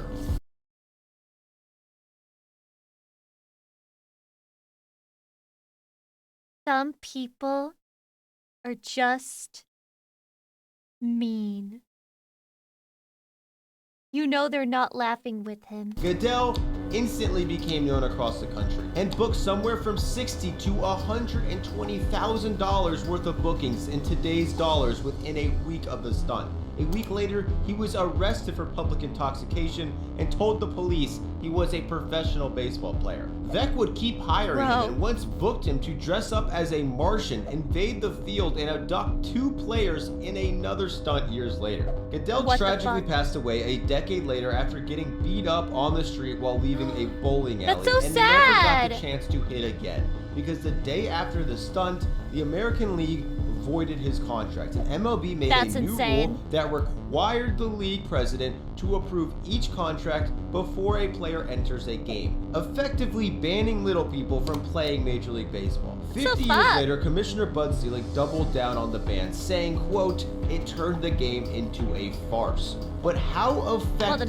would a team of little people actually be? Assuming the little person would be ineffective in the field and on the base pass, they would only be able to hit once per game, then be subbed out for a runner. According to calculations done by Nate Silver, if a little person led the game off with a walk, he would increase his team's winning odds by 4.6%. If he did this, I've heard enough. Let them play. Every single game, he would be worth somewhere between 7 to 8 wins. Last season, that would have made him the 4th most productive position player in baseball by WAR. But that's assuming he would get walked every time. The last 2 times people have tried this resulted in the little people striking out. It's clear some pitchers would still hit the strike zone. According to baseball statistician Tom Tango, a walk is worth 0.03 wins, and an out is worth negative 0.027 wins. So for a little person who I don't really understand why people think that, like, a little person batting would make it impossible to hit the strike zone.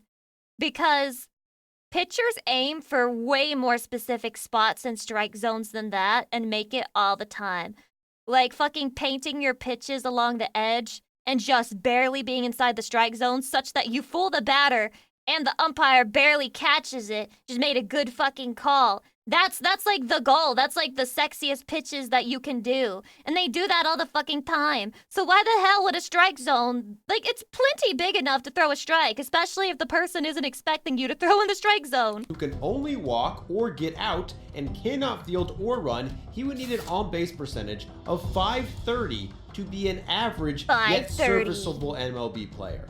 The question is, could MLB players strike them out more than 50% of the time? Major leaguers like Francisco Rodriguez don't think so, saying he'd rather throw to Babe Ruth than a little person. A former general manager for the Astros doubted they could, saying if he said that little people are better ball players, better at ball than Babe Ruth himself. The truth is hard for some people to accept, but that's what you have professional players out there saying. he was still a GM and MLB lifted the ban, he'd be willing to sign a little person.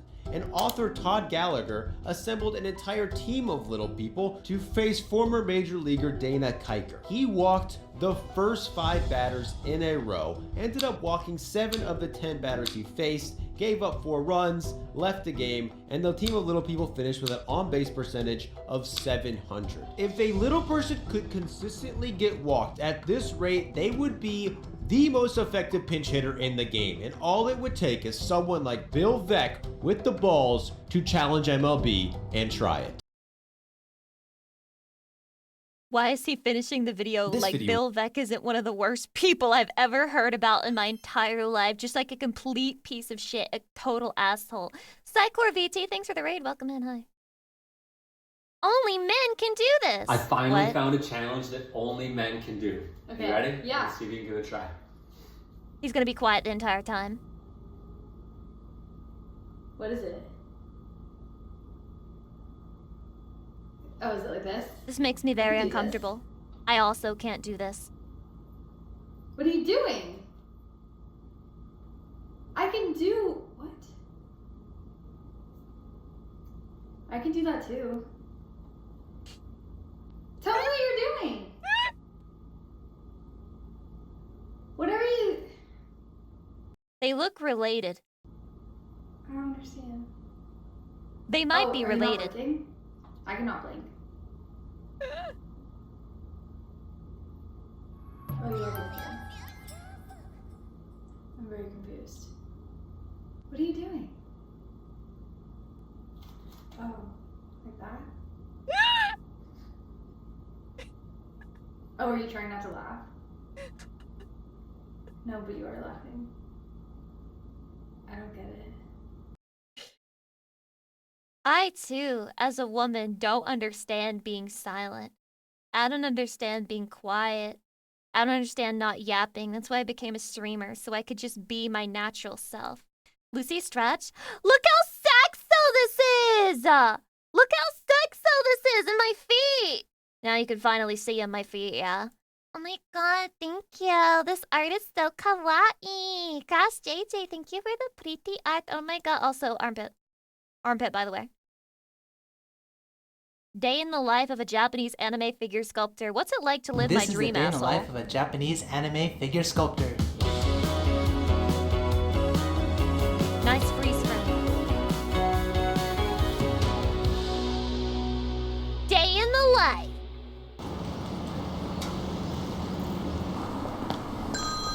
When I retire and they put me in the nursing home, this is what they're gonna have me doing all day. Bunnis Teddy Bear, thank you so much for the 11 months. I appreciate it. Hydration. 8 in the morning. This Apple is Sho, 24 iPhone. years old, living in Tokyo, and he's just waking up for work.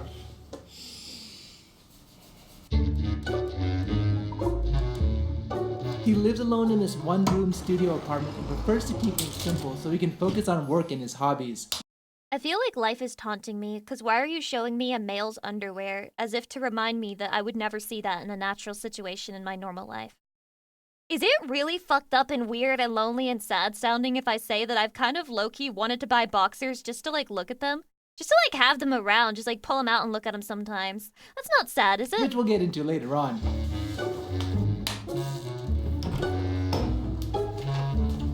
Oh, he's doing skincare. Common in Japan as 58% of males in their 20s use skincare products. That's crazy! I thought it was a bigger thing in Korea! Oh my god. Japan and taking from the other countries in any such cases?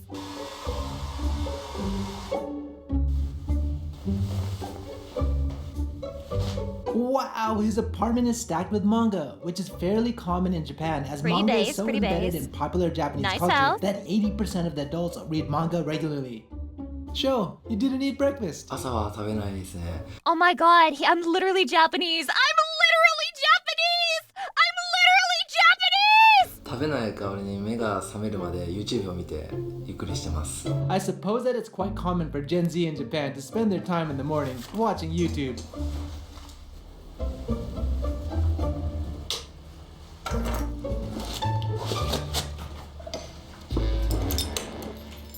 I said that because I also don't eat breakfast in the morning. Sorry to disappoint.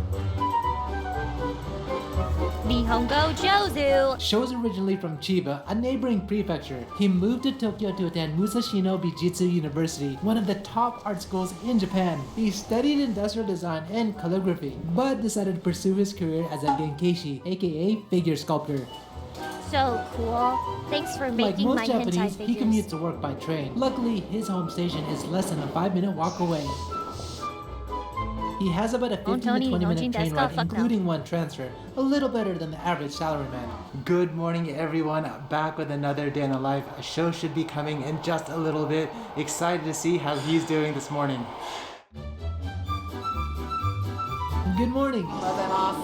I have so much envy for the Japanese who can just fucking get on a train and go somewhere. You sleep well last night? 昨日は12時には寝ました。今日現金のチェックは社長に受けることになっているので早めに寝ました。 His office is located in Akihabara, the capital of Japanese I heard otaku Akihabara culture, fell off synonymous low-key. for anime, manga, maid cafes, and of course, figures.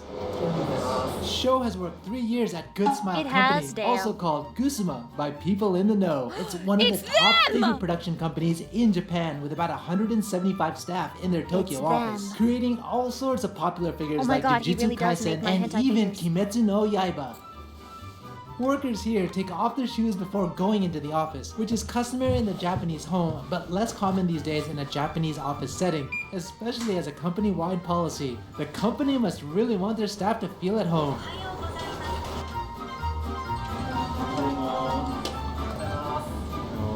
Oh my god, the donuts is the background? What the hell? Are you hungry? The very first thing he does when he arrives at work is to write his Shuki Nimpo, aka daily log. So what do you write in your daily log? 1日、30分おきに何をするかを最初に書いて、1日どんな風に過ごすかを朝提出することにしてます。遅くなりました。すみません。Now, Sho has his daily team meeting where each person reports how their current project is progressing, as well as their estimated completion date. Within his department, there are a total of 6 different teams, all meeting separately.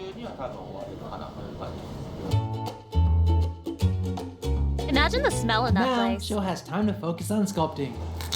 What are you Do you making lose right brain now? cells from all the paint you spray? というキャラクターの原型になります。元イラストをいただいて、それを自分なりにこういう風に作ろうっていうやつをまず描いて、でそれを今パテを使ってこのような形にしているところです。Sho sculpts his figure prototypes by hand.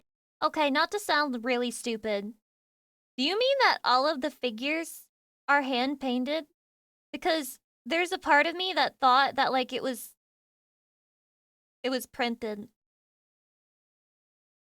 They explain it here? Okay. Using Nendo. In English, putty or clay. In his case, a polyester putty. For his main tools, he uses a toothpick to add putty and a sharp Q-tip to smooth out the surface.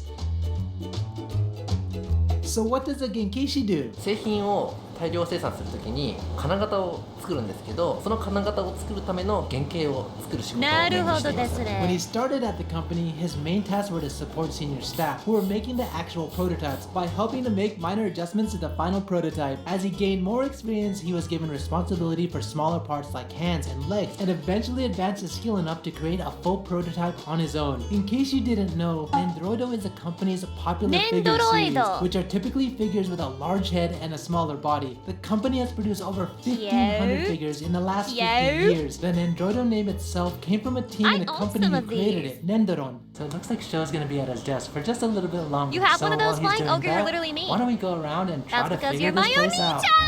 Oni-chan of the day. Now, as you can see, this is their There's been a leak that there might be a Gilgamesh release in a certain game, and there have been some people crashing out about it and calling him chopped because he's a misogynist. I just want them all to know that any man who is from history before the 1900s, 9 times out of 99 times out of a billion, he's probably a misogynist. main entrance. You just have to get over it. You just have to move on. Here. Let me show you.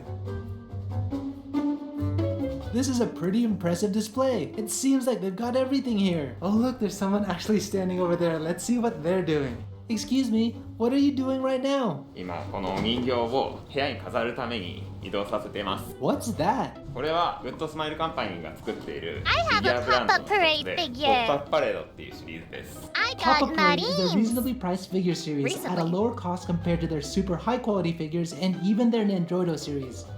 So what do you do? 僕はこのシリーズの、プロデューサーです。 Which one is your favorite? これはね、遊戯王白書のヒエ人気キャラクター。 How about this これ one? もすごく人気ですね。アルフォンス・エルリック、主人公エドワード・エルリック。 It seems like he has a lot of favoriets. Oh wow, what is that? Oh, and I got the Persona 3 protagonist pop-up parade figure too. このネンドロイドです。 You make this? これ企画担当です。はい、そうです。 How long did it take you to make this product? これは4ヶ月弱ぐらい Dude, it takes that long? So one of the things that I love the most about going into this office is that some of the desks are designed so cool. For example, check out this desk. Oh wow, a little guy is sleeping on the back of the screen. And check out this desk right here. I think we found a winner. I love it. Oh my god. Oh my god. I would This knock is where things all the over anytime I executives sit, breathe, and but you I can love see it. In the middle, they even have their own meeting space. So it looks like they do all of the 3D printing here. Let's have a look around. Damn, they have a lot of 3D printers. Oh, and this one is printing right now. They even have They better. workbenches readily used after the prototypes are 3D printed as they come out jagged and still need to be shaved and smoothed out Chatty, my figures are 3D printed slop? No! by hand. And this area right here looks like the place where they take all of the pictures, probably before the release, and then they take these pictures and put it on their website. So one thing we never do when we're doing these explorations is check the basement floor. So let's do that now, because I'm a little bit interested. Let's check the basement floor in an anime figure sculpting company. And then the video ended, and this was all that got uploaded.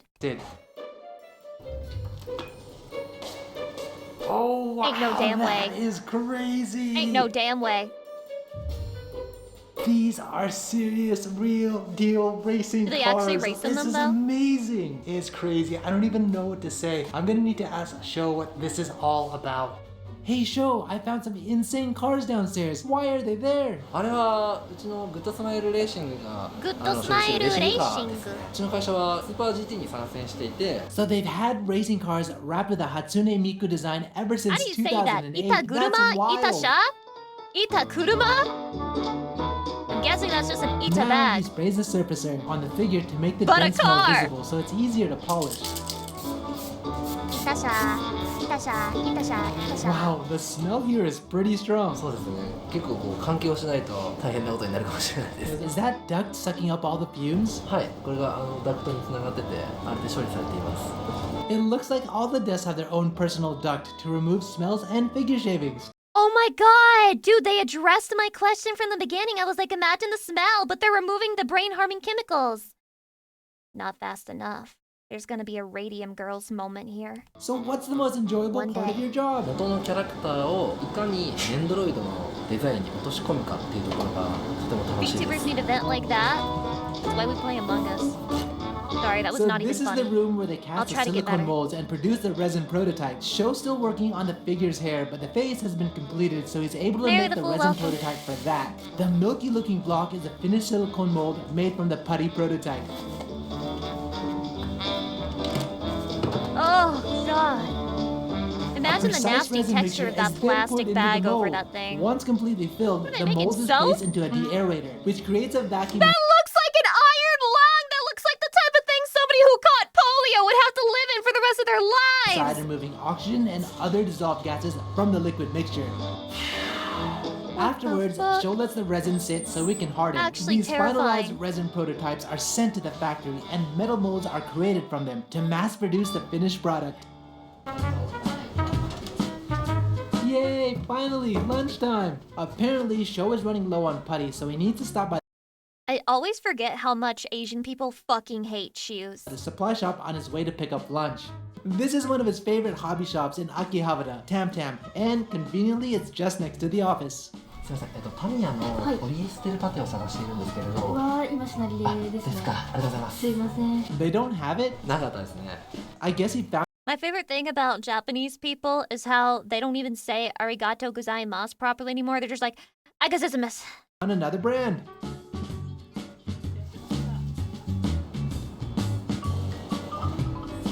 Like most days, he picks up lunch at the convenience store and eats it in his office's Kyukei Shitsu, aka rest area.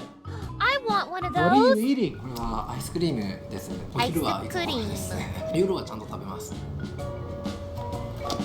As expected, he finishes lunch pretty quickly, so he uses the rest of the time to read manga. Sho, what are you reading? これは東京リベンジャーズっていう漫画で、先輩から借りてる漫画です。 After lunch, he has From a his final meeting with a senpai. figure planner and Yaoi? production team Question member mark? about the prototype he's working on. じゃあチェックしていいんですか？お願いします。 Oh, that's the guy who made the Bakugo Katsuki. 元よりもここふっくらしてる。 They meticulously review each section to see if it matches the original design and if any changes need to be made before showing it to the president. 問題ないと思います。 Mondai What are Nine! you Let's doing go! now? 社長にチェックして Anger manga. Is it really? I've heard a lot of bad shit. Oh, Can somebody explain to me? I feel super validated in my choice not to start new anime and manga recently because they're all ending like shit. Like, I've heard that Oshinoko ended like shit, and I've heard that Chainsaw Man ended like shit, and those were two series that I was super interested in both of them, and you're telling me that it's not worth getting invested in it because it ends like shit. Well, then how am I ever supposed to have faith and try anything fucking new? he's spitting out eyes. Name a single anime that ended well. Code Geass, bitch! This figure. I see what he's doing. Apparently, I sometimes get smudged when working on the bang, so he's applying freshly printed eye decals to ready it for the presentation with his president. I guess I have some more free time. JJK Let's sucks go cock talk to too? some Wait, people. that one's done? Just over here, it looks like there's a lot of people with some big screens. Let's see what they're doing. But Lucy, Resurrection exists. As far as I know, it's not canon. And it's fun to watch as a not canon movie, okay? It's a Excuse me, fanfic. what are you doing right now? 3D Magnolia, welcome. フィギュアの元になるデータを作ってます。 Oh, he creates prototype figures just like Sho, but on his PC. Only when he finishes, he prints out his figures on their 3D printers. Did you learn all this in school? Lucy, Rose is based on Resurrection being canon.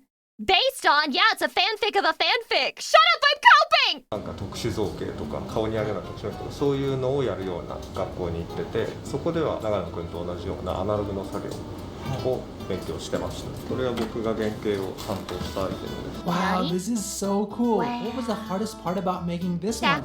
やっぱりこのスカートのフリルとか。 I wonder what these people are doing over here. This guy looks like he's doing something interesting. Excuse me, can I ask what you're doing?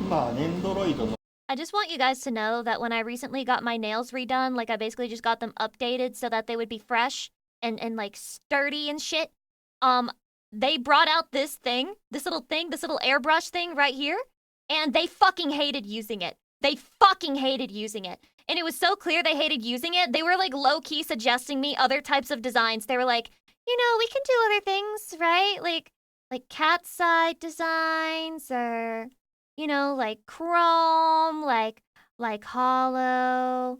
You can try something new next time you come. Like Jadass just telling me do something else. How long have you been with the company? Did you say skill issue? No, a pussy. Do you get to decide the colors on your own? キャラクターごとに色の使い分けはしていて、例えば女の子だったらちょっと赤みのある色とか、男の子だったらちょっと黄色みのある色にしたり選びながら Yellow is for men? This is an interesting take. I've heard the first one, but not the second one 修正 before. 点をたくさん指摘されそうでちょっとドキドキしています。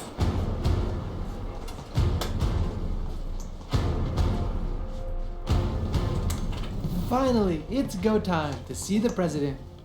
Do men just store piss in their skin? 原型のチェックをお願いしたくて。 Sho does seem a little nervous. I'm sure he'll be fine though. このフロントのところが少し棒だよね。 Okay. この束を寄せるだけでもいいかもしれない。 That's another fix. What the fuck? Hold on, hold I'm sure on, he'll hold be on. fine though. このフロントのところが少し棒だよね。 Okay. この束を寄せるだけでもいいかもしれない。 That's another fix. すぐできる。 Boring? はい、今日でもらったことです。ありがとうございます。 Well, I guess that's what it's like to meet the president.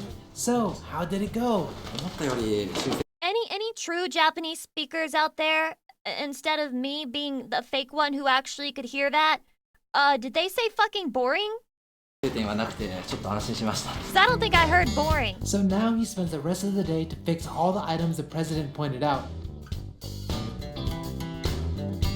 By the way, what are these? これですか？これは He called him a 会 dumb 社 cunt? の Oh, 方でや true. っているブログのネタで作ってみたっていう記事を担当していて、ちょっと What did he say? All I heard was mondai again, which would just mean like a problem, like he just didn't like the front. I don't think he used the word boring.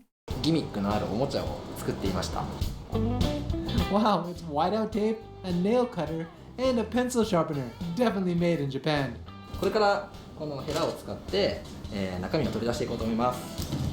Oh, it Oh seems god, like he's the gonna face parts stab are it. done. He's stabbing. He's stabbing.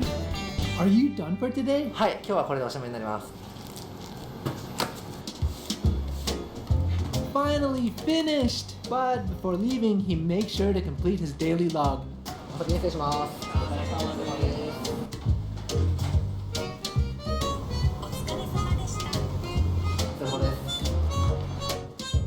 After work, he often goes out with his friends and coworkers for a quick drink, but because of COVID, he's gonna keep it simple tonight and pick up dinner on his way home.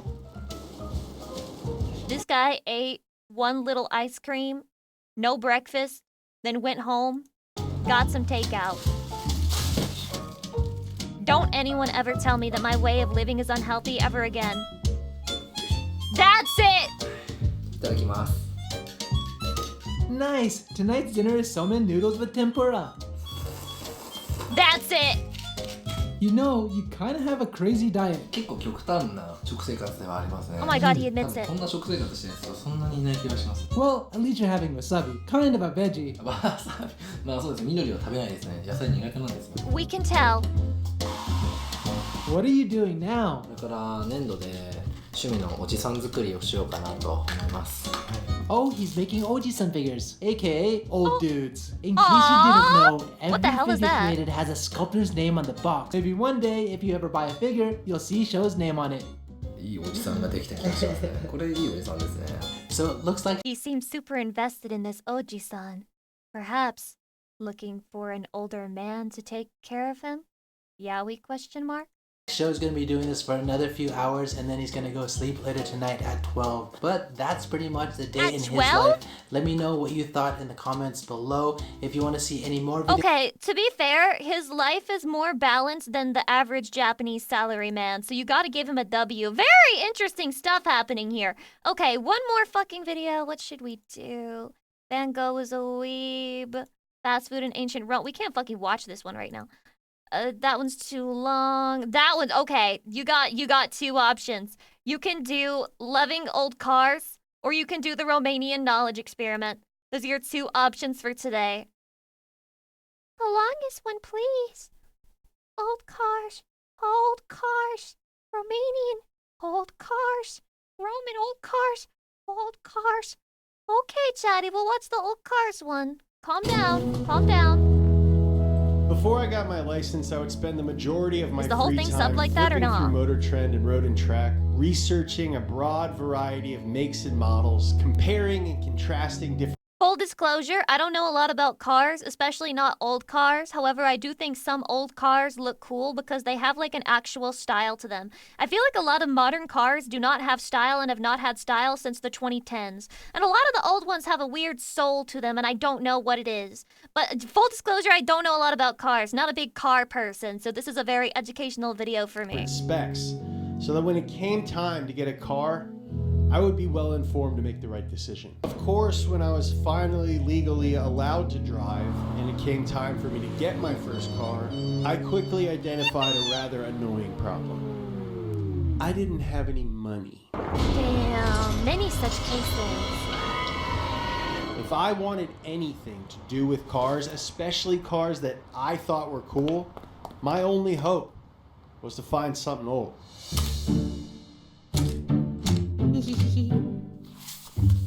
Okay, from these cars, the coolest looking ones, alright? The one in the center, the $2,000 one, and the one on the far left, I'm gonna assume it looks cool, even though I can't actually fucking tell from here.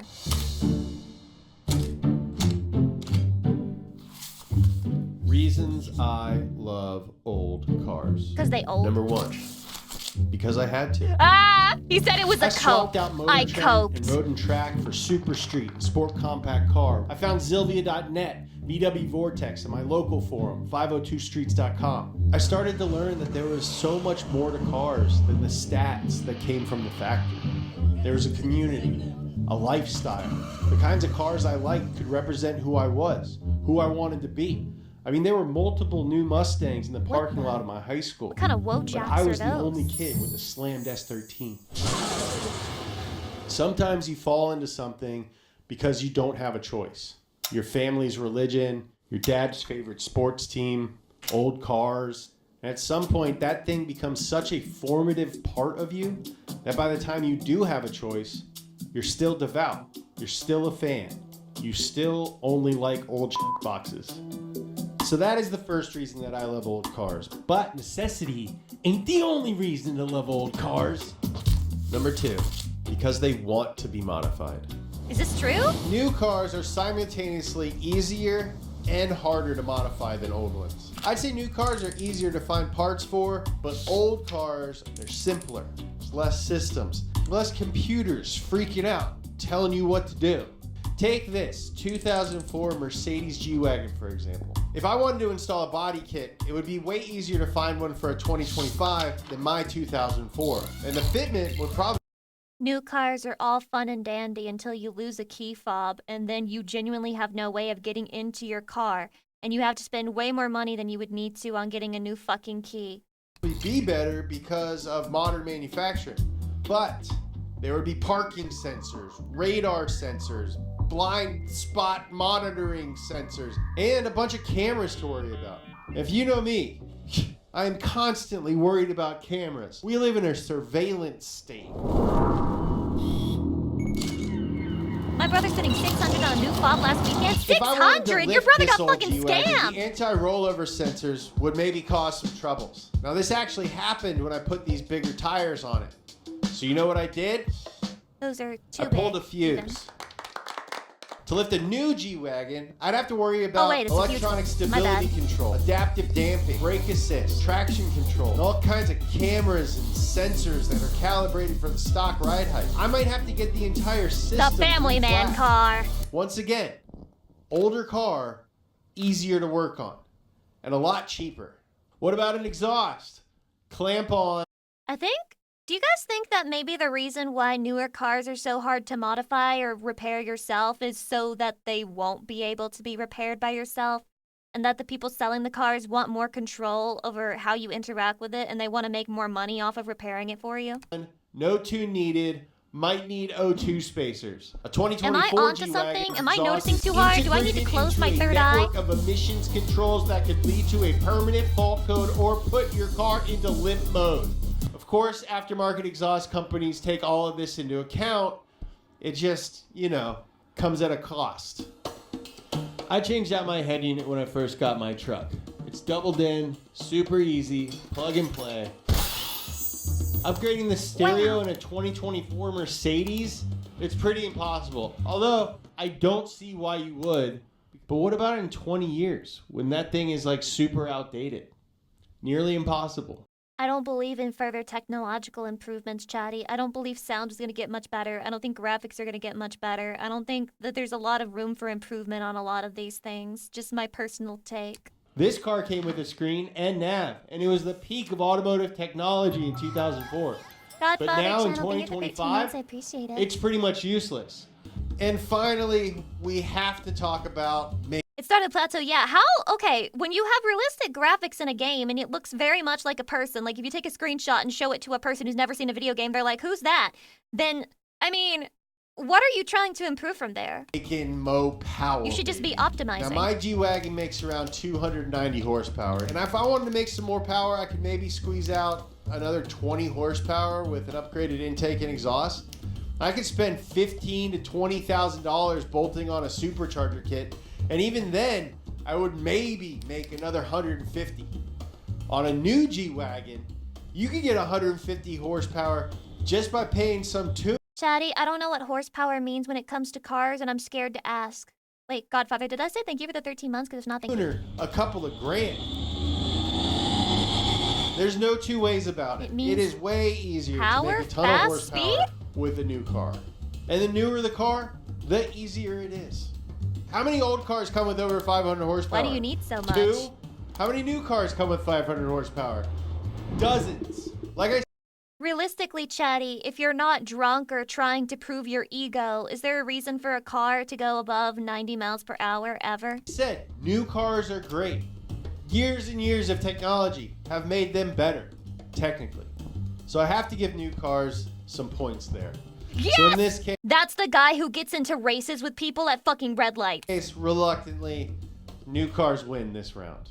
But the ease with which that old cars can be modified isn't one of the main reasons I like them. It's that they have to be modified. One day, Jesse and I were driving my E30 through Beverly Hills. Now, don't get it twisted, all right? We don't got it like that. We were driving from one modest part of town to another modest part of town. And we had to cross through a rich part of town to get there.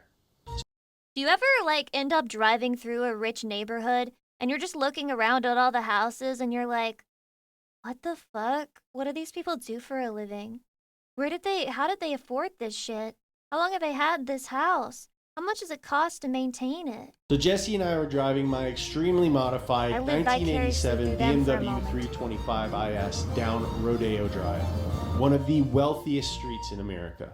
We were waiting at a light and an elderly woman was crossing the street in front of us. Excuse me, dearie. Right? Just to help you guys paint a picture. I imagine that's what she looked said. a lot like that one lady from Forrest Gump that was sitting next to him on the bench. Life is like a box Now this of very chocolate. obviously rich old lady notices us.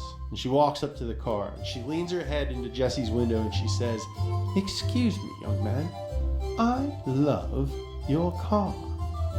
And then Jesse said, "It's his car."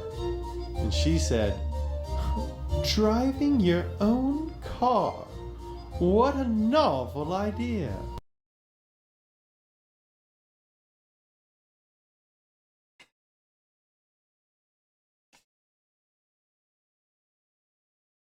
So then you ran her over, right? So then you fucking blew her ass over, right? And as she's walking away, she turns around again and she says, "It really is beautiful." It was a great so moment. It made my whole day. Now, I don't want to generalize, but I assume that this woman wasn't a car enthusiast. And if she was, and she made a habit of complimenting every car that she thought was cool, it really is beautiful. It really That's so is fucking funny. beautiful. It really is beautiful. She wouldn't get anything done. She wouldn't have enough time to be old. Rodeo Drive has a higher concentration of very expensive and cool cars than possibly any other place on earth. Save for like Miami, Dubai, the Nürburgring, You may not like it, but these cars are modernity slop. and Jerry Seinfeld's house. But for some reason, this old woman came up to my 40-year-old BMW that's painted 90s GMC truck black, and she called it beautiful. You kind of get a pass when it comes to modifying an old car. I think most people assume that you did it out of necessity. It has aftermarket wheels because the old wheels probably fell off. It has an exhaust because the stock one probably rusted out years ago. Hell, right now my car has numbers on it. And the other day, another Leave them old there. lady came It into has the barber soul. shop to ask me if I raced my car in rallies. This Yes. woman assumed that the stickers Say yes. that are plastered all over my Take the fucking stolen valor. In this case, it's not even stolen valor. It's like gifted valor. car were there out of necessity. Also, old ladies love my car. Now, the assumption that you upgrade or modify an old car because you have to is actually partially true. Old cars have old technology, so it's easy to justify swapping stuff out so that it works better. You aren't upgrading the headlight because you want them to look different. You're upgrading it because you can't see at night. Stock headlights suck. It's a safety issue. But might as well get the cool ones. The suspension is blown? Oh man, I better get coilovers. Oh, they're gonna make my car lower and handle. I don't know what it was with my mom, but like anytime I got into the car with her, the car would randomly have a new problem. I don't know if the car was just shit, or if that's just like the experience of owning cars, or if she was like taking really bad care of it. But like you would get in the car, windshield wipers fucked up, then those get fixed. Okay, $150 later, you get back in the car again. And then for some reason, the top part of the car, whatever that fucking fabric is drooping down. Get that fixed. $300 gone out the fucking tank. Get back in the car later at another point. Brakes aren't working properly. Be nervous the entire drive. Get that fixed. $600 later. Feel better? That's fine. What car was the old it? horsehair seats are collapsed. You should probably just get a set of Recaros You really wanna because, know? you know, comfort and safety. It was a BMW. I think it comes down to a motivation thing. You mod a new car because you want to. You mod an old one because it needs you to. So if you haven't gathered by now, How old? I don't remember. like old stuff. No clue. It's also totally possible to have an aesthetic with all new stuff, but It was very ugly I've though. Like always the been color more was like a attracted really to the ugly warmth shade of purple. and the subtle I didn't even know there were imperfections ugly that shades come of with purple, something but that that's car been had around it. for a while. Then I have to like a clean and modern tech vibe. I don't own any sort of tech fabric. I get most of my clothes used off of eBay. I like old craftsman houses. A couple of years ago, I wanted to get myself something special to celebrate a big accomplishment. So I splurged and bought an old chair. And when I started writing this video, I tried to You have to splurge to buy anything old. It's all expensive because it was all made in higher quality, which is not a fucking joke and it's not nostalgia. It's not fucking rose-tinted glasses. Most of the new things being produced are slop on purpose. It's intentional. figure out why this was. And I think I have the answer. It's They have safe. proven style. If something has been here forever and we still think it's cool, then So chances are true. we aren't going to wake up one day and collectively decide that So it isn't. true. It's already aged well, so chances are it will continue to age well. An old car is never going to change. The jury is in. It's done. A lot of times people will realize that something is cool after the fact and will decide that something that we used to think was lame is now awesome. But I hate Crocs. I never change my mind. it very rarely goes Never the changed other my way. mind, not for the a second. Beatles are one of the greatest bands. It pisses me off that people will do that sort of thing. They're like, I remember when we used to pretend to hate Crocs? I was never pretending. Remember when we used to pretend to hate the word moist? I was never fucking pretending. Why were you pretending? Why were you fucking faking it? Now I can't trust people. In the history of music. Most people agree with me on this. And that probably isn't ever going to change because the Beatles stopped making music almost 60 years ago. It's been this long and we still think that they're the best. And they aren't even around to mess that up. We're not going to all wake up. People hated the word moist. The image association with it is uncomfortable, okay? I don't want that word used to describe food, for example. One day and be like, actually, dude, But they if use you it all think the about time. Sgt. Pepper sucks. Now, I know my Carhartt jacket, a good pair of chinos, and my Vans Authentics are going to stand the test of time because they already have. It's the idea of buying things that are What built. about a moist cake? Why can't they just say not dry? Just say not dry. Just say hydrated. Hydrated cake. To last, both physically, as in they're not going to fall apart, but also Juicy. vibe-wise. They're not going to go out of style. You won't be embarrassed to wear these things in 10 years. Believe me, I've been wearing all of these things for over 10 years. Just like I'm never going to Why does his microphone look like something that I would use on... Let's continue. be embarrassed to drive my old car. It's 40. It's cool. I wrote this part of the script weeks ago, before today's sponsor even hit us up. But I knew it. There's his sponsor in case you're interested, apparently. Wait, no, here it is. Flint and Tinder. awesome, better thing down. And these No, videos, true. you're not. Holy fuck, that's a long sponsor. They got swim trunks, backpacks, gold cars. They're dangerous and slow. Now, we've What? all heard the phrase, it's more fun to drive a slow car fast than a fast car slow. Is And I this would true? like to add to that. It's more exciting to drive a slow old car as fast as it will go when you're kind of scared that it might all rip apart at any moment. A lot of new Is this the Cope post the video? cars don't even have engine noise. Old cars have everything noise. The seals are worn so you can hear the wind. The sound editing sucks. You can hear the tires of the road. The transmission whines. The glove box squeaks. Ah, yes. Remember driving in cars and not being able to hear yourself think because the seals were so bad that you could just hear the entire road and everyone around you breathing? At least I hope that's the glove box. Is that a wheel bearing? Hope not.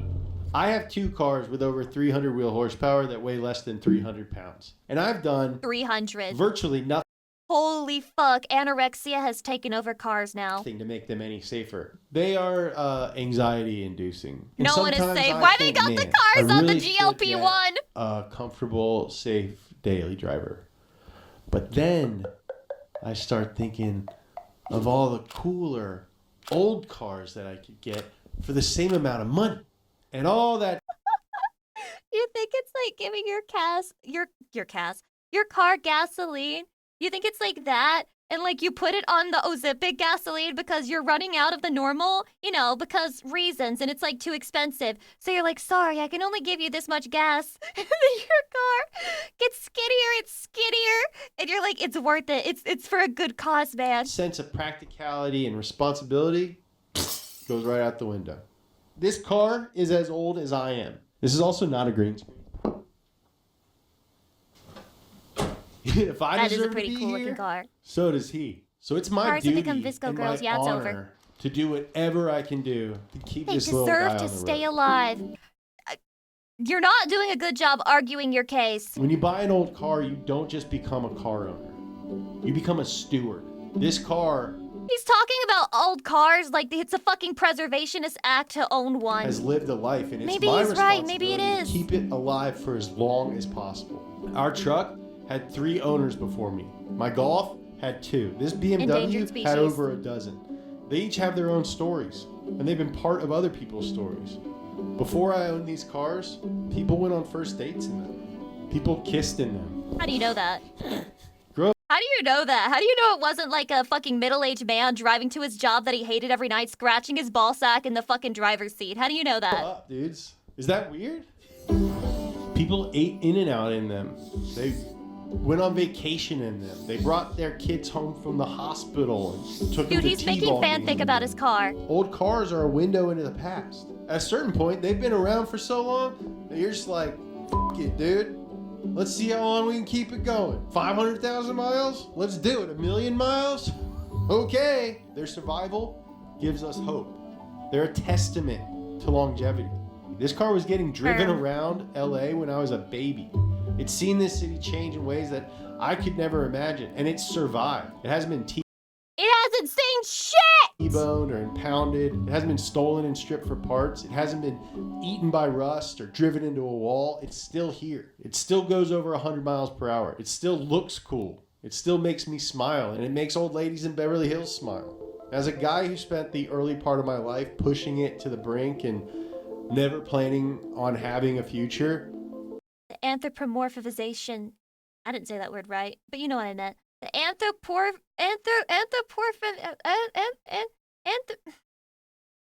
the humanization of cars needs to be studied. What the fuck do you mean that it saw LA change as if it has a literal story to tell? Like it would open its fucking maw and like a little bit of exhaust would puff out and it'd be like, let me tell you about the time that you were conceived in the back seat, young laddie.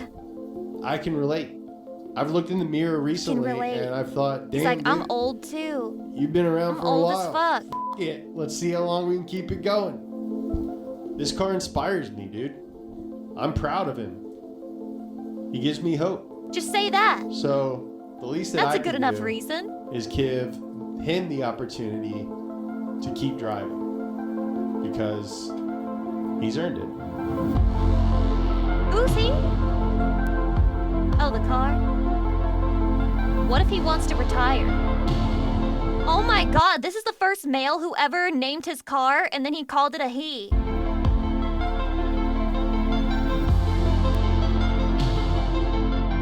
That's why I love old cars, but I want to hear why you guys love old cars. Let me know your reasons. Chatty, why do you love old cars? And then somebody's gonna be like, I don't. Chatty, why do you love old cars? Why do you love old cars, Chatty? Why do you like them so much? They have less tech? It's cheap? Are they actually cheaper? They look cool, that's valid. I don't care about cars at all. Oh my god, he's just like me for real, for real. They are more simple. Less electronics. I kind of like some parts of electronics in cars, but at the same time, a lot of it is also annoying and superfluous. Ever since Roger Rabbit, I love the old cars. I don't know what Roger Rabbit is. My car is like 20 years old, but still chugging on. Is that old in car years? How old is that in car years? Like 45? 45? My grandfather fixes up old cars, and it's a part of my childhood. I am woman, and they are pretty, but I won't admit that. You just admitted that to me. I'm gonna tell your grandfather what you said today. He's gonna know. You're a tsundere. I don't like these stupid baka dusty old cars or anything. I don't even care. And then, like, you know, sticking her penis in the exhaust pipe, like, you're so beautiful. Chatty, sometimes when you're a femcel, it feels like you're a sexual assaulter. Like when you have like attraction towards like a guy, you know. Like when I feel positive feelings towards Chatty, I genuinely feel like a creep. I just feel like a complete creeper, and I can't control it. Anyway, thanks for today, Chatty. I had fun.